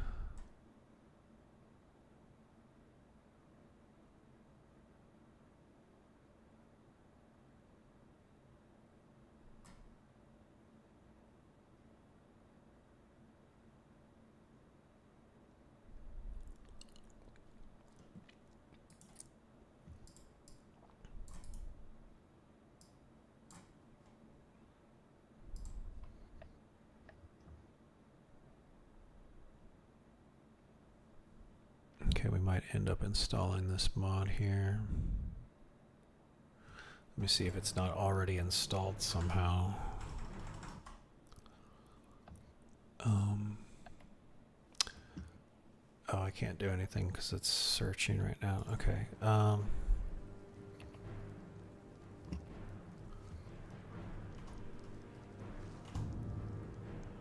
Mod configuration, anything called violin. There it is right there. Okay, here we go. Kill move chance 100%. Default 100%.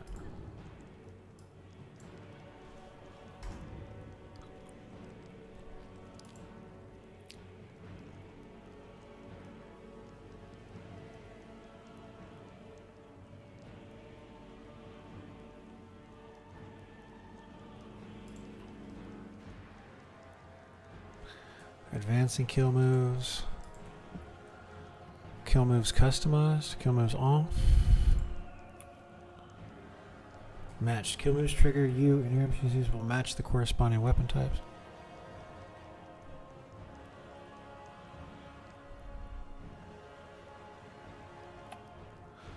Okay, on.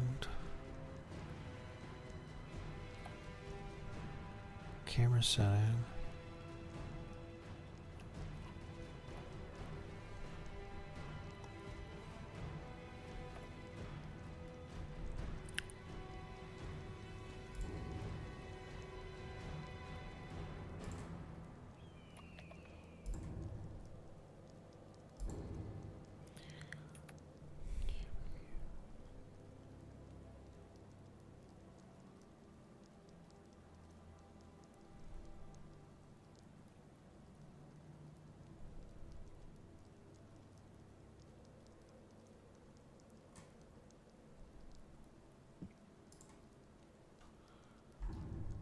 Okay.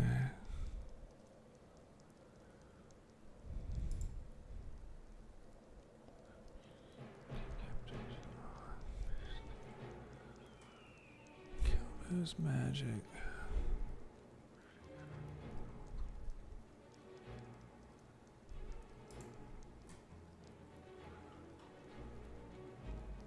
Okay.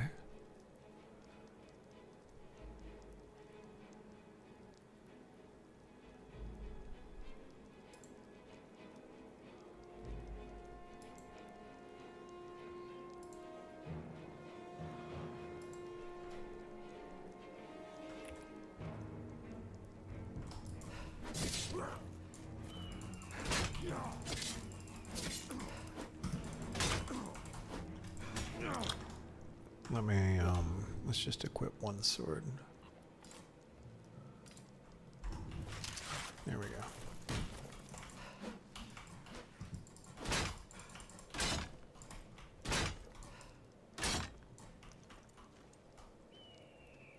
You're already dead.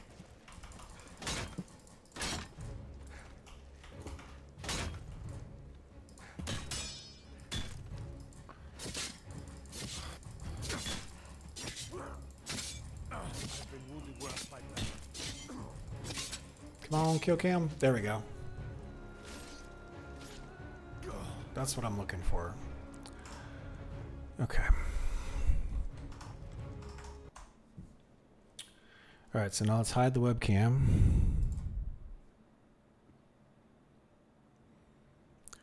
Let us start recording. Let's click over here.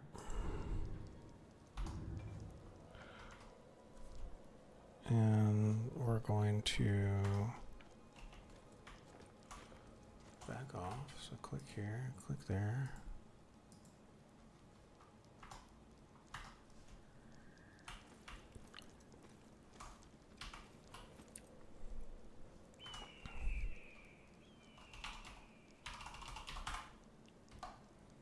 He's resurrected. Toggle menu.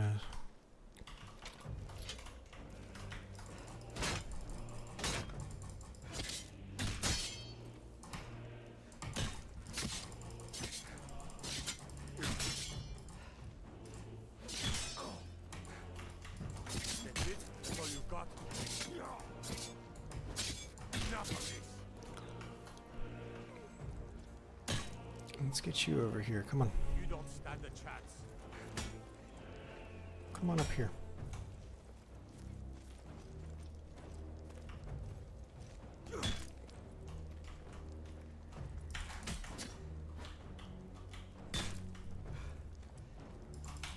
Stupid dog.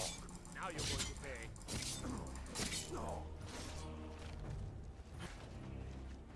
Very good.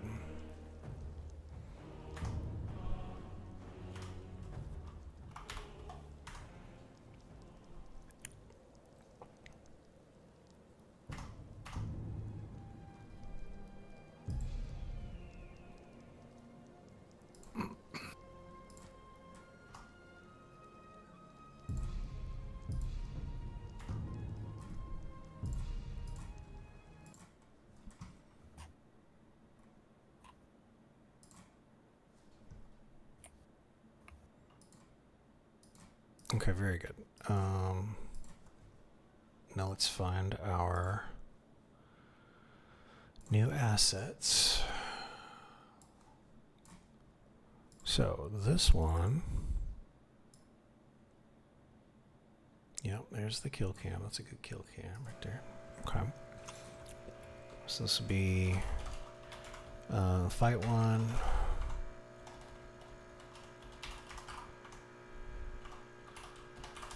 Kill cam 1.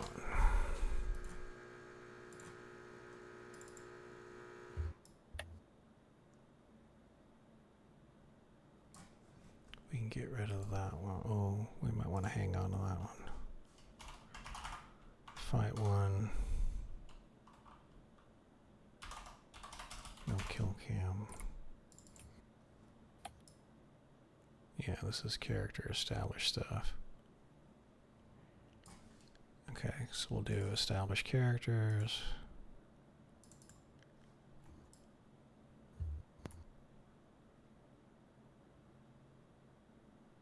And that's a nice flyby. Okay.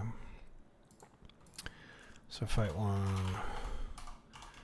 Establish characters. This will be sunrise. Flyby. Alright, so let's put Be right back. all of these. Yep, see you in a minute. Put this in the media pool. We're going to move these in here. Put it right there.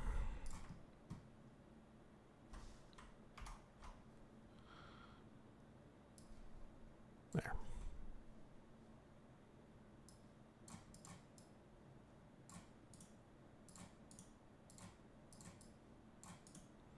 So you delete these.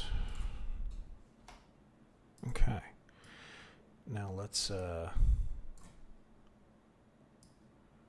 basically need to chop this down to just like 8 seconds. This whole thing's just got to be chopped down to 8 seconds. Okay. Because we got moody, it's all rainy and shit.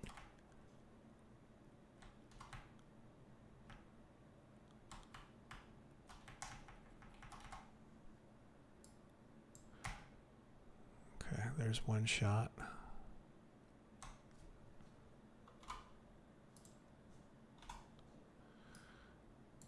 Okay.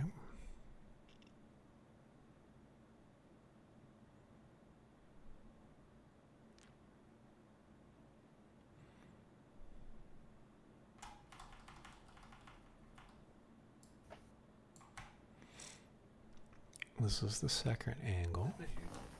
That one's looking really good, actually.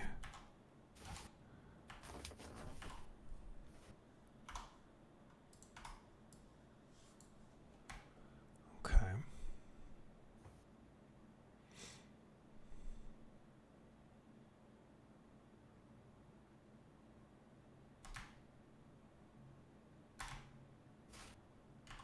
Best.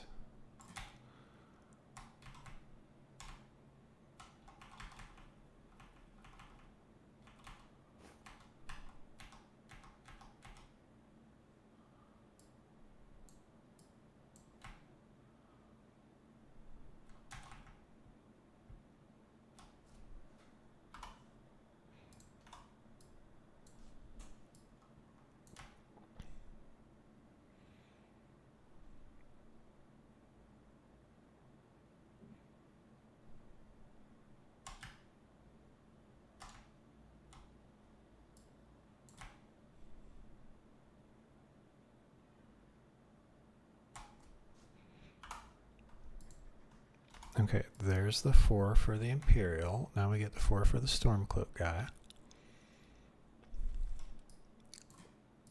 Oh, here's another one going this way. That might behoove of us to hang on to it. Let's do that. We'll see which one works better. Got some options.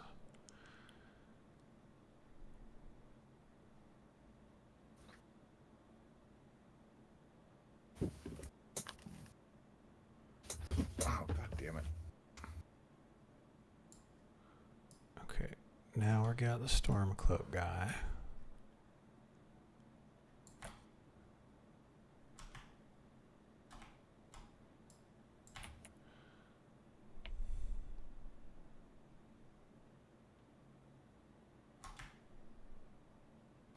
I should have moved the camera like that.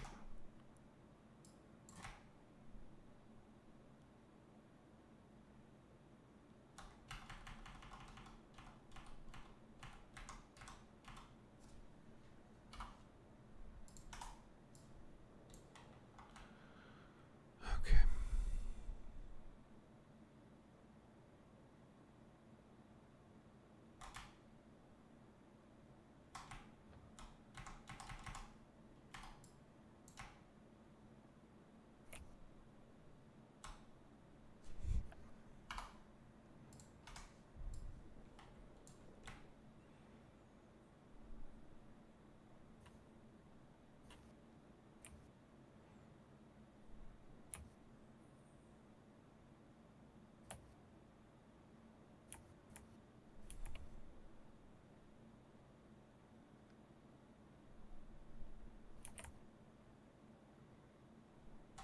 Whoa, whoa, whoa, whoa, whoa, whoa, whoa.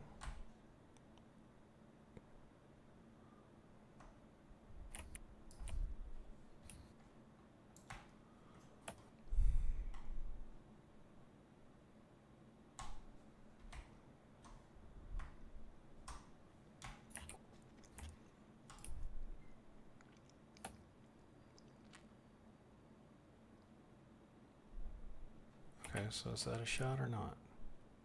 Yeah, that's a shot.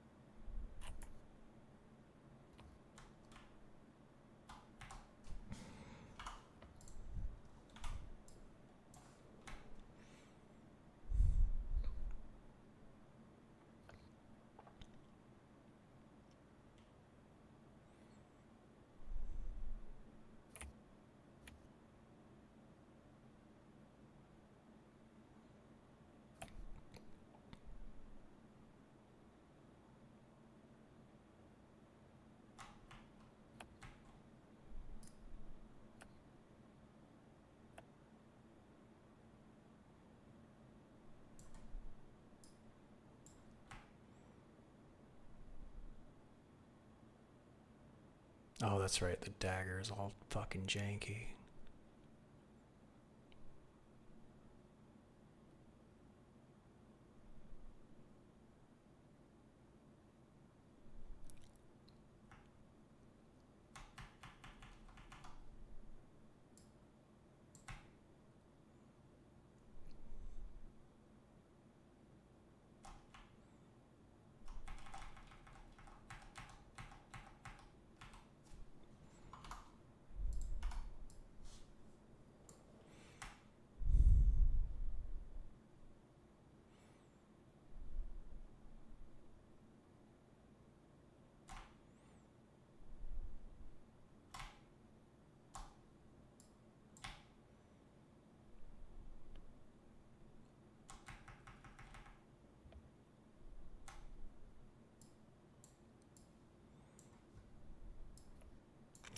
Okay, so we got 1, 2, 3, 4, 5.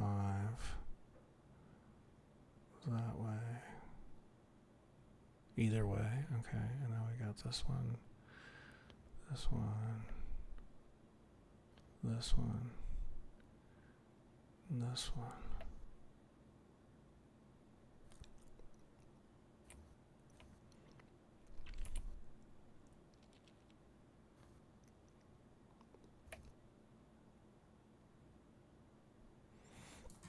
Okay, so let's do that. So it's going to be this one, and then this one.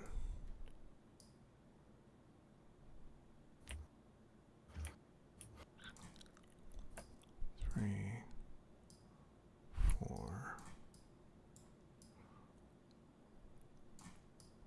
So Imperial, Stormcloak, Imperial, Stormcloak. Okay, now we want them squaring off. 1.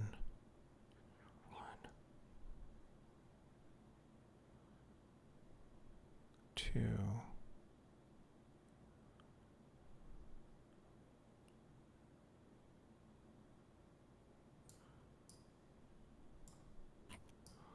1, 2, 3, 4.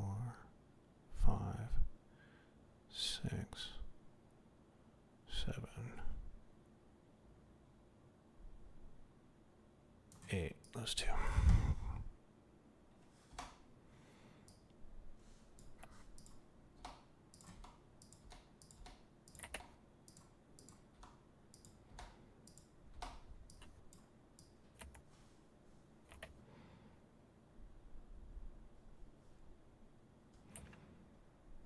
Okay, we finally got it. We got all our footage.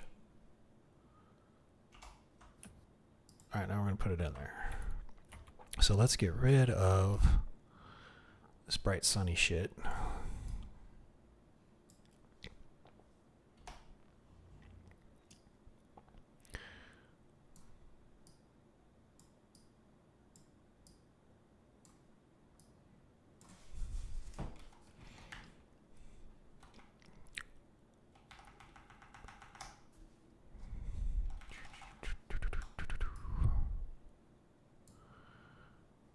Oh man.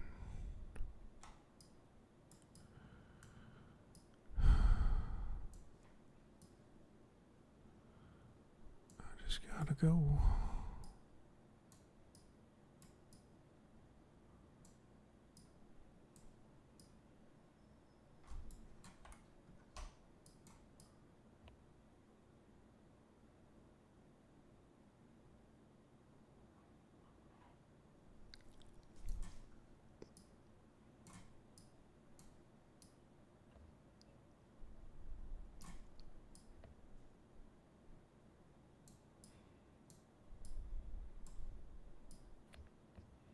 That's better.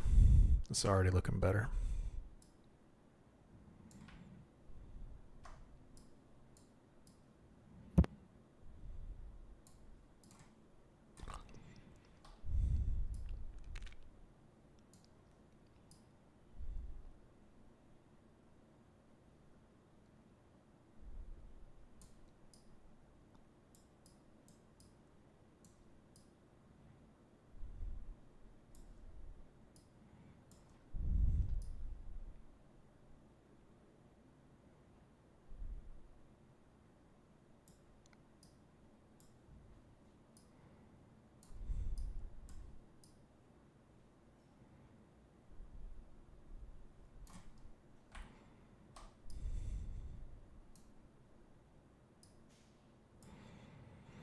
Doesn't matter.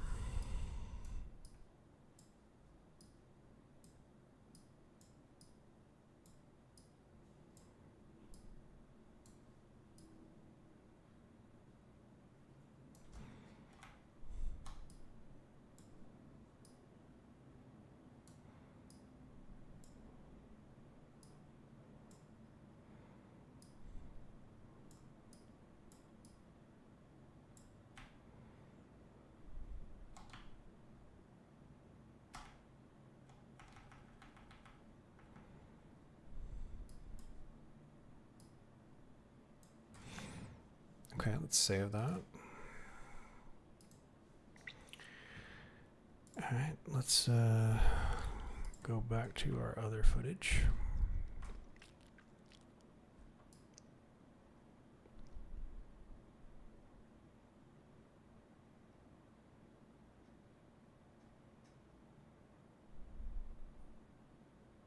This is the kill cam footage.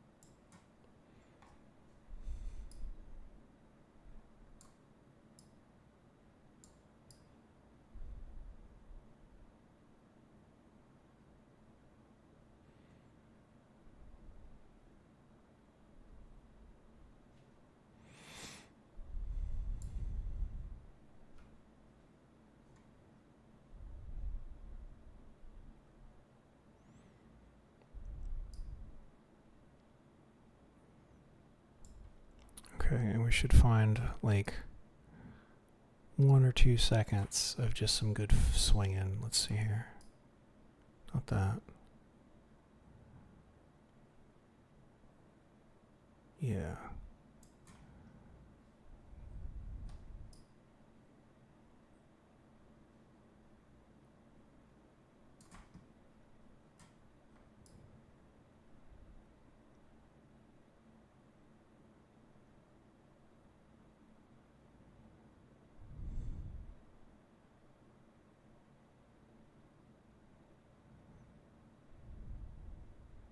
Yeah, that's kind of good actually.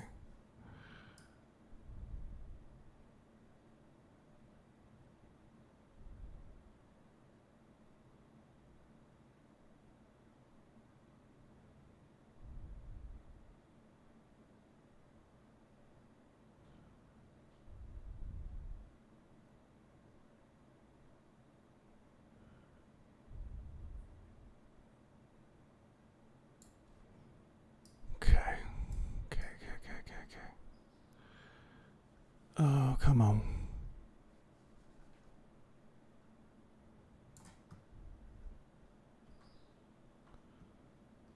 Um.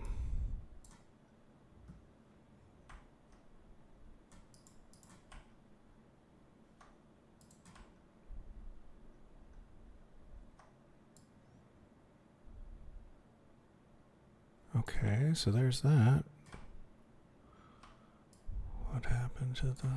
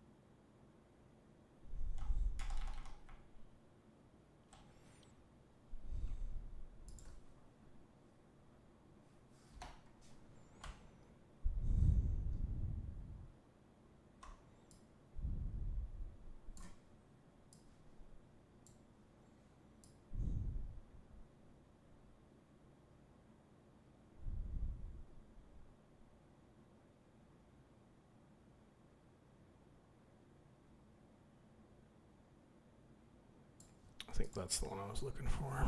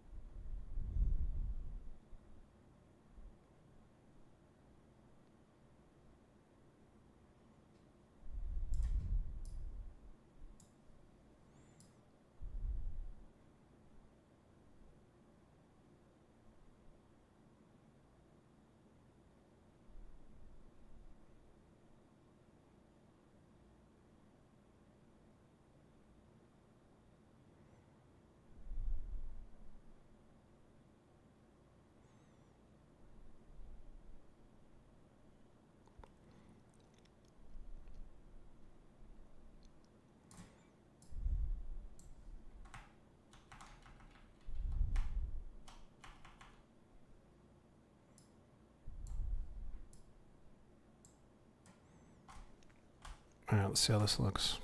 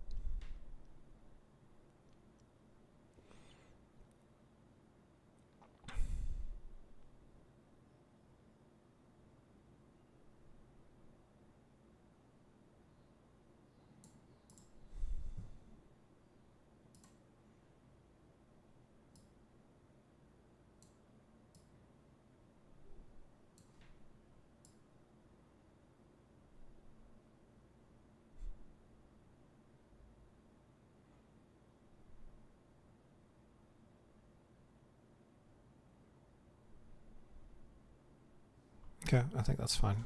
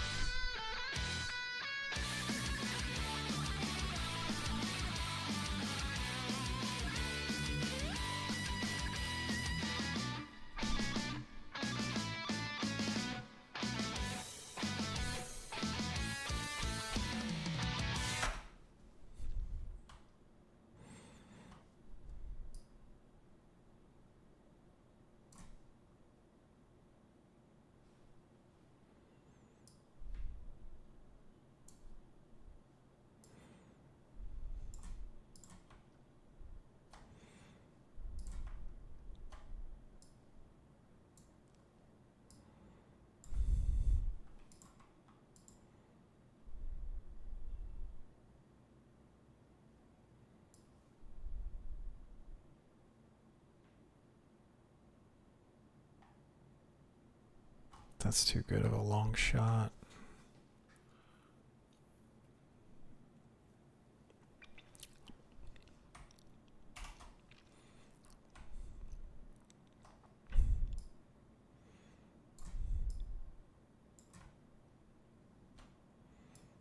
Okay, let me honestly.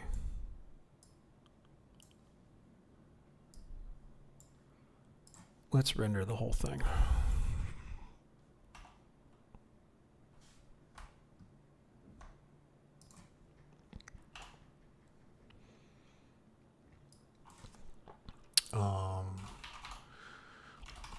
Rough draft 007. How about that? Okay.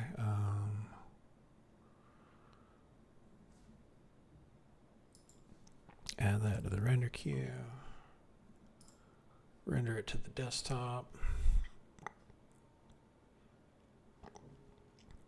Oh, I love it. I love it so fast. Look at it.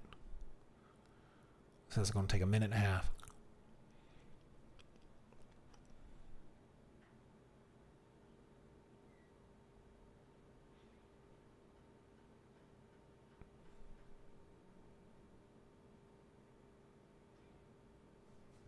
Okay, let me see this.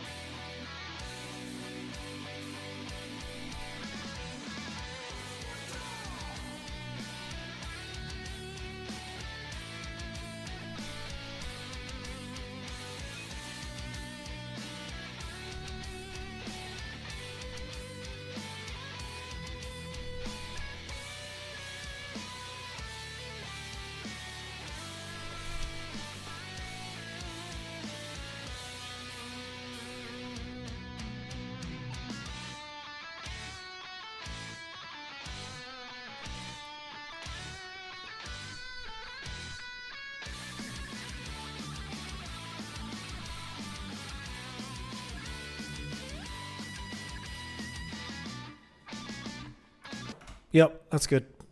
That's working. It's coming together.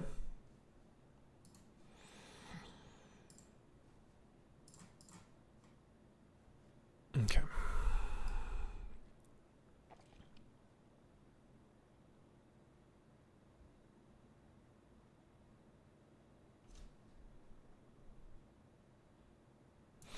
The job hunt is going. I mean, it's going. I'm just like every other Joe. I just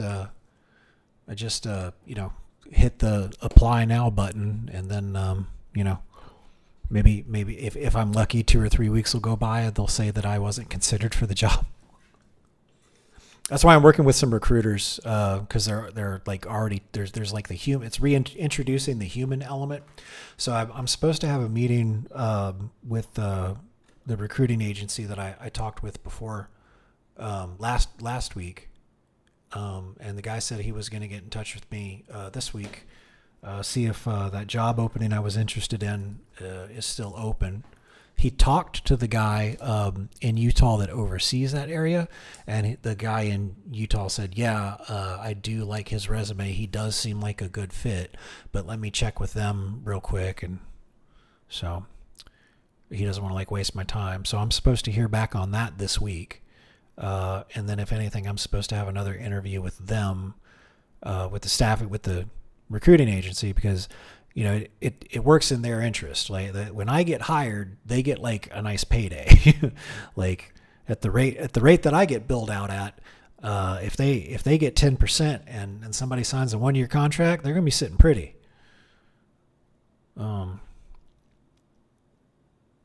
So I think it's really only a matter of time before I find something. I'm more inclined to do it from the recruiting agency simply because I only have to explain my situation to them once. And my situation is I want to work remote. I don't want to have to go back to the States, at least for a year. I'd like to stay in Puerto Rico until February next year at least. And I'm legally legally able to work in the United States as a U.S. citizen, so I don't think it'll be a big problem. But it'll be nice to find a place, use them to find a place that it's like, yeah, this is a remote gig. I worked remote like since COVID, so I've been working remote like 5 fucking years. We stopped having the office building.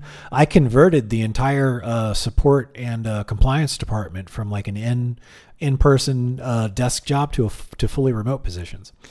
So there used to be like a stigma around people working from home, and I think that's because most of the people that got to work from home were lazy motherfuckers and didn't do any work when they got home. When I work from home, my problem is I work too much. It's too easy for me to. That's why I'm so glad I have these projects started now, because I'll be able to like stop working remote, and then I can work on something like the Skyrim music video, and that'll take my mind off of work. Otherwise, I just work fucking 12, 14 hours a day. That's what I did at my last job. I learned a lot.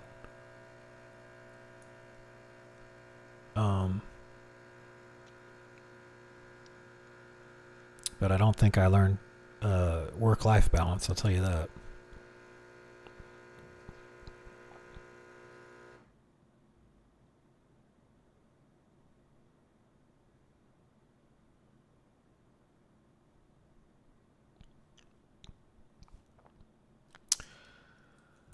Oh, so I hope that answers your question. Swanty says, going off to bed.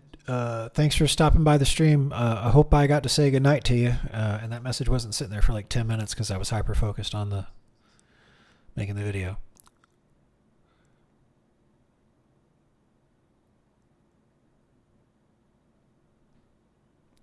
Yeah, I think it makes sense to actually just have this 1v1 at the beginning because we can escalate. We'll escalate all the way up to fighting a dragon. So like the next group, it'll be like some adventurers fighting like zombies or Draugr or whatever.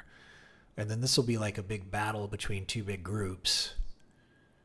And then he'll be a big fight with the dragon and get like the kill move or whatever.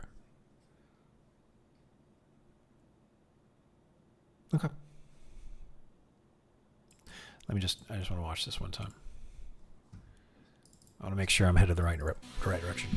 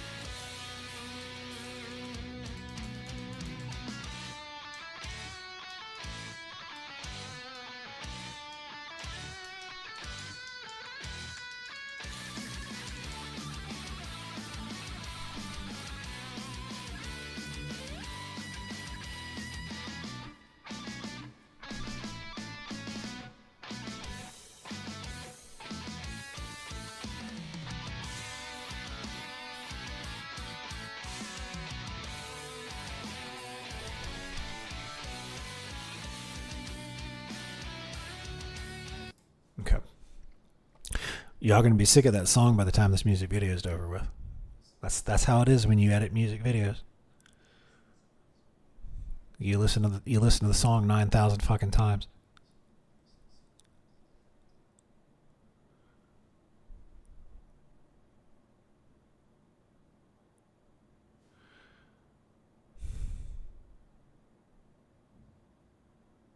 What would happen?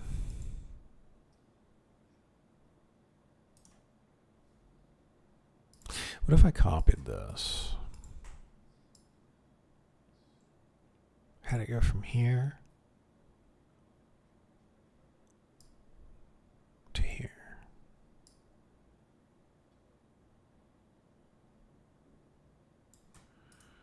What if we did clip speed? What if we made it 50? Change. Okay.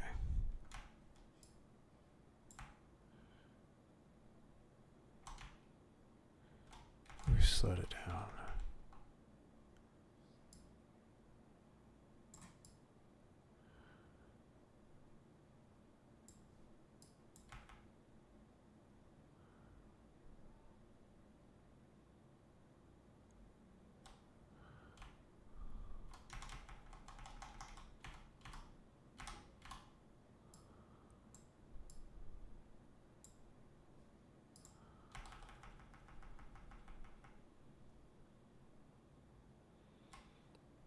What if we did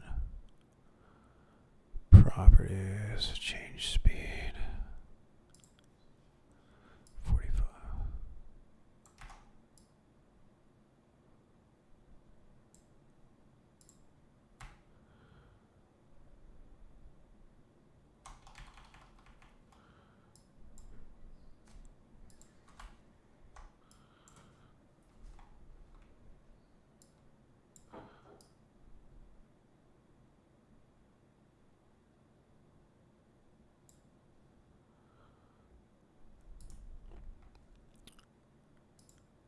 $40.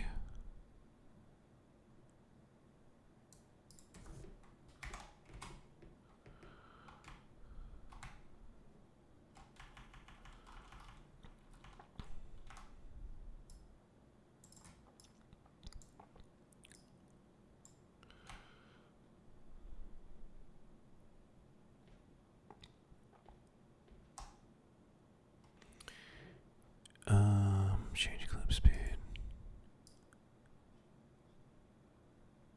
45, change.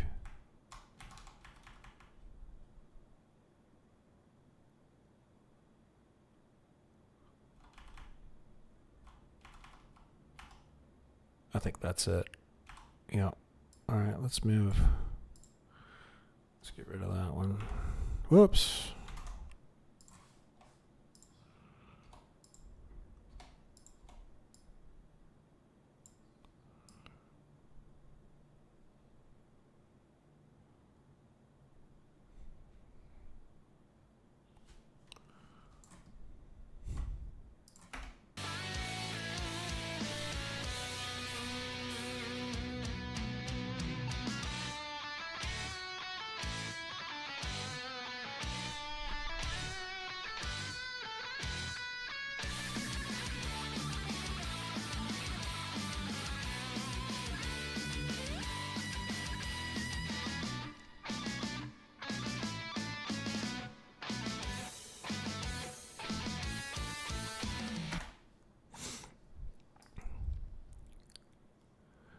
Okay, we also need to make, while I'm thinking about it,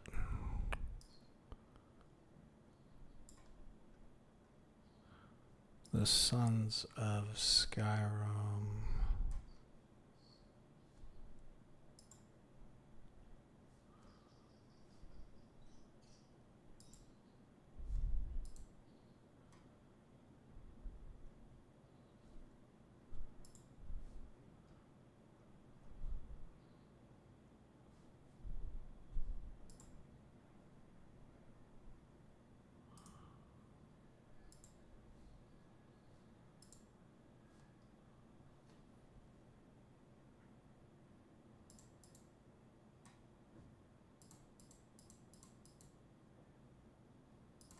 Oh, that's because I re-rendered it. Now I know why. I know why I did that. Okay. That's just a clip of the text. That's not the actual text generator. Okay. That's fine.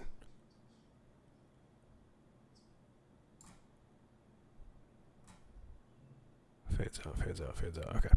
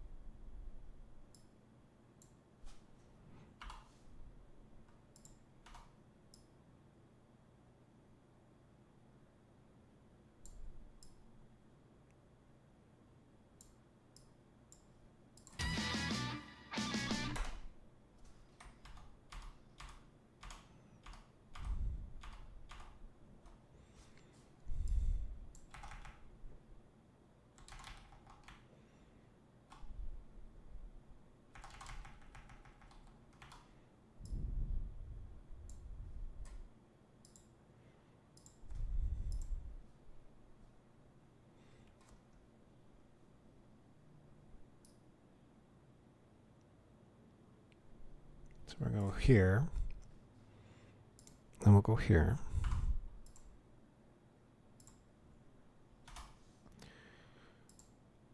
And we'll go here. You zoom it out some. And then here you zoom it all the way out.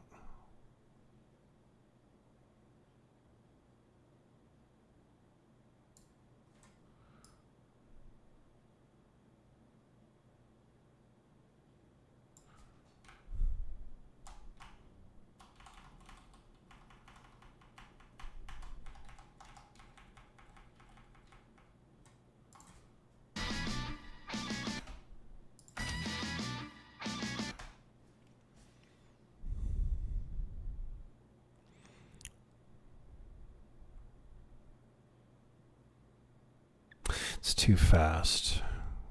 It's too fast for there to be.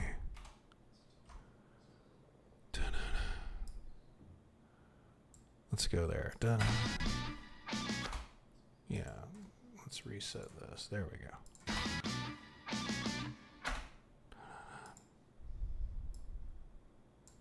Dun.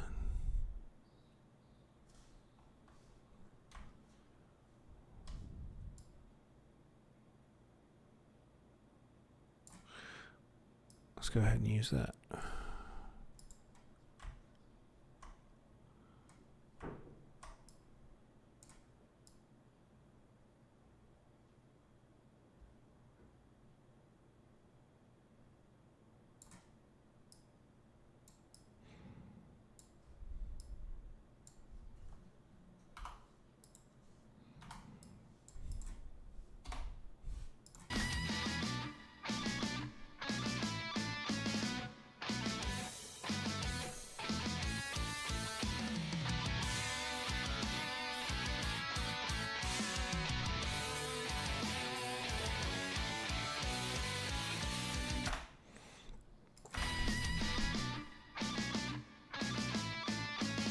I'm not sure I like that. I've got to think about what's going to go.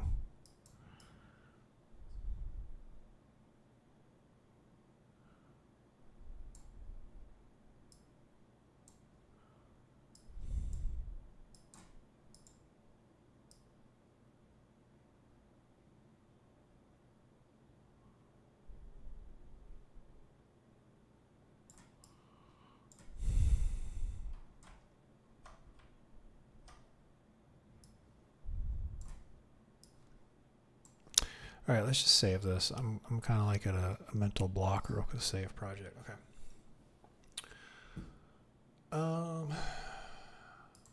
Let's see, what time is it? When was the last time I ate something?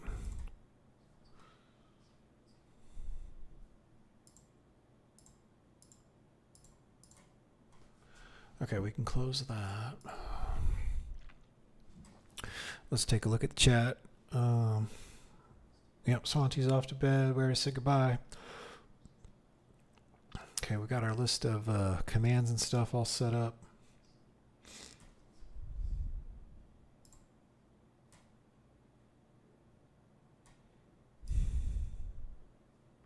I'm really trying to think about what needs to go next.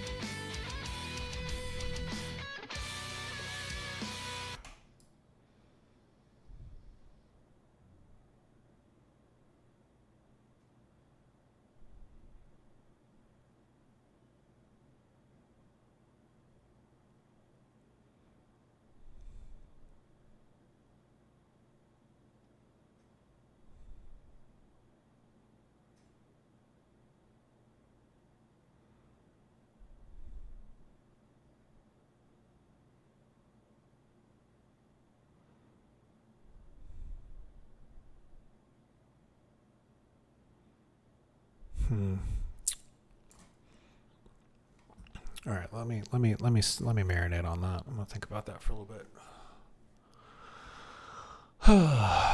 Okay. We can delete all these.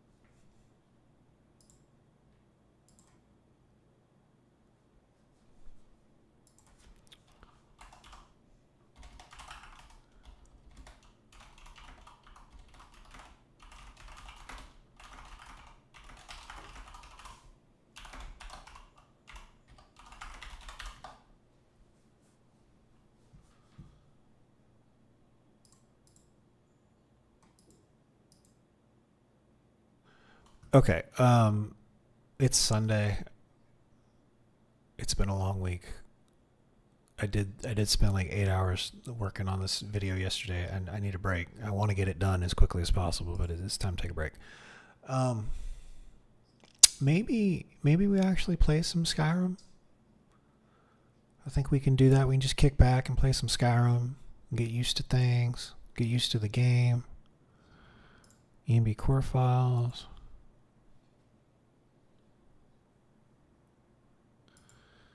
Be options.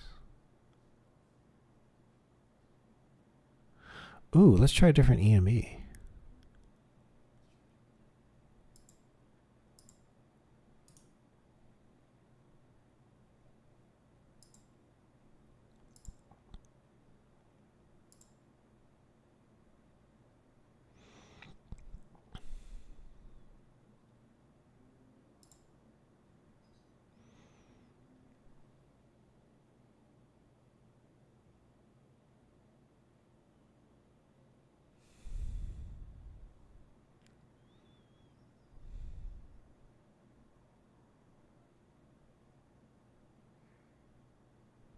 Rule 11, get out of here.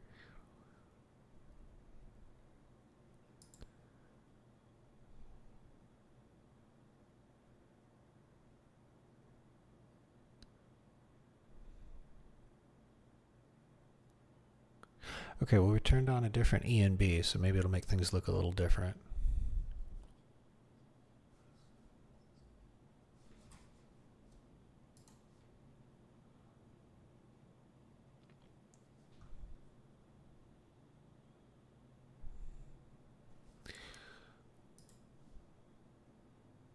Okay, we've been at it for how long? We've been going. Been at it for 5 hours. Okay. Okay, I feel like we are at a stopping point. Let's load up the chat so I can talk to people. Very good. And we're just going to kick back. Trout lure him.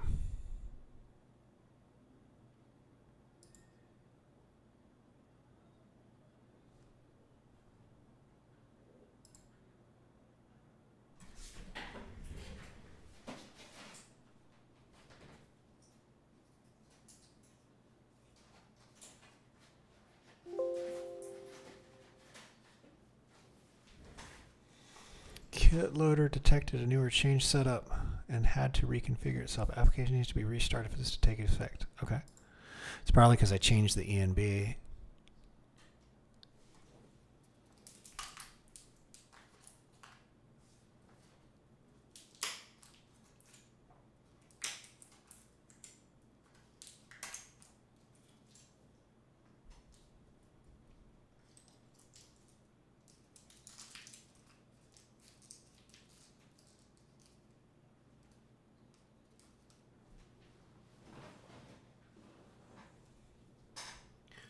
I guess while this is loading, I'm going to grab some water.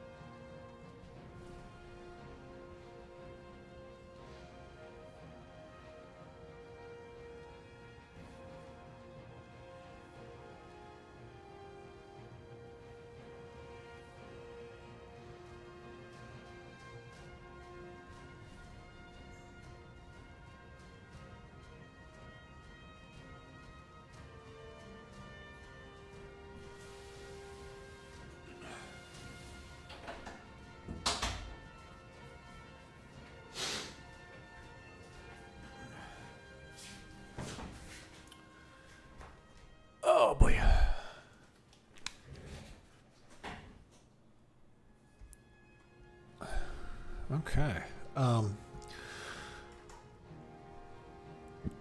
Give me 1 second.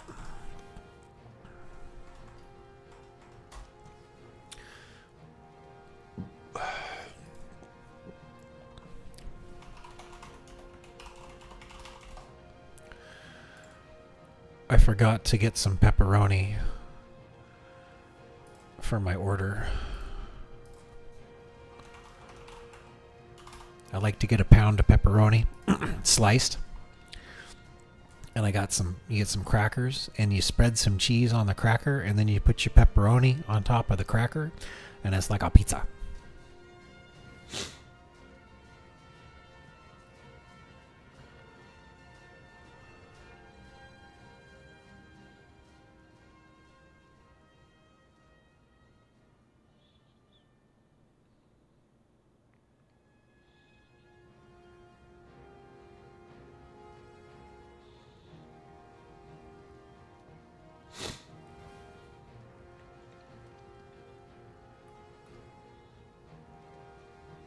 Pepperoni. What was the other thing I was gonna get?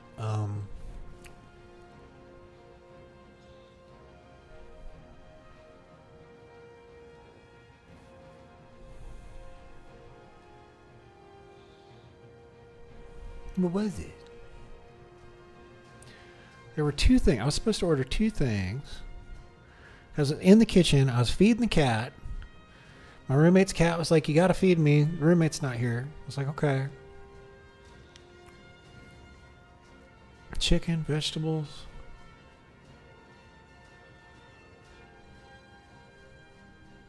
Was it cheese? We got plenty of cheese. We got cream cheese. Let me make sure we got cream cheese. Hold on.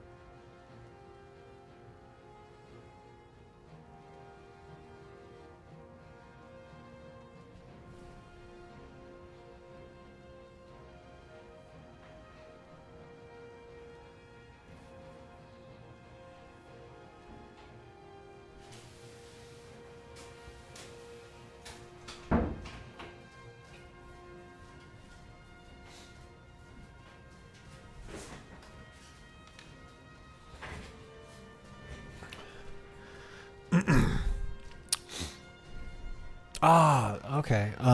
So we do have the cream cheese. Oh, good. They got the strawberry jam, the sugar-free strawberry jam, because that's the other thing that goes on the cracker. Sugar-free strawberry jam and peanut butter on a soda cracker. It's so good. Okay.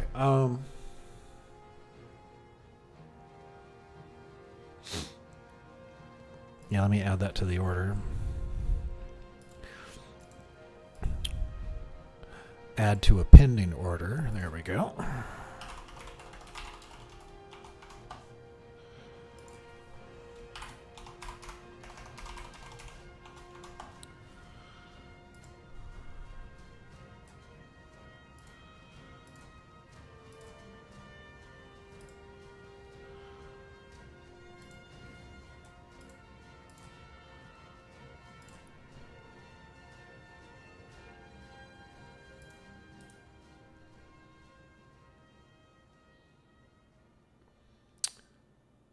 Damn it.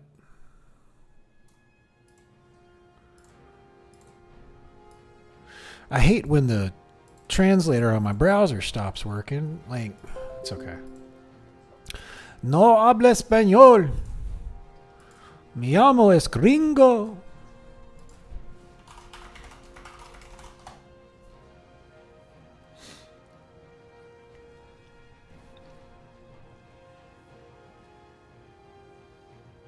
Okay, view your order details. That's what that means. Pedalata tu orden is what that means. Okay. Eggs.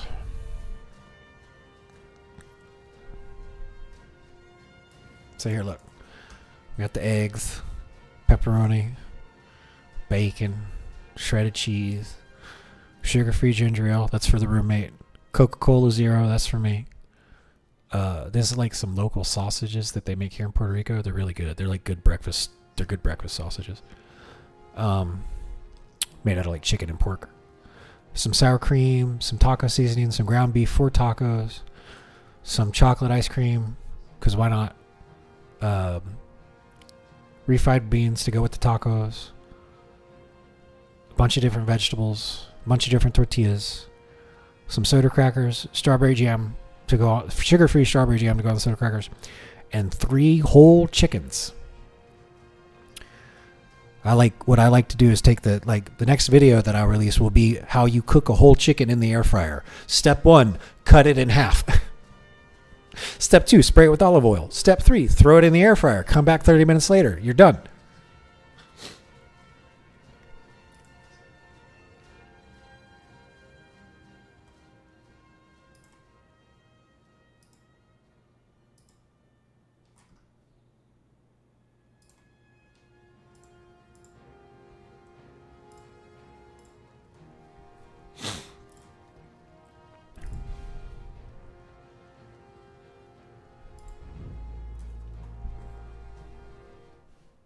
Okay, let's get some Skyrim experience in. All I've done is just mod crap and load it and do camera angles and fix bugs and troubleshoot. So let's just play the game.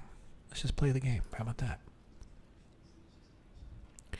The inhabitants of the province of High Rock are the human descendants of the elves and the ancient race of the Nades. While Britons are physically weak and can tap on magic more than any other race, they are particularly capable in the School of Conjuration. Their magic resistance blocks 1/5 of incoming spells, and their dragon skin ability can fully absorb harmful magic by chance. Oh, well, his face is just crazy.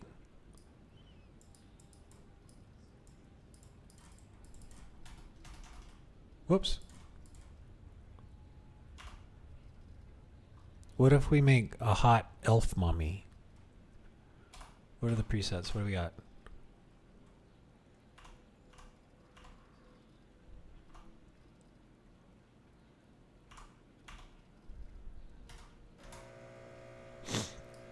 That's not bad. Her skin is like so perfect though. She looks like a plastic doll because her skin is so perfect.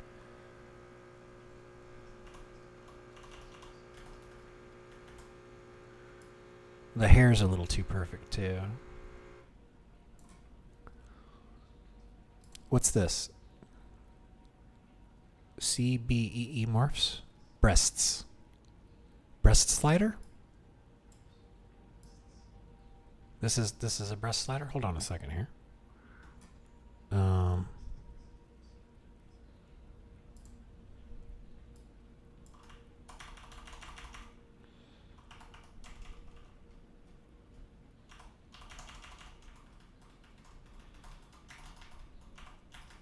Okay.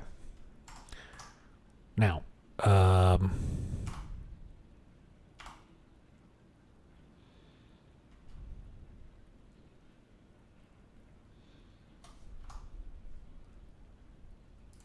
okay, now that we got the right, okay, now here's the morph.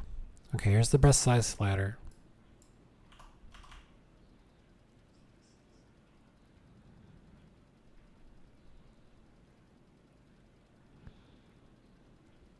If only it was this easy in real life.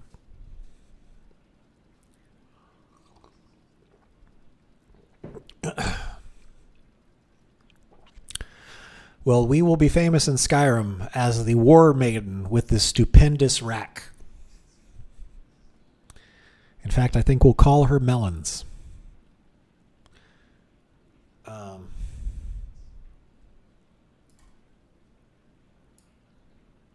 Look at those things. She's got like a pair of bolt-ons. She's top heavy. You know what size those are? You know what they have a word for the size of those breasts. Those are Miami size breasts. That's a little ridiculous, to be honest with you. It's just they're a little too big. But let's keep playing with the other sliders. What's this? Oh, we can shape the breastises.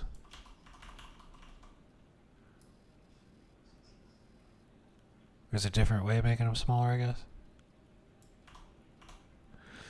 Melons? Whoa. Now we're just getting artificial. They're bursting out of her. There you go. Boobies. Who doesn't like boobies? If you don't like boobies, I'm sorry. There must be no joy in your life. Okay, well, you can really fine-tune the breastises, can't you? What's the push-up? What's the push-up do? Oh, yeah. Oh, so she's like wearing a push-up bra. Okay, that's fine.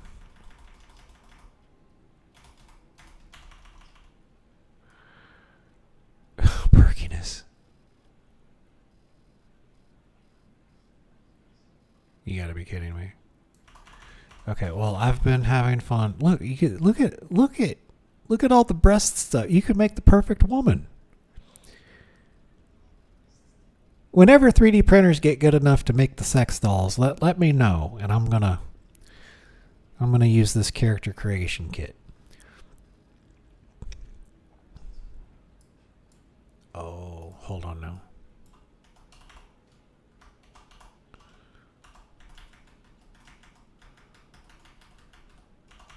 Now hold on a second. We can't ignore the booty. Show me the booty. Stacked in the back. See, it balances her out. She's top heavy over here, so you gotta add more back here. And then this way she's anatomically still.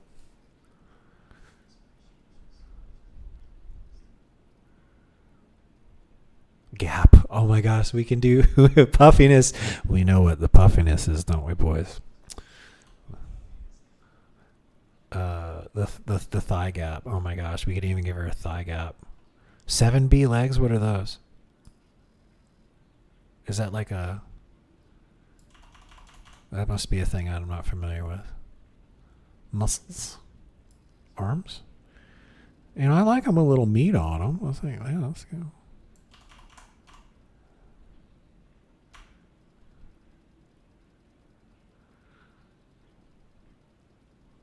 I think we just want her. We just want her fit. That's all. She works out. I don't even know what this is changing. Like, I can't even see. Hips, size. Okay, camera.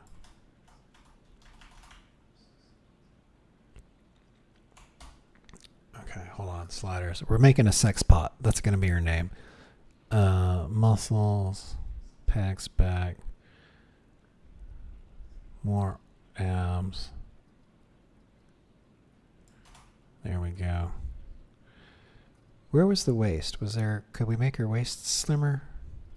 Give her like the perfect hour hips. There we go. Size.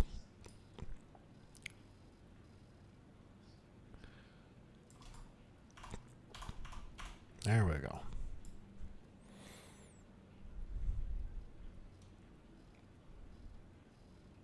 My God, look at all these settings. It's crazy, dude.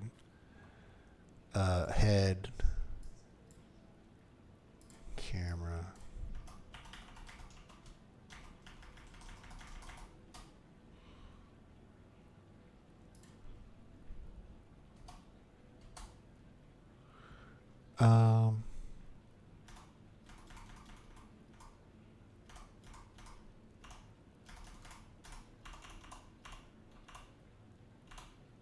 Wait, hold on.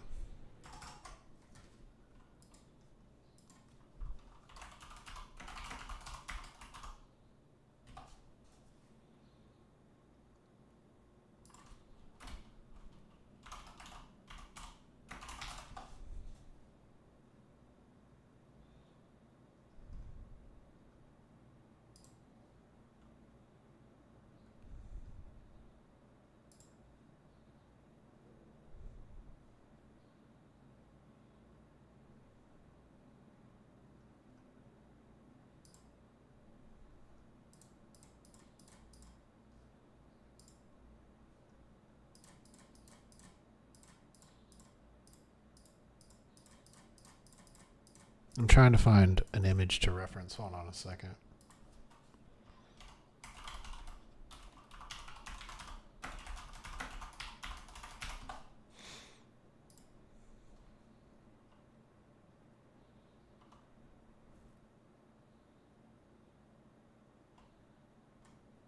Ah, there it is. So I guess that's the closest one. Let me see. I'll show you guys what I'm talking about in a second. Yep. It's gonna. Oh, it's that one. Here. This is what I had in mind.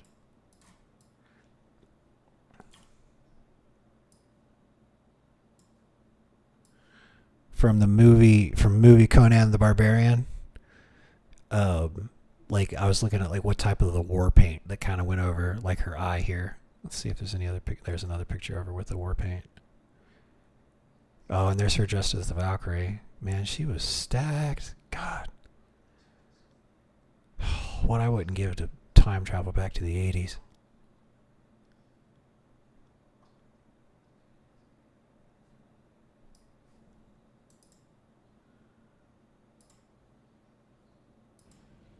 Okay. So here's head. There's the war paint. We gotta have it black.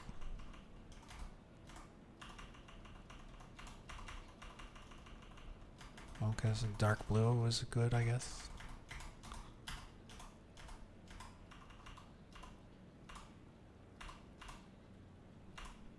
Okay, dark purple will be fine.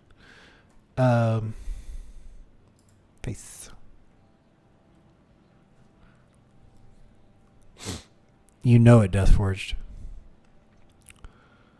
So she's got jaw, cheek color. What is that? Is that a scar on her face? Face. Cheek width, face height, jaw depth.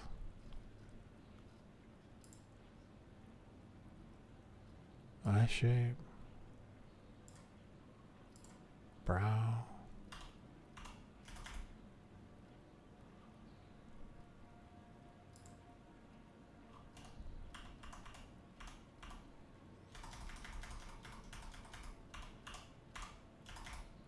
I can't really tell with that war paint on it, just kind of covers her face up.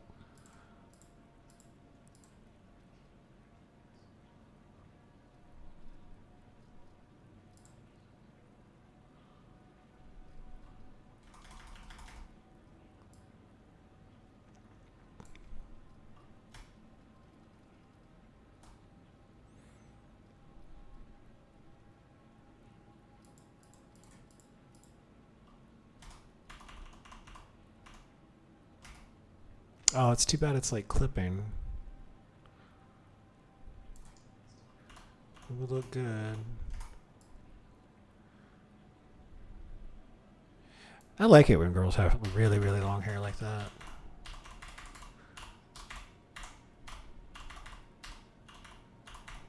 I'm not much for short haircuts on women. Though there have been exceptions that prove the rule. I've seen a couple of women look really good with a short haircut. Not many, but I've seen it.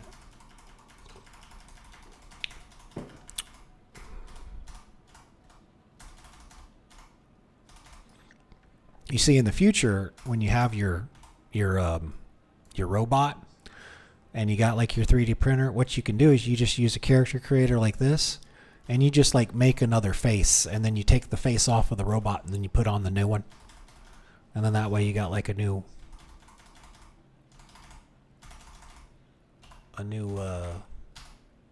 a new robot to serve you. If you follow me.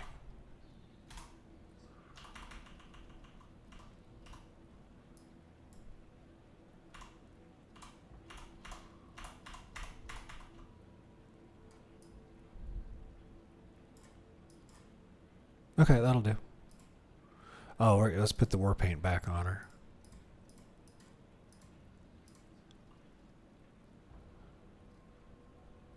Is it head? Yeah. There we go.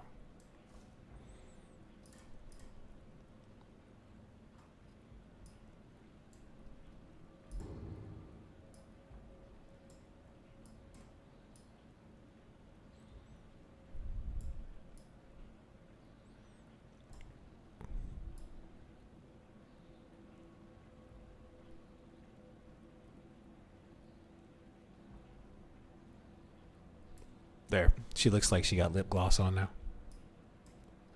Oh, wait, that didn't...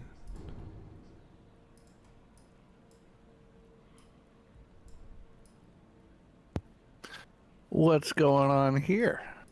I'm trying to recreate... remember the movie Conan the Barbarian? With Arnold Schwarzenegger? There's a couple of them, but yeah. Yeah. You know, I just ate some food finally, Mm-hmm. and I walk back in, and I shake the mouse because it's blacked out and everything, and I'm like, oh, Justin's working on some mods. Oh, Next is working on some mods, and I think I know what these sliders are for. I mean, I'm pretty sure I know what the sliders are for. Huge tracts of land. Yes, I was. Sliders do something. I'll tell you that. Yeah, I was making sure. Well, she was top heavy, and then I had to balance her out. So none of that looks good. Please, like, she is my Skyrim. She is my Skyrim bimbo.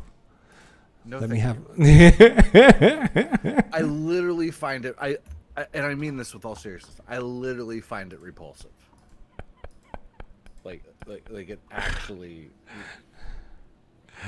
I know. I think it's a little ridiculous and over the top. I don't know about repulsive. It's cartoonish to me. It's like drawing a woman with big tits, like big titty. You know, it's like that. Yeah, exactly. You know, getting older is realizing that, man, I'd really like, you know, finding someone that's kind and empathetic and can actually communicate is that's the goal there, you know. Whoops. We'll use this preset. Okay. Done. You know, could you tone her down to just like an F cup maybe? I was just fucking around with the sliders. I'm gonna roll a male. I typically play males on my video games anyway. Oh wait, hold on. That face looks like Mila. Wait, who? That one? You could change. Yeah. Oh. You could change that nose, and the lips are a little too plump. But Yeah, I get it. We're just gonna do a preset here. I'm not gonna. No. You should find someone. You should do. Oh, this is good. Okay. This is good. He needs a little more weight to him. There we go. That's a bit much.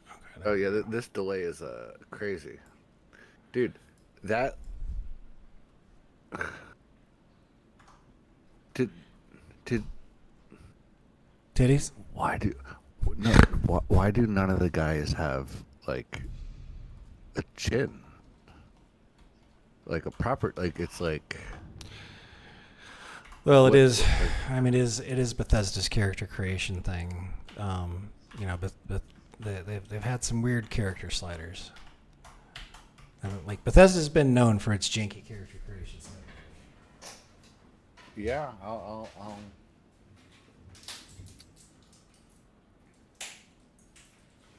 The idea is to just kick back and actually enjoy playing Skyrim for a little bit instead of, because we made some progress, and I'm like, let me just play some games. So I arrived on board a ship. I'm a new member. Okay, so let's say I arrived on board a ship. Which city did you sail to? And we sailed to Are you not able to just like start in the normal way, or what's like going on well here? you can. If I start in the normal way, then I gotta sit through 7 minutes of cutscenes. Oh. So this is like the alternate start mod where it just kind of fixes things so you can start the main quest whenever you want, but you don't have to be railroaded through it like the vanilla version does. Hey, Vor is here. I didn't know plastic surgery had advanced so far. Oh, well, it wasn't so much plastic surgery. It was just magic. Listen, if magic was a real thing and there were spells like alteration and conjuration and all that kind of stuff, there would be an entire course of magic dedicated to making boobs bigger.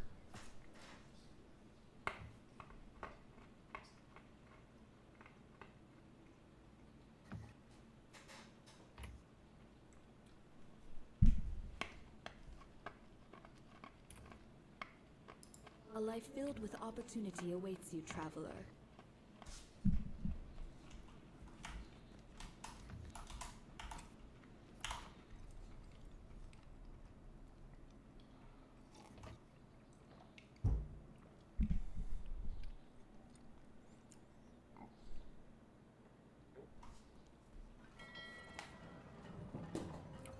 Okay, religion. Choose to follow a deity. Okay. Once a mortal scribe, the historian god keeps track of all elven accomplishments. Receive an additional skill point from reading a skill book. Okay. Explore new locations, read stories of others, study a wide variety of spells. Britons are most deserving of my favor. Okay. We accept. I can meditate once a day to strengthen my bond. Your memory is a little foggy. What gear did you have again?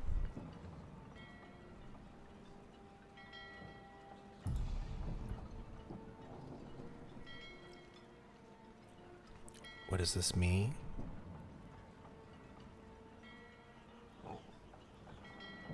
Okay. When we got all these Fallout style perks.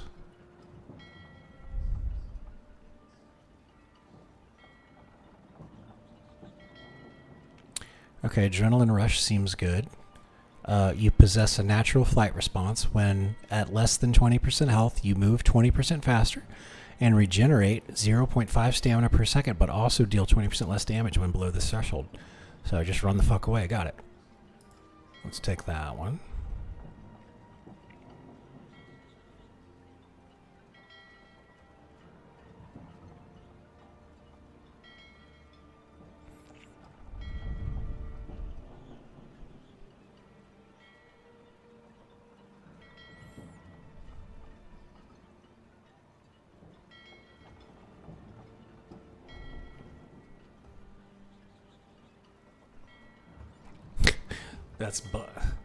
You were born into wickedness. Your attacks being crouched deal 20% more, and you're better at pickpocketing. However, attacks while standing up do 20% less, and wearing a vine amulet will hurt you. Okay.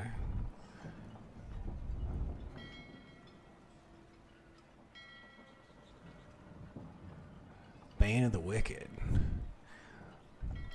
Deal 20% more damage to undead, Daedra, and werewolves. However, do 10% less damage to everything else.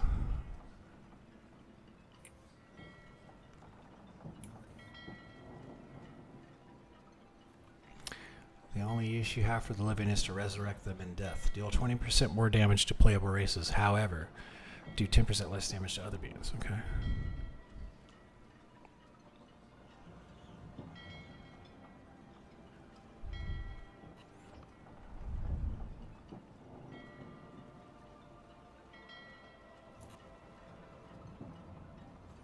There's so many perks. Wow.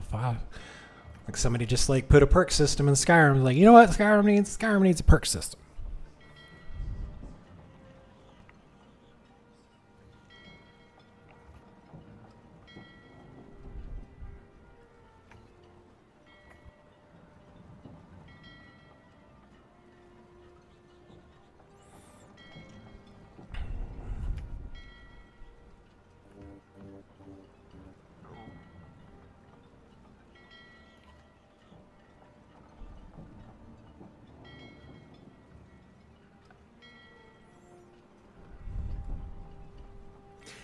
You have a good heart, dealing 20% less damage with weapons and destruction spells. However, while wearing an amulet of the divines, beneficial spells and potions last 20% longer, and you take 20% less damage. So we just need to get an amulet of the divines. Homeowner, jack of all spells.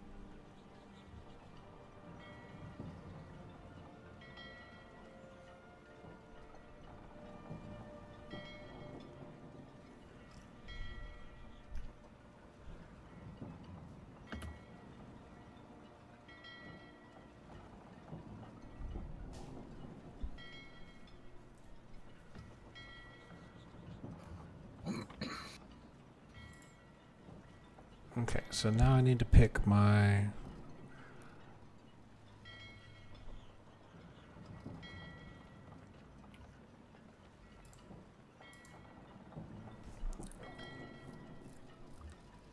So here's everything I get to choose from.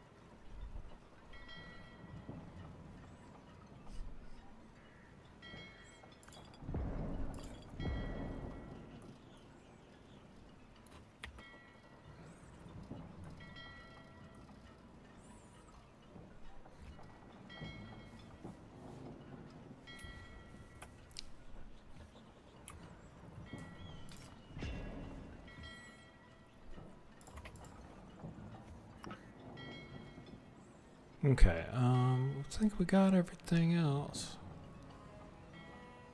We'll grab the mage hood and some novice robes so we don't look like a bum.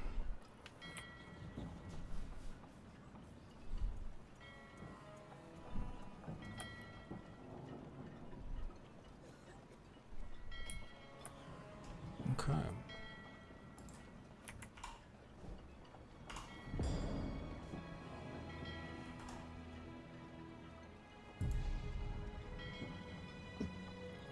Okay. So we're gonna steal. We're gonna take the iron dagger.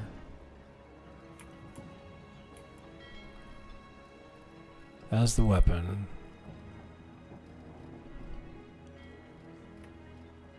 Oh, there's wands? Oh, I didn't know there were wands. We'll have to get one of those. Leather helmet. So here's the novice robes. Let's grab those.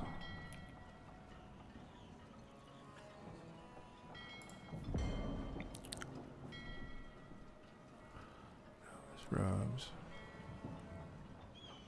Mage hood.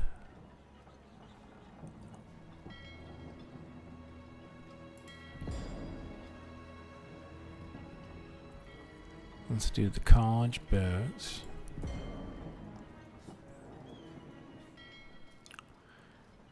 And we'll get 2 potions of health. 1 potion of magicka. 1 potion cure disease.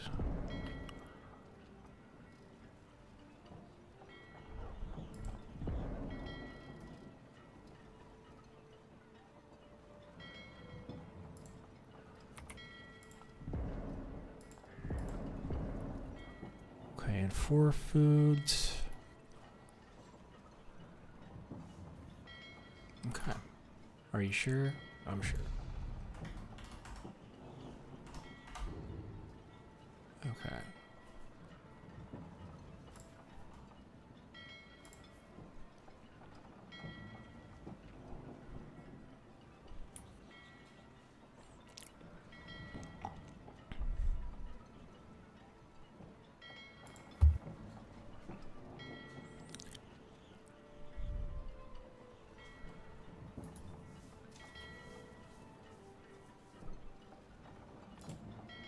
Oh, I've even got a steel war axe. Okay, well, that's good to know. You suddenly feel a sense of apprehension. The mysterious sound enters your mind like a machine of 1,000 cogs starting to spin. Amidst that noise, you think that you hear a voice speaking to you, whispering Requiem. You are overcome with exhaustion as the machine changes the Erebus to something more dangerous, but also more interesting and vivid. The feeling of overpowering. It's basically telling me that it's done loading. It's done loading 1,000 what? It's there's a mod called Requiem, and it runs, it like installs itself in the background after the game loads, and the message like just came up, and it needs me to like open up the menu real quick and close it again, basically. Like apparently that helps. A machine of 1,000 what? Well, the message is gone from my screen now. So there's the next. It's just like fantasy flavor. Oh, okay.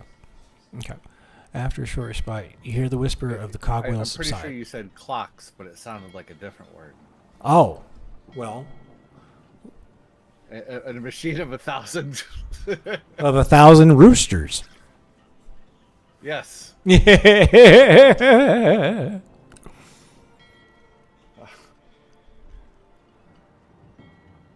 Your 3 skills I'm out are here farming trees and ready to start. Are you playing that game you showed me the other day?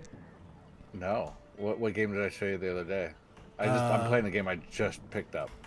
Okay. No, I don't remember. I'm playing a game called Lumberjacked. Oh, okay.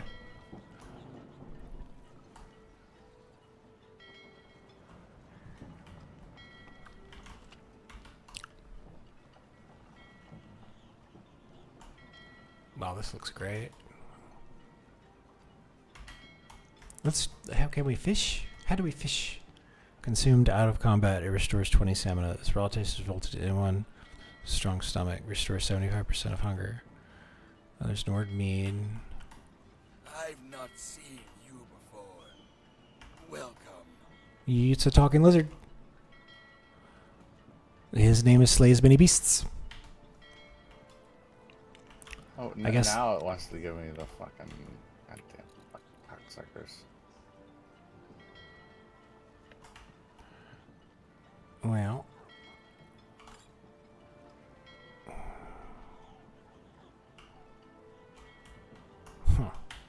Well, I guess I'll have to try fishing somewhere else.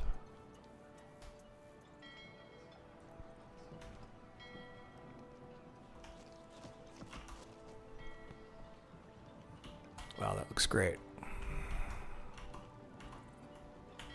Need something? Oh. May not look like much, but my boat can get you there faster than walking. Okay, well, I didn't know you could go anywhere. The winking skeever's got warm beds and cold mead. You look like you could use both.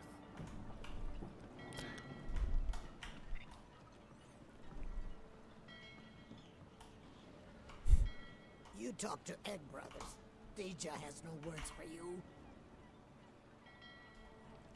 You have no knowledge of who you speak to. Go away. Oh, the East Empire Company. That's right. Oh, that was a good idea on Bethesda's part. Instead of the West Indy Trading Company, they did the East Empire Company. That's funny.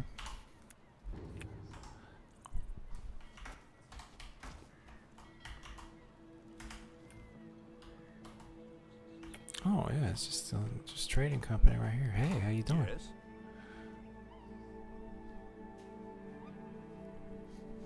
Exchange list for other That's all merchants. in What this is that? note.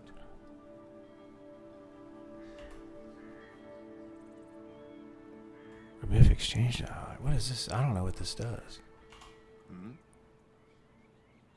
Change some money. How much?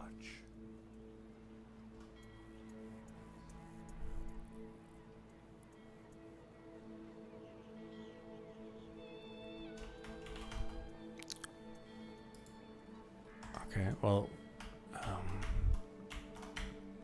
don't know.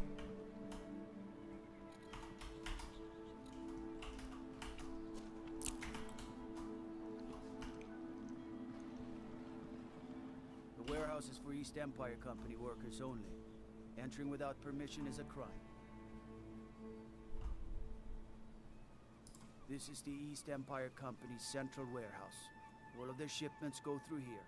Unfortunately, thanks to some problems they've been having, it hasn't seen much use lately. Either way, it's off limits to you. How should I know? I don't work for them. If you want to help, I suppose you could head to Windhelm and talk to Orthus and Dario. He's in charge over there.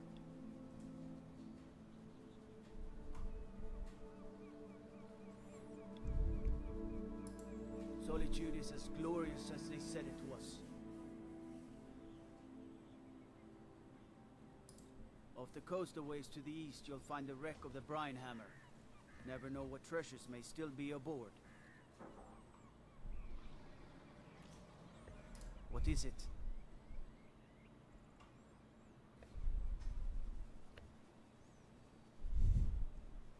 You can sell off that junk at bits and pieces. I've been instructed to tell all visitors that the Lady Elisef has everything under control.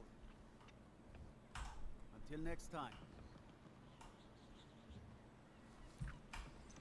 All right, well, that is the door to the warehouse that we can't get in because there's a guard right there. But maybe one day there won't be a guard.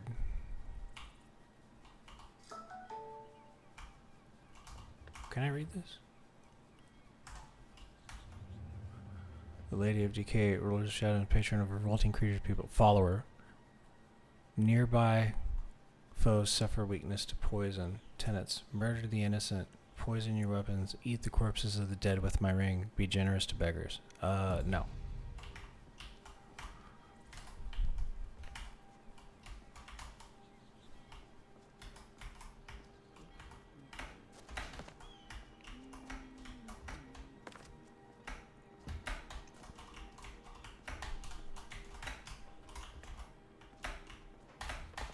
I can't get up there.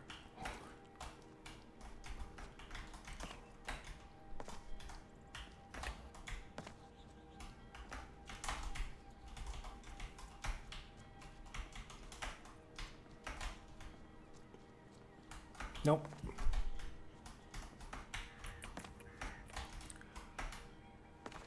Wow, that's really bad. Come on. There we go.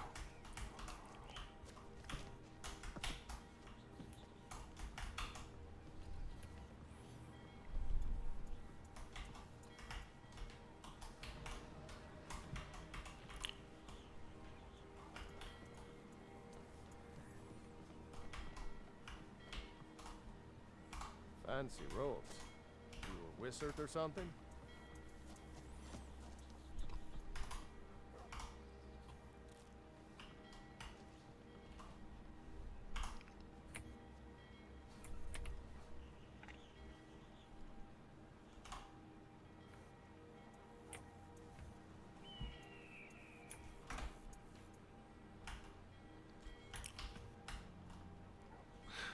The learning cabin locked. Okay.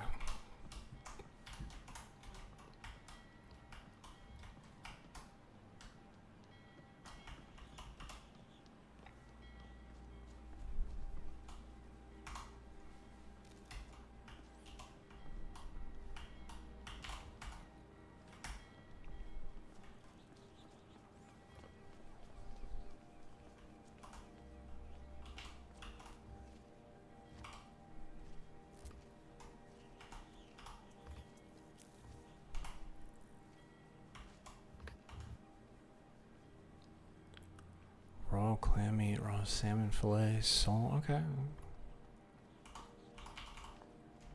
Take all that. We'll cook that up. The children are playing.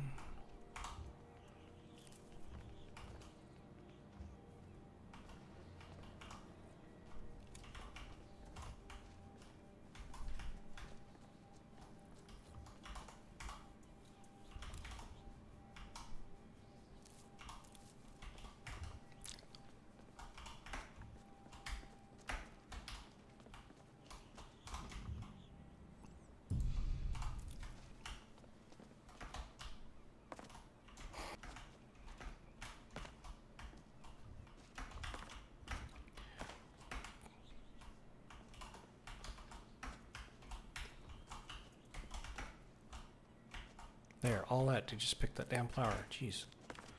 Okay. Okay, here's the trader.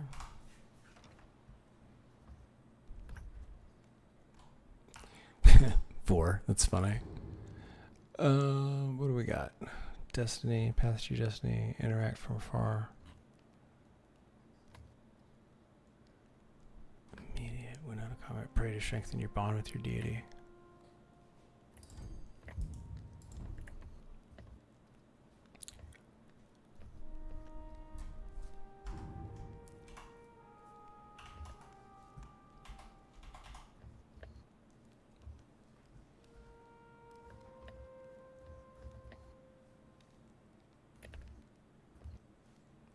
He's praying to the deity.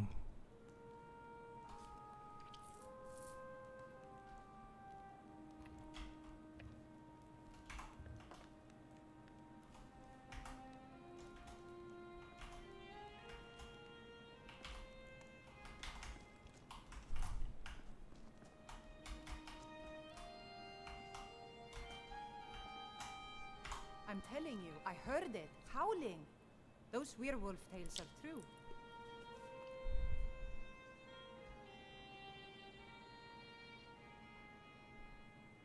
Take a look.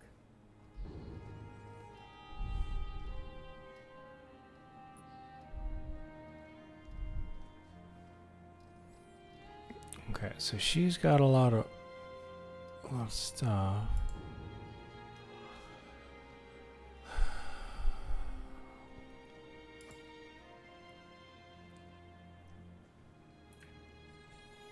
Okay.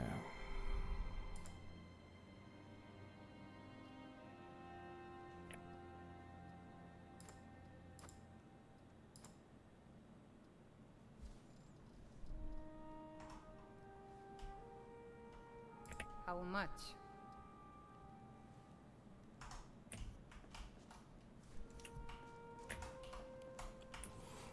Well, the interior of that place is nice.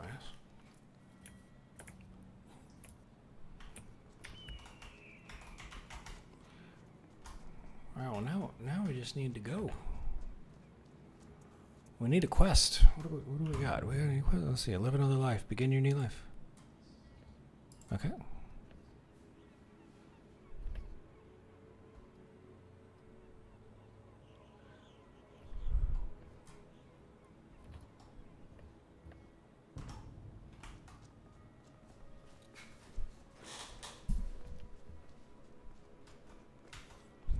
I don't think I've spent a lot of time in this town.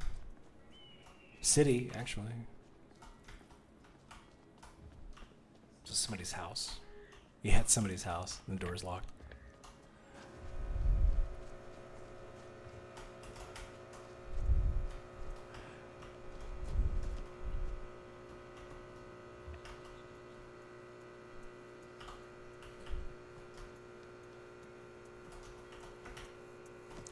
It's fine.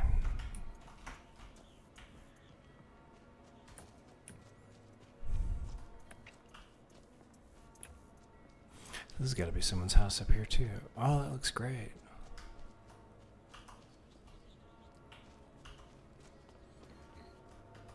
Okay.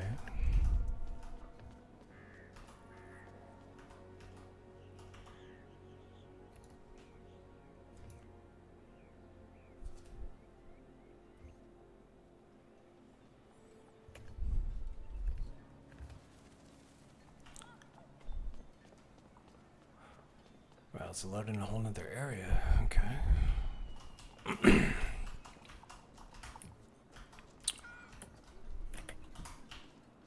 Oh, it's a cat.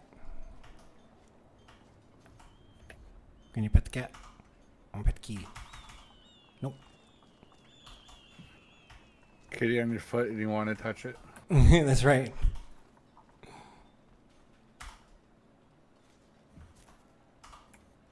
I found the bone. I brought it to you, but still I refused.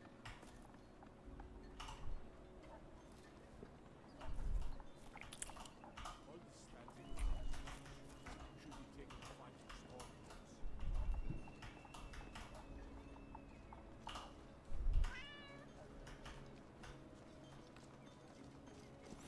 That guy's going somewhere fast. Hi there. Need something? Need something? Well, that child elf looks alien. Hall of the Dead. Oh, let's check this out. This must be the funeral home. Oh, wow, look at all that.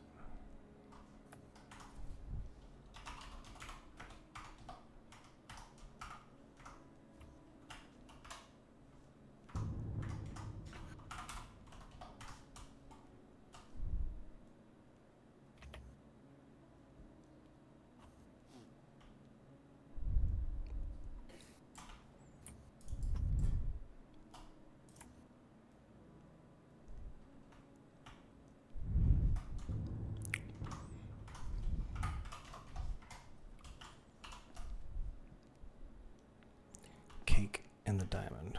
Is that a book? The Cake in the Diamond.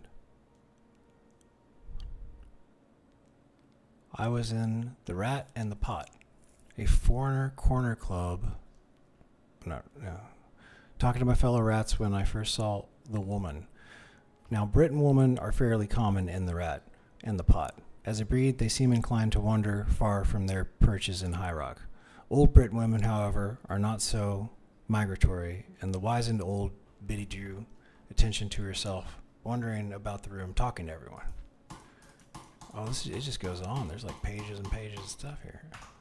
There might be a good payoff to actually read that all the way through, but I don't feel like it. I can't steal anything. That painting looks really cool. Oh, those are the Dark Brotherhood tenants.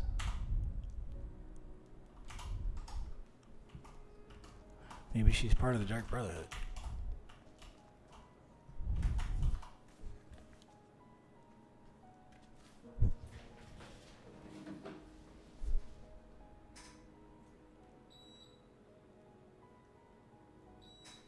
There.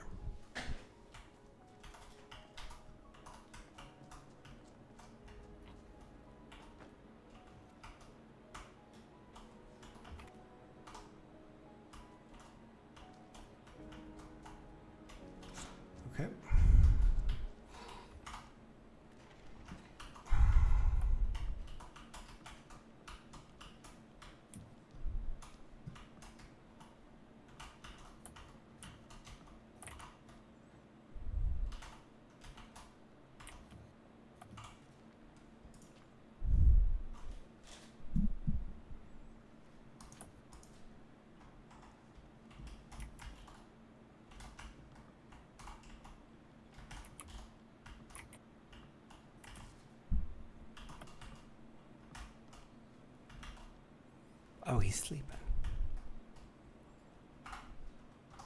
He taking an afternoon nap.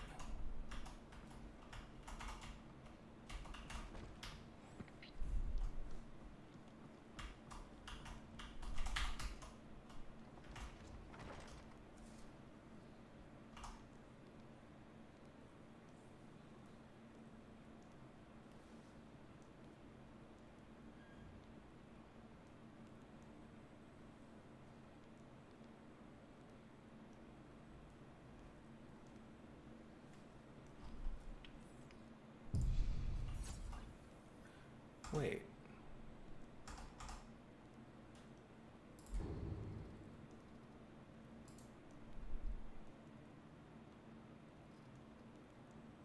Okay. I thought it changed my stuff. I don't really have any spells.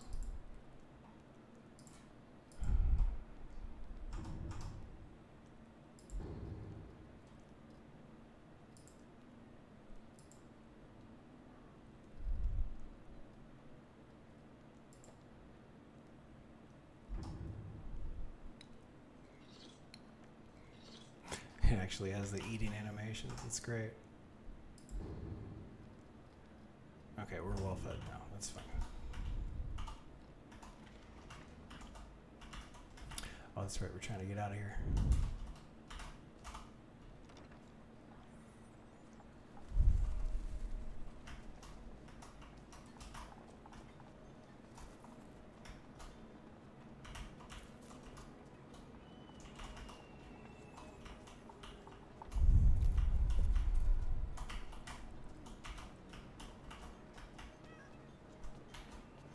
Oh, that's where I just came from.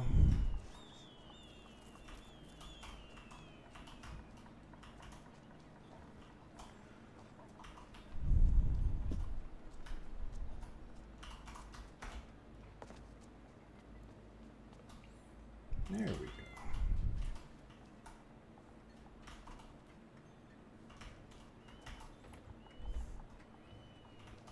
I found the boat. I brought it to you, but still I refused.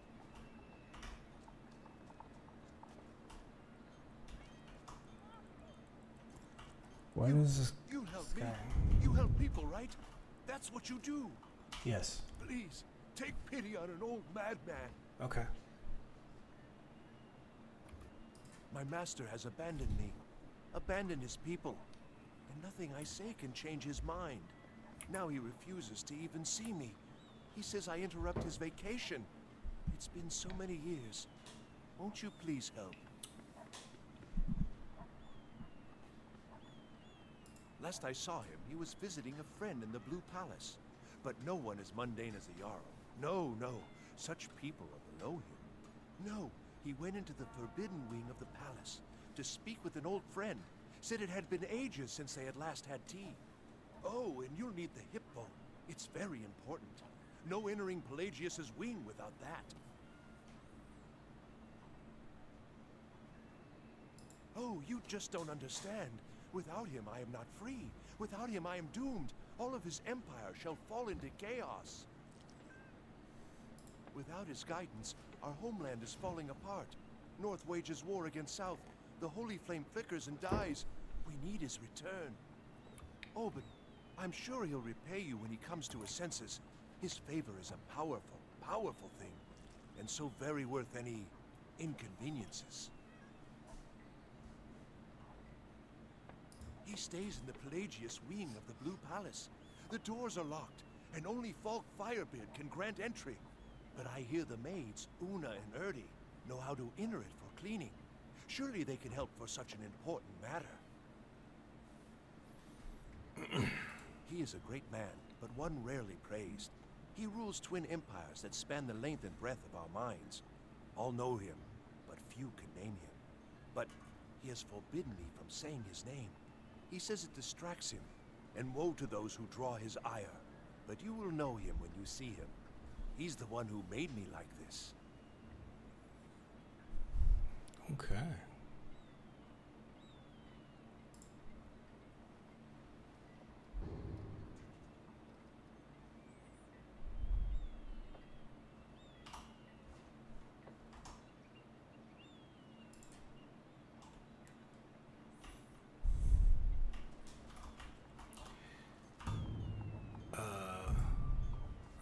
access to the Pelagus wing of the Blue Palace. Alright, that's what we're doing.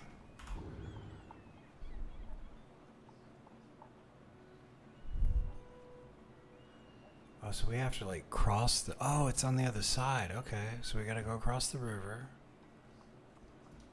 This map looks a lot better.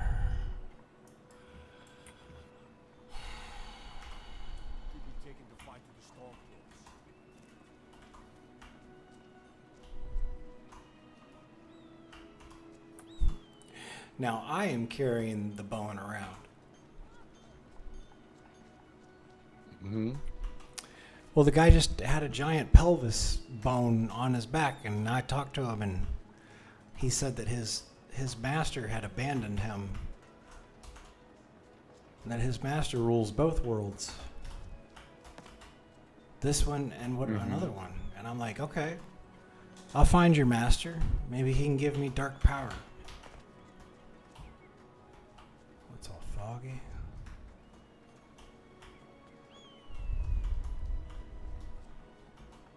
I'd be a lot warmer and a lot happier with a belly full of mead. Mm-hmm.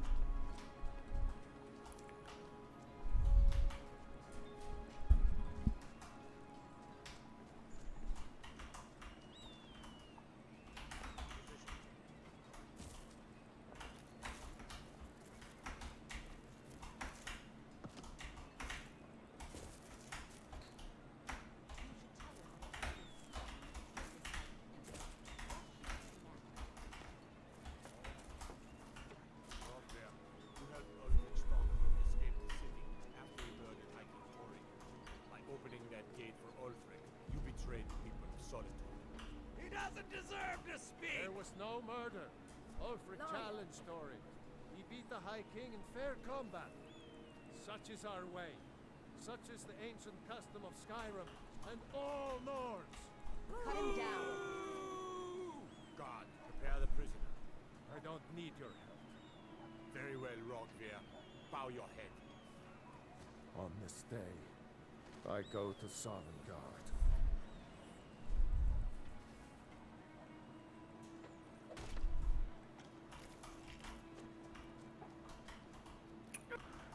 Ooh.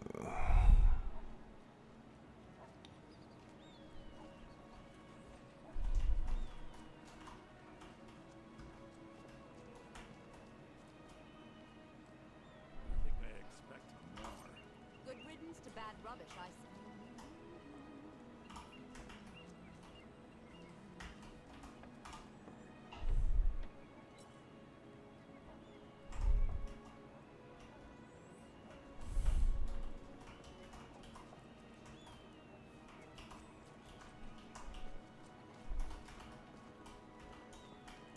We should have drawn it out some more. He deserved a slower death.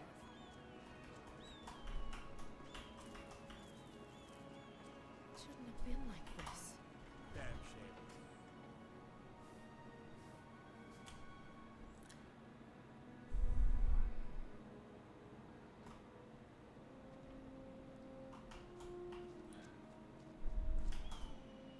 Oh, that looks great. So now we're gonna cross the river, and we're gonna sneak all the way into that thing. We're gonna sneak into the Blue Palace.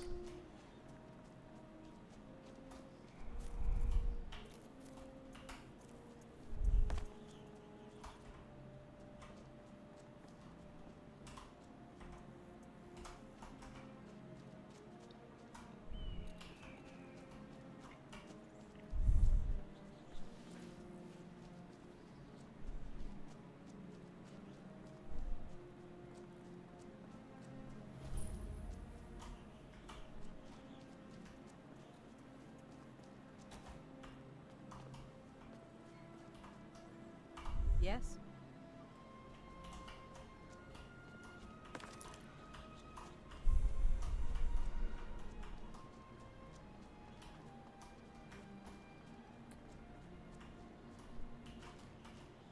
Fancy a brawl? Got 50 septums. Yours for the taking.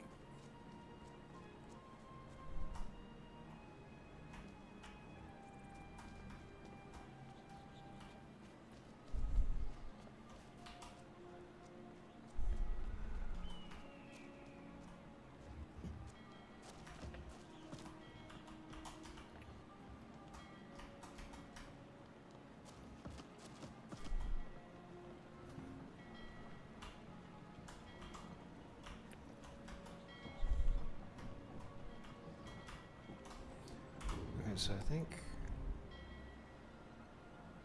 Yeah. It's that way, isn't it? That's what I thought.